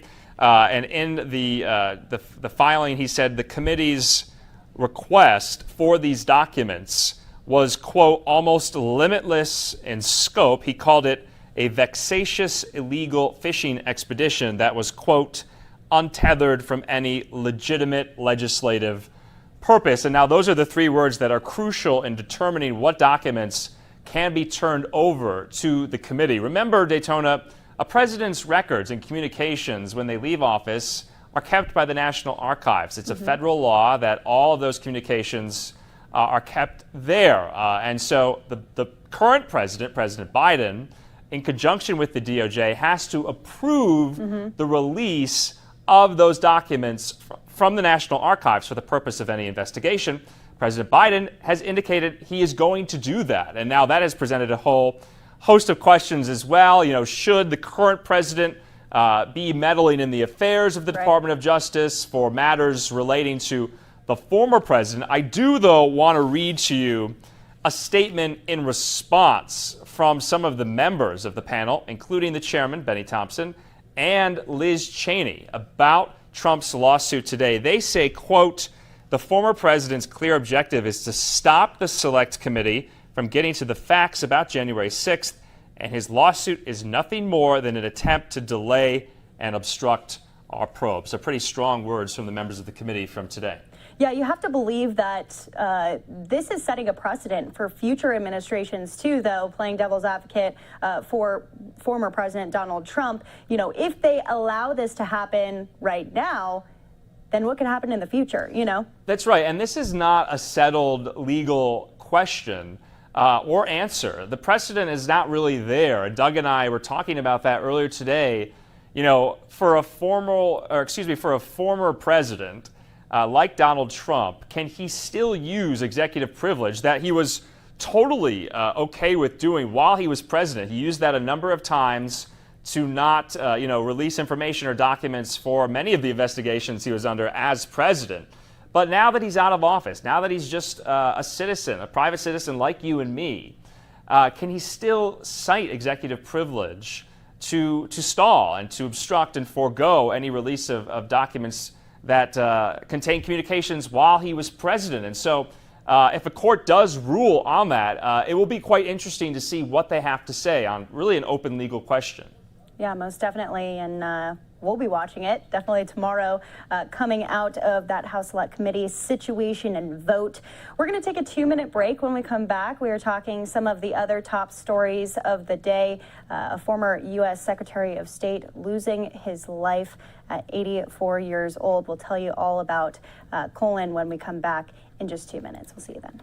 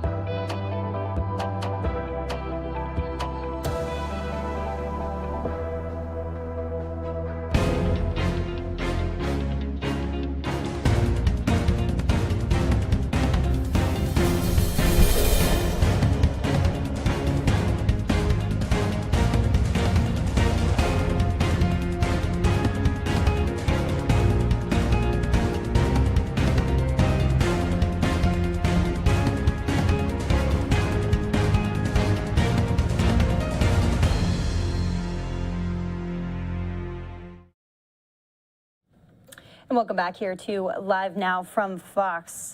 Colin Powell, the first black U.S. Secretary of State whose leadership in several Republican administrations helped shape American foreign policy, died today. He was 84 years old. Despite getting vaccinated against COVID-19, Powell still remained vulnerable to the virus because of his advanced age and history of cancer. This again highlighting the continued risk to many Americans of COVID-19 until more of the population does get that COVID-19 vaccine. But we remember Powell's life today, the legacy he left behind. We had a former diplomat on the show earlier today, Brett Bruin, speaking with our own Andrew Kraft. Here's that conversation. Joined by former diplomat Brett Bruin on the program. Brett, always good to see you. The first thing kind of that stuck out to me today, and when we were hearing from a lot of the people who served alongside Colin Powell and were friends with him, was they did not know that he was this gravely ill. No, and it came to as a surprise to many of us. I think, Colin Powell was a soldier to the end, and somebody who did not wear some of the pain, the challenges on his sleeve, but he was someone who certainly, as a diplomat, as well as somebody who worked in the national security structure, recognized just the enormous contributions he made, both as a soldier, a general, a national security advisor, as well as a Secretary of State. I mean, he embodies the notion of service. He embodies the notion of someone who gave back to his country and always tried, I think, to overcome, some of our divisions, to overcome certainly these days the partisan divides, and to find what was good and what was best in our country. And Brett, I bet a lot of people in your inner circles in the foreign policy establishment in D.C. today are kind of reminiscing and talking about what the Powell Doctrine meant, especially back in the early 2000s. Can you kind of elucidate to our viewers what that means?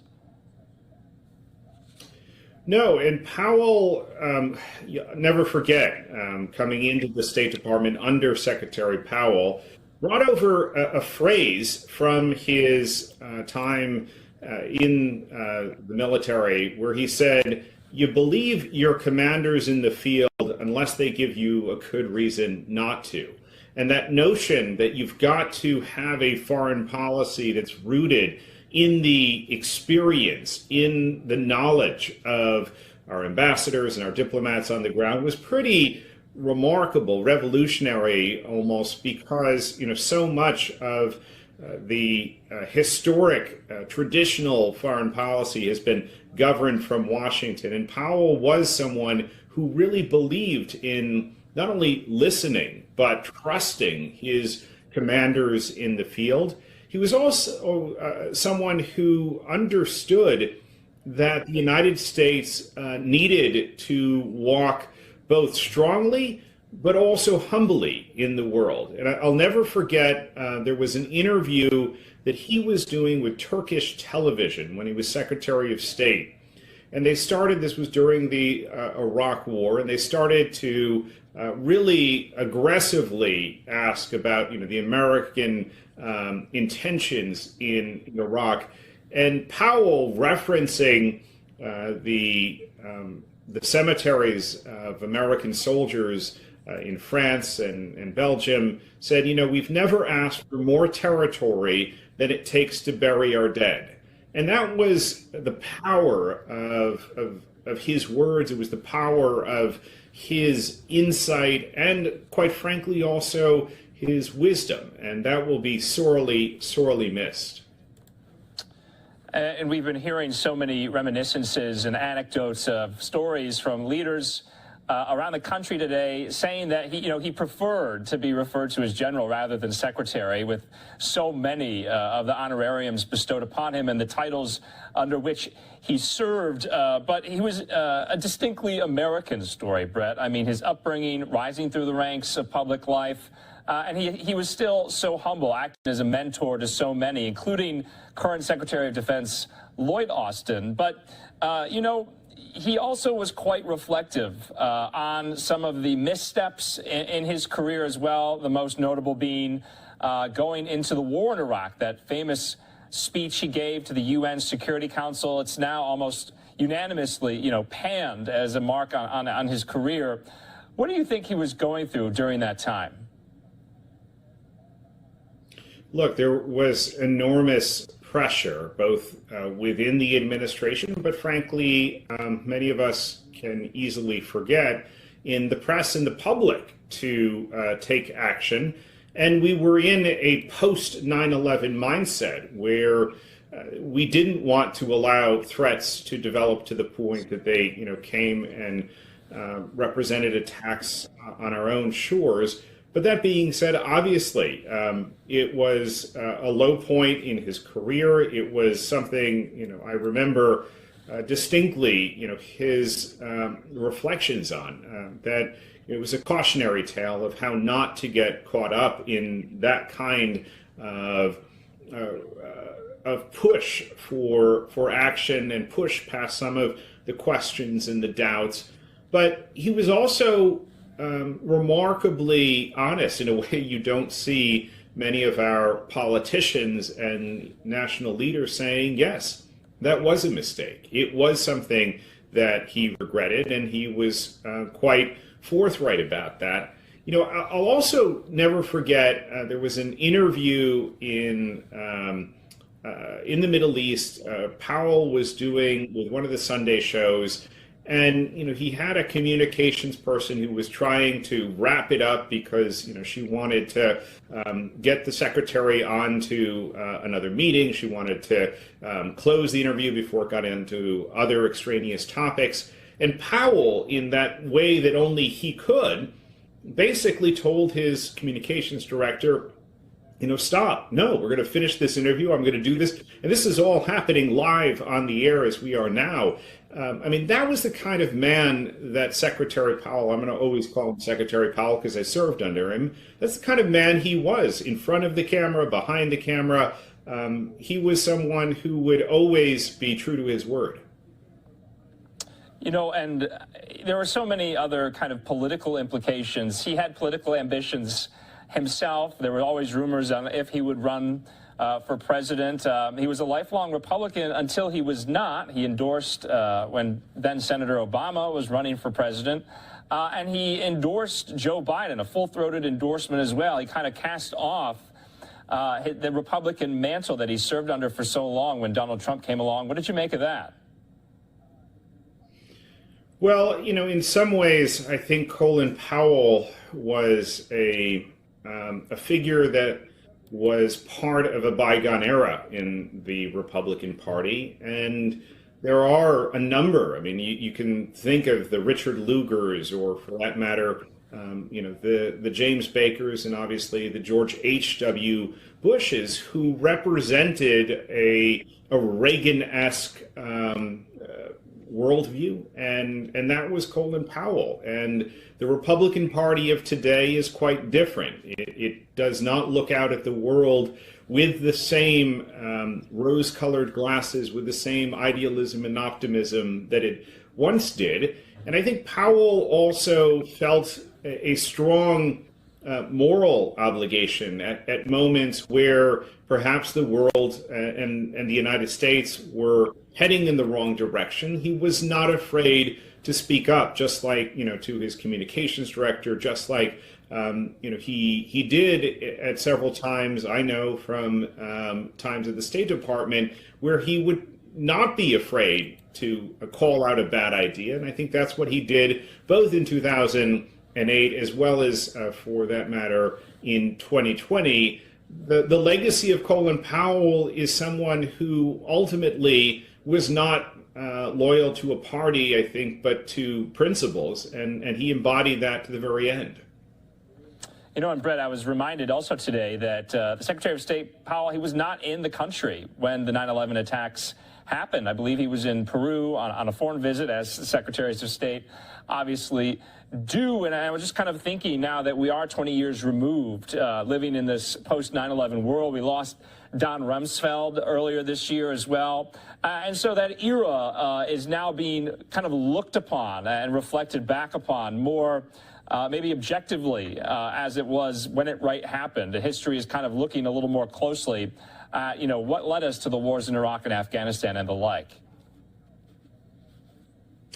Well, it's interesting, as somebody who lived through that period, both when I was in graduate school and then in the Foreign Service. I joined the Foreign Service quite literally because I saw an ad in the New York Times that said, "This man wants to talk to you about a really important job." It was Colin Powell. And at the time, the motivation, and this was summer of 2001, summer of 2002, was a way to put the world back together again, because there had been at that time the attacks of September 11th, and then we were subsequently in the war in Iraq. And it felt like a really, difficult time for our country. And obviously in the decades that have passed since, a lot has gone into looking at both how we responded after September 11th, what we did in Iraq, and there are questions. I think there's a lot, quite frankly, of accountability you're hearing now that perhaps you didn't have at the time. What I would hope is that we're also going to take the lessons, the right lessons from those experiences, because it is very easy for the U.S., for instance, to fall into a a counterterrorism mindset. The next time we see an attack, the next time we have a threat. And I hope, I was talking to actually a senior official who was visiting Washington today from Pakistan, and I hope that we are able to look beyond some of those mistakes, that engagement through just the security and the self-interested lens that looks out at the world today, both the threats and the opportunities, and says, how can we do this better? How can we engage not in a war on terrorism, but perhaps thinking about a war on fear, a war on disinformation, and a defense of our values and our ideals? That would be something I believe that Colin Powell would be proud of. Yeah, and Brett, of course, after George W. Bush won re-election, he was kind of forced out. He resigned, paved the way for yet another trailblazer, Condoleezza Rice, to take over in that role as well. But let's just talk about his post kind of public service career. He was very active out of public life as well. He gave many interviews. He still kind of remained behind the scenes, offering advice, offering mentorship to kind of the next crop of public servants. He did, and he was that sort of sage advisor both to Democrats, Republicans. I'll never forget, I was in the West Wing, and there's a small bathroom just across from the Situation Room, and somebody had left their briefcase on the sink next to it, and I was waiting for them to finish, and the gentleman turns around. It was Colin Powell. He was there, and he had stopped by the White House just to offer some insights, some views. So he remained an active figure in the administration at that time. And since you brought up, he was deeply committed to bringing up the next generation of leaders, a generation he wanted to see more committed to civic engagement, community service. And I will say, one of the lasting legacies of Colin Powell, and diplomats to this day still talk about it, was his focus on leadership, saying that he wanted a department that truly embodied principles of leadership, not just in theory, but in practice.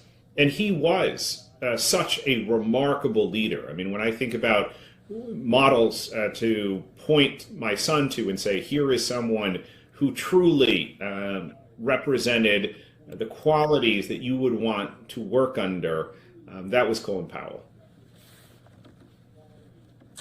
All right, Brett Bruen, we always thank you for your time and your insight coming on Live Now from Fox, especially on this very sad day for the country as we look back at the life of Colin Powell, dead today at the age of 84. Thanks, Brett. Thank you. And we are going to take a 2-minute break. When we come back, more on all of these top stories across the country. Specifically at the White House, we heard from Press Secretary Jen Psaki answering some of those reporter questions concerning not only the passing of Powell, but all of the things that are pressing on the Biden administration, as well as that vote coming up tomorrow into those White House documents that they want to be released, and the lawsuit filed by former President Donald Trump. That's in 2 minutes.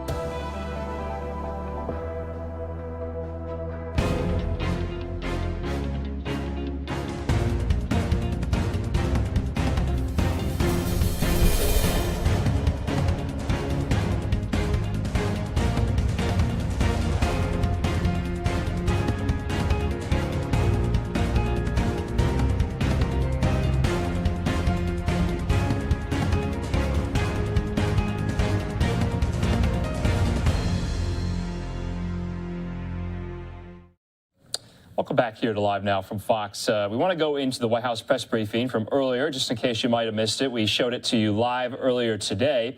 White House Press Secretary Jen Psaki took a number of questions from reporters in the briefing room today. Here's that conversation. Good afternoon.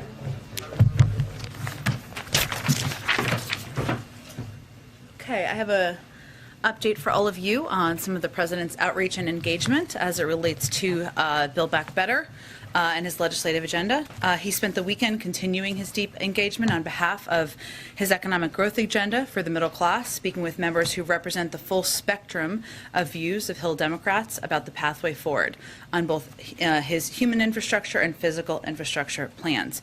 He spoke, as I think some of you reported this morning, with Representative Jayapal at the White House, and we'll have a number of additional conversations by phone with members of both chambers and who also run the gamut in terms of their views as we proceed through the course of the afternoon. Tomorrow, he will host 2 different meetings with House members here at the White House, one with moderates and one with progressive members.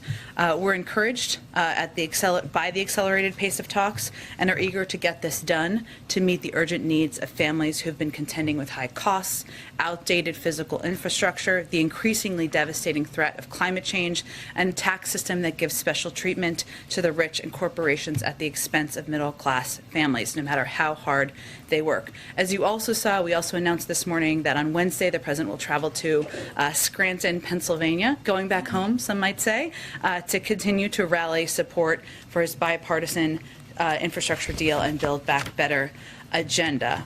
There continues to be strong, broad agreement in Congress and among Americans of all stripes, political stripes, about the values at the core of the president's agenda, ensuring our economy works for the middle class, not just those at the top. Alex, why don't you kick us off? 2 foreign and 1 on nominations. To start, can you update us on the status of the U.S. and Canadian missionaries that were kidnapped in Haiti over the weekend? What's been the U.S. involvement in tracking them down? Has the president been briefed on this? And is there any update on sort of their status? Sure. The president has been briefed and is receiving regular updates on what the State Department and the FBI are doing to bring these individuals home safely. The FBI is part of a coordinated U.S. government effort to get the U.S. citizens involved to safety. Due to operational considerations, we're not going to go into too much detail on that, but can confirm their engagement. And the U.S. Embassy in Port-au-Prince is coordinating with local authorities and providing assistance to the families to resolve the situation. We can't get into too many details, I should say, about the individuals and their identities because of Privacy Act waiver considerations. And then can you comment on reports that China tested a nuclear-capable hypersonic missile over the summer to the surprise of U.S. officials? Are these accurate, and do these raise concerns about China's nuclear capabilities? Well, I know Secretary Austin, I should say, was asked this question this morning and addressed it, but I'm not going to comment on the specific report. I can say and would echo what he said, which is generally speaking, we've made clear our concern about the military capabilities that the PRC continues to pursue. And we have been consistent in our approach with China. We welcome stiff competition, but we do not want that competition to veer into conflict, and that is certainly what we convey privately as well. And then on nominees, the Biden administration at this point has a smaller percentage of nominees confirmed than his recent predecessors. What do you make of this?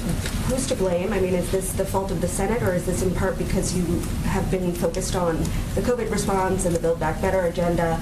And is there a concern that this will affect government at this point?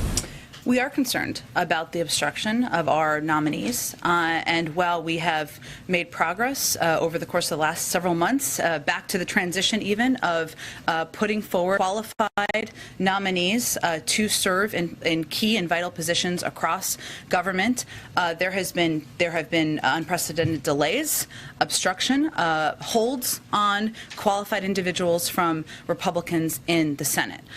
What is also true, if you look historically, and we can get you some numbers on this after the briefing to give this to you in more data specifics, is that many of our nominees, a huge number of our nominees, pass with overwhelming majorities of Democrats and Republicans. They can be voted through by unanimous consent. You don't need to use all of the hours on the floor to get it done. Yet, There has been time after time obstruction that has prevented qualified nominees from being in vital positions, whether it's in the national security roles, in the Defense Department, the State Department, where we've seen ambassadors held for weeks and months at times, or even our economic nominees who are unquestionably qualified but have been unable to move forward and serve in these positions. So I would say that the blame is clear. It is frustrating. It is something that we wish would move forward more quickly, and there is historical precedent, of course, of moving these forward through a faster process. Go ahead. Thanks, Jen. I just want to see if you can elaborate a little bit on something you just said, that you're encouraged by the accelerated pace of talks on infrastructure.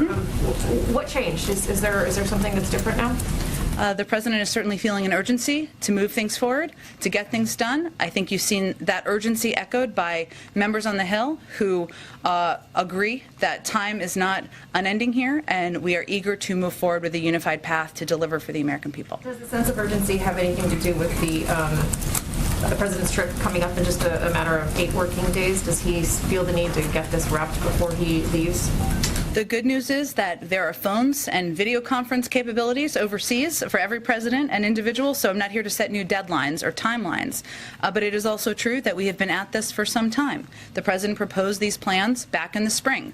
We have been, he has participated in dozens and dozens of calls, of meetings, of engagements with members to hear their viewpoints, to understand where they're coming from, to reach consensus. And we are at a point where we feel an urgency to move things forward. And the pickup of meetings is a reflection of that. Quickly on voting rights, I just wanted to get your reaction to the president of the NAACP, who's on the record saying that the administration's lack of urgency on this issue is appalling. He says the lack of priority on this issue will be the undoing of the legacy for this president. Well, I would say that the lack of urgency in Congress, in the Senate, among Republicans, in protecting people's fundamental right to vote is also frustrating to the president and to this administration. The United States Senate needs to act to protect the sacred right to vote, which is under unrelenting assault. No question. We agree with leaders from the NAACP and other activists who have expressed that concern. It's under unprecedented assault by proponents of the big lie and Republican legislatures, state legislatures across the country. It is urgent.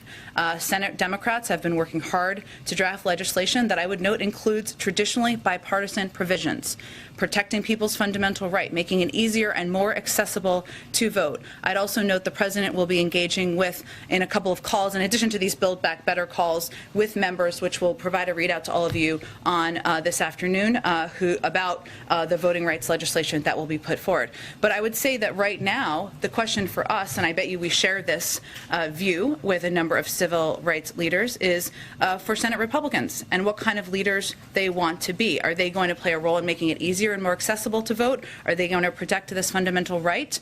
Or are they going to continue to be obstreperous, to use a word the president has used in the past, and put Democrats in a position where there is no alternative but to find another path forward? So it's really up to them. These are bipartisan proposals that have had bipartisan support. We're talking about people's fundamental rights. Go ahead. Does the president feel the need to mediate the current war of words between Senators Manchin and Sanders we've seen play out?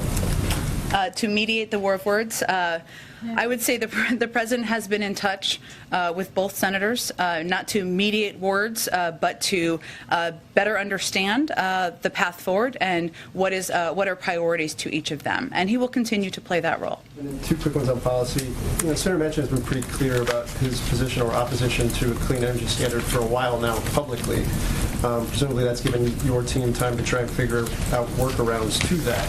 Does the president still believe he can meet his emissions goals if a clean energy standard or CEPP is not in his final proposal? Well, President Biden has been clear about what he supports. 100% clean power by 2035 is a goal he committed to over a year ago. As you all know, that's why I think you're asking about it, and he remains committed to it. The good news is there are a range of good ideas and proposals out there from members of Congress about how this legislation can help meet that goal. And there's no question in our minds, there's important debating right now happening about what the components of the climate proposals will be in these packages, that these packages will have a historic impact on addressing our climate crisis. I'd also note, can I say one more thing? I'd also note that the president also has not waited for legislation. He has led the shift toward electric vehicles. There are components in these packages that also will help move that forward. Phased out super pollutants like HFCs to greatly reduce emissions. Made across government investments in clean energy like offshore wind and solar. Made historic commitments to use every lever at his disposal to advance environmental justice and spur economic opportunity. So it is absolutely pivotal that these pieces of legislation have climate components, and they will, to address the climate crisis. But he has also not waited for that. He's also taken actions of his own accord. And then one more, one of the critical pay-fors in the package is tax enforcement. I know you've discussed this a couple times the last couple of weeks, but given the scale of the ramp-up we've seen from the banking industry and opposition to the proposal you've laid out, what's the sense from the White House in terms of the pushback against that, or if they're concerned about the future of that proposal? Well, it should not be lost on anyone that the loudest opposition to these proposals and the biggest ad spending against them is from the biggest banks, who simply do not want to be bothered by additional reporting on inflows and outflows. That should not be lost. We can certainly get you the numbers, or it's publicly available out there, on how much money is being spent and how vocal this opposition is. I would note that the top 1% is responsible for $163 billion a year in owed but unpaid taxes. So this proposal we're talking about is about preventing high-income individuals who are not typical wage earners, meaning they don't get paid through standard payroll, W-2s. The vast majority, I think it's something like 97% of wage earners, are paying the taxes they owe. We're not talking about that here. We're talking about the highest income individuals, 1%, who are responsible for $163 billion a year in owed but unpaid taxes. There are discussions, active discussions, I would note, with Senator Wyden and others in Congress about how to ensure this is absolutely targeted at those who evade tax obligations, including on the cap and potential exemptions. But let's be clear what this is about. It's about big banks deciding to protect wealthiest Americans that get away with not paying the taxes they owe by fighting this common sense solution, and we want to be clear about that. Go ahead. I wanted to ask you about Moderna and the kind of concerns that exist on production levels. What is the Biden administration doing to sort of lean on this company? And Kessler has talked about using the tools that are available. Are you going to use the Defense Production Act, and how soon could that happen, and how quickly could that get production going? I don't have any new actions to preview for you, but what I can, and I think what you were alluding to, but for others who didn't see, Dr. Kessler did not mince words in his expression of what Moderna should be doing here, which is sharing their know-how with other parts of the world in order to increase capacity and production, something that we definitely support. So the process of technology transfers, as you know, involves teaching another company how to make a vaccine that takes specialized scientists and transferring intellectual property. We actually absolutely want that to happen. But my understanding is also that the U.S. government does not have the ability to compel Moderna to take certain actions, but it is something we support, we want to happen, and Dr. Kessler has been quite vocal about it as well. Is the president going to get involved in this discussion in any way in terms of maybe reaching out to the CEO? He's had conversations with other CEOs, of course. I don't have anything to preview on that front. I think there had been some questions, which is why I mentioned that we don't have the legal ability to compel. That doesn't change regardless of who's having the conversation, but certainly we have been pretty crystal clear about what we'd like to see happen here. Let me just follow up on that. The Defense Production Act does give you certain tools. Have you ruled out using it in this case? I'm not here to announce, preview, or rule out anything, but just to convey that our position continues to be that we would like to see them share their know-how to address this global pandemic. Can I just ask on the nominations question? Yeah. You mentioned the economic nominees, too. Yeah. To what extent does it hurt you that you don't have key Treasury nominees in place to help you as you're addressing these questions that we're discussing now in terms of the economic impact of the measures that are in the legislation? You mean implementing measures once they're passed into law? Right. I mean, you don't have the Assistant Secretary for legislative affairs. You don't, right. There are certain people for policy. The sort of key policy makers at Treasury who would be advising Secretary Yellen are not in place. does it hurt you in your effort to move forward? Well, Andre, I think there's no question first that there are career employees in every agency, including the Department of Treasury, who have vast experience and play vital roles at this moment in time. It is also true that the preference of any president is to have the individuals they've nominated, qualified individuals who have unquestionable credentials serving in these roles. That is the preference. That does make things easier. Then that is what we would like to see moving forward. Go ahead. Thank you, Jen. There is a mask requirement inside D.C. restaurants, yet President Biden and the First Lady were not wearing masks while walking around a D.C. restaurant on Saturday. Why? Well, I think what we were referring to is a photo of them walking out of a restaurant after they had eaten, masks in hand, where they had not yet put them back on yet. So I would say, of course, there are moments when we all don't put masks back on as quickly as we should. But I don't think we should lose the forest through the trees here, and that our objective here is to get more people vaccinated, make sure that that schools and companies around the country can put in place requirements to save more lives and keep people safer. And not overly focus on moments in time that don't reflect overarching policy. It was not just exiting the restaurant, though. He was walking through the restaurant with no mask on. There is a carve-out for people under 2 or people who are actively eating or drinking. So I'm just curious why the president was doing this. I think I just addressed it, Peter. Okay. Why did the president break his promise not to enter into any decisions about what cases the Justice Department should bring and not bring?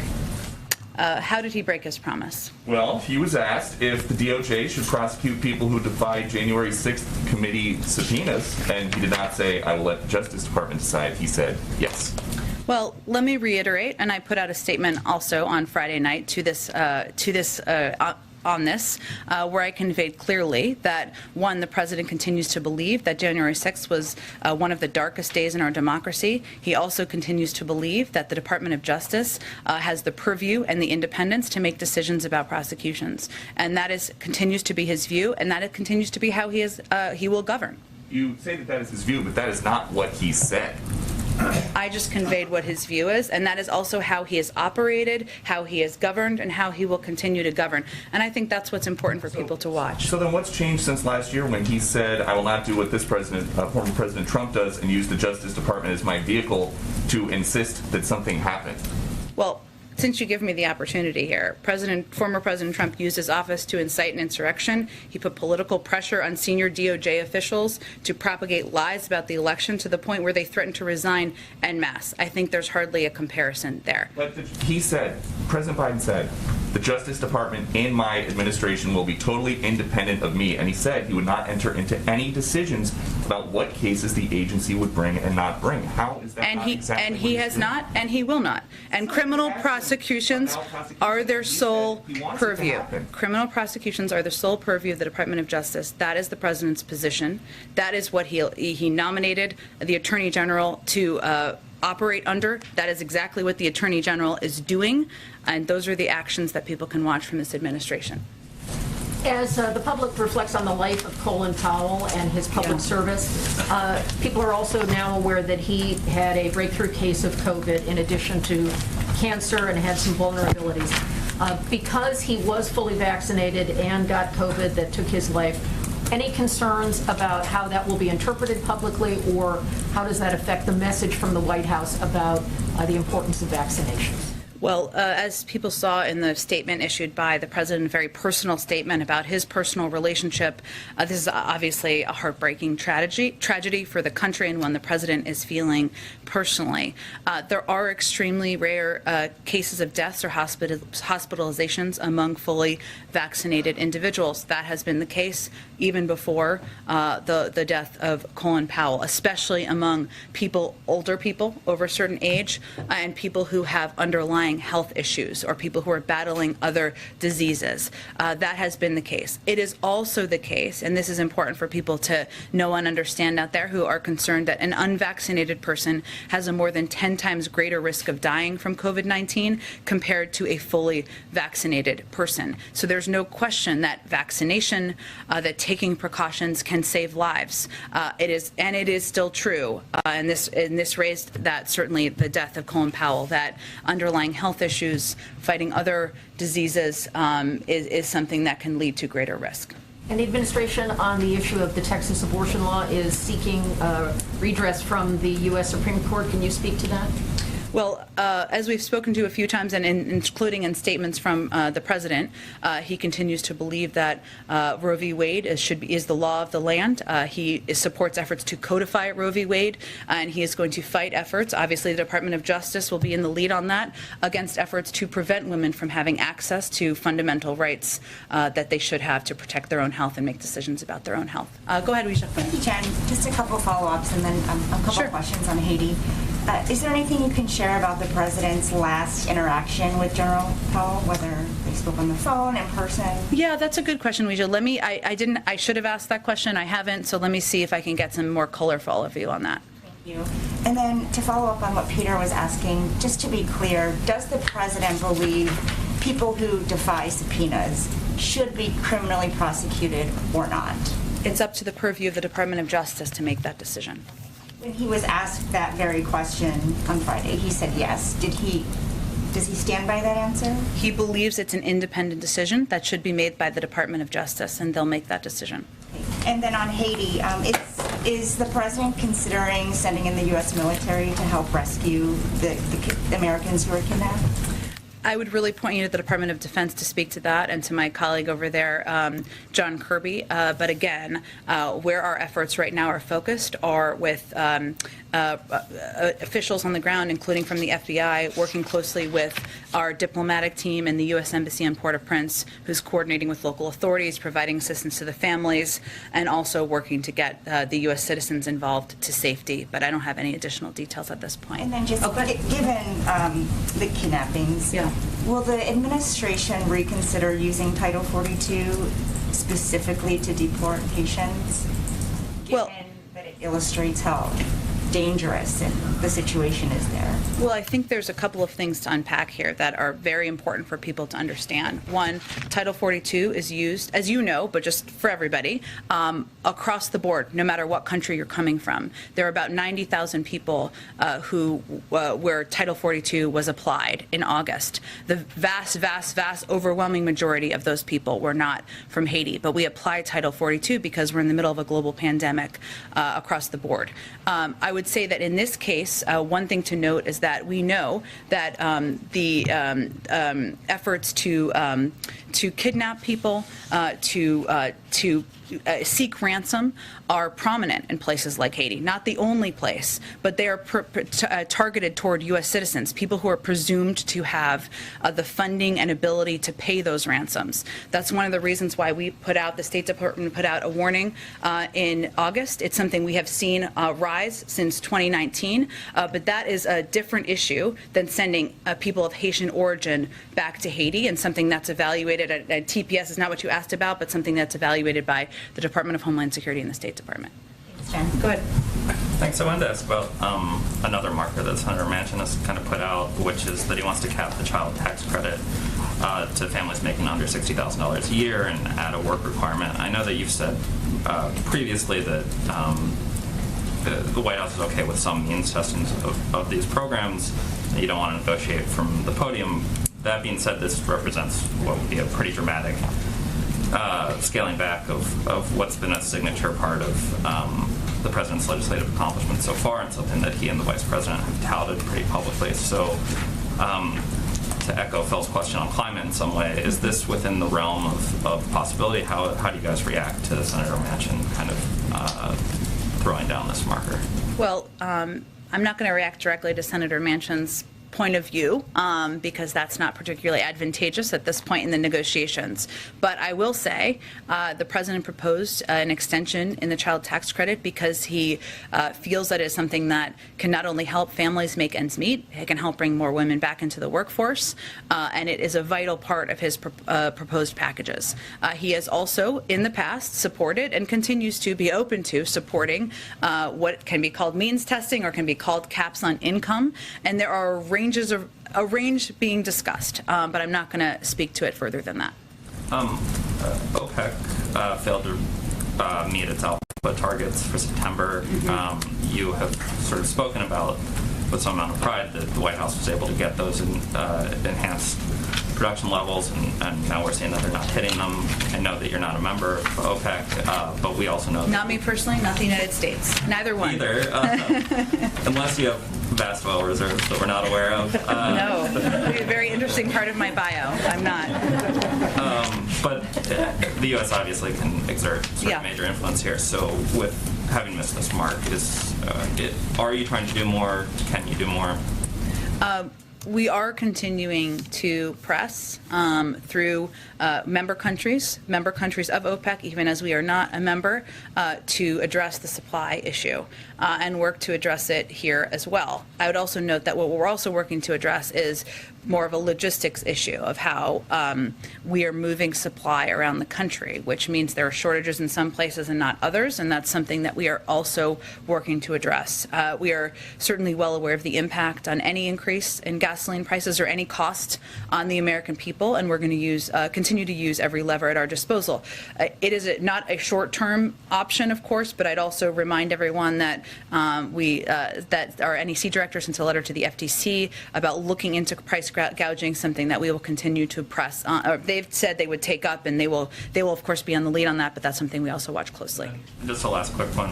Can you kind of flesh out the thinking behind the president's travel schedule? I mean, not to dismiss the great state of Connecticut or even Scranton, a place that obviously holds some nostalgic value for the president, but it's been pretty clear that the sticking points at this point are West Virginia and Arizona. We saw play out with Bernie Sanders that Joe Manchin doesn't necessarily like people coming into West Virginia and telling them what they think they should do, but why hasn't the president focused more of his attention on those states, particularly with his travels? He tries to make the case for his agenda. Well, as you've watched the president's travel, what he's trying to do, it is that we are in a national media environment, I would say. We do have a press pool made up of many of you who come with us to Connecticut or Pennsylvania who can raise and elevate the issues that the president is talking about and why they're of importance to the American people, and raise questions, of course, as you want to raise them. So the president had planned, of course, to go to recognize the incredible service of his longtime friend, former Senator Chris Dodd, and the opening of a center at the University of Connecticut, and also felt it was an opportunity to elevate the issue of childcare and the issue of the shortage of childcare centers, the cost of childcare. And that's something, yes, it applies to people in Connecticut where people are paying 25% of their income on childcare, a much higher percentage than people should be paying. But that is something that parents and communities can relate to across the country, whether or not it's a swing state or whether or not it's a state where votes are questioned. And Pennsylvania is certainly a state, as you know, close to the president's heart, but one where he has the opportunity to elevate some components of his Build Back Better agenda, of the infrastructure package, to explain to the public why these are important issues he's fighting for. So I think it's all through the prism of what's most constructive, but we recognize people like what's in there, they don't know what's in there, and he's going to be out there doing more of it. Go ahead. Sort of a broad thematic question. You've spoken of the urgency the president feels toward his... Okay, so we've been listening to White House Press Secretary Jen Psaki take a number of questions, especially about the president's major legislative items that are stalled right now, frankly, in Congress. Democratic leaders want to get them passed by the end of the month. Will remain to see if that happens. We're going to take just a quick 2-minute commercial break. There's more where that came from. We'll see you in a moment.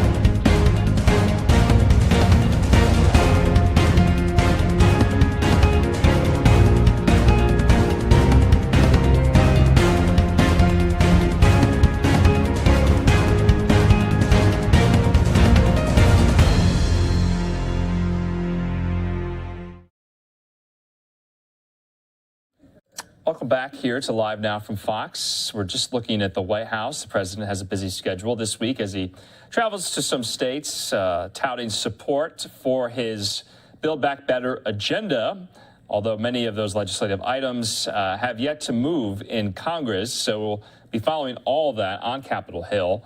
I just want to thank you for watching Live Now from Fox. I'm Andrew Kraft on what's been a very, very busy Monday.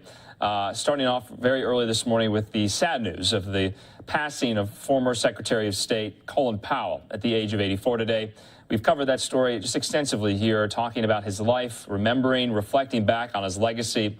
And so if there are any news on funeral arrangements, we'll bring that to you here on the stream.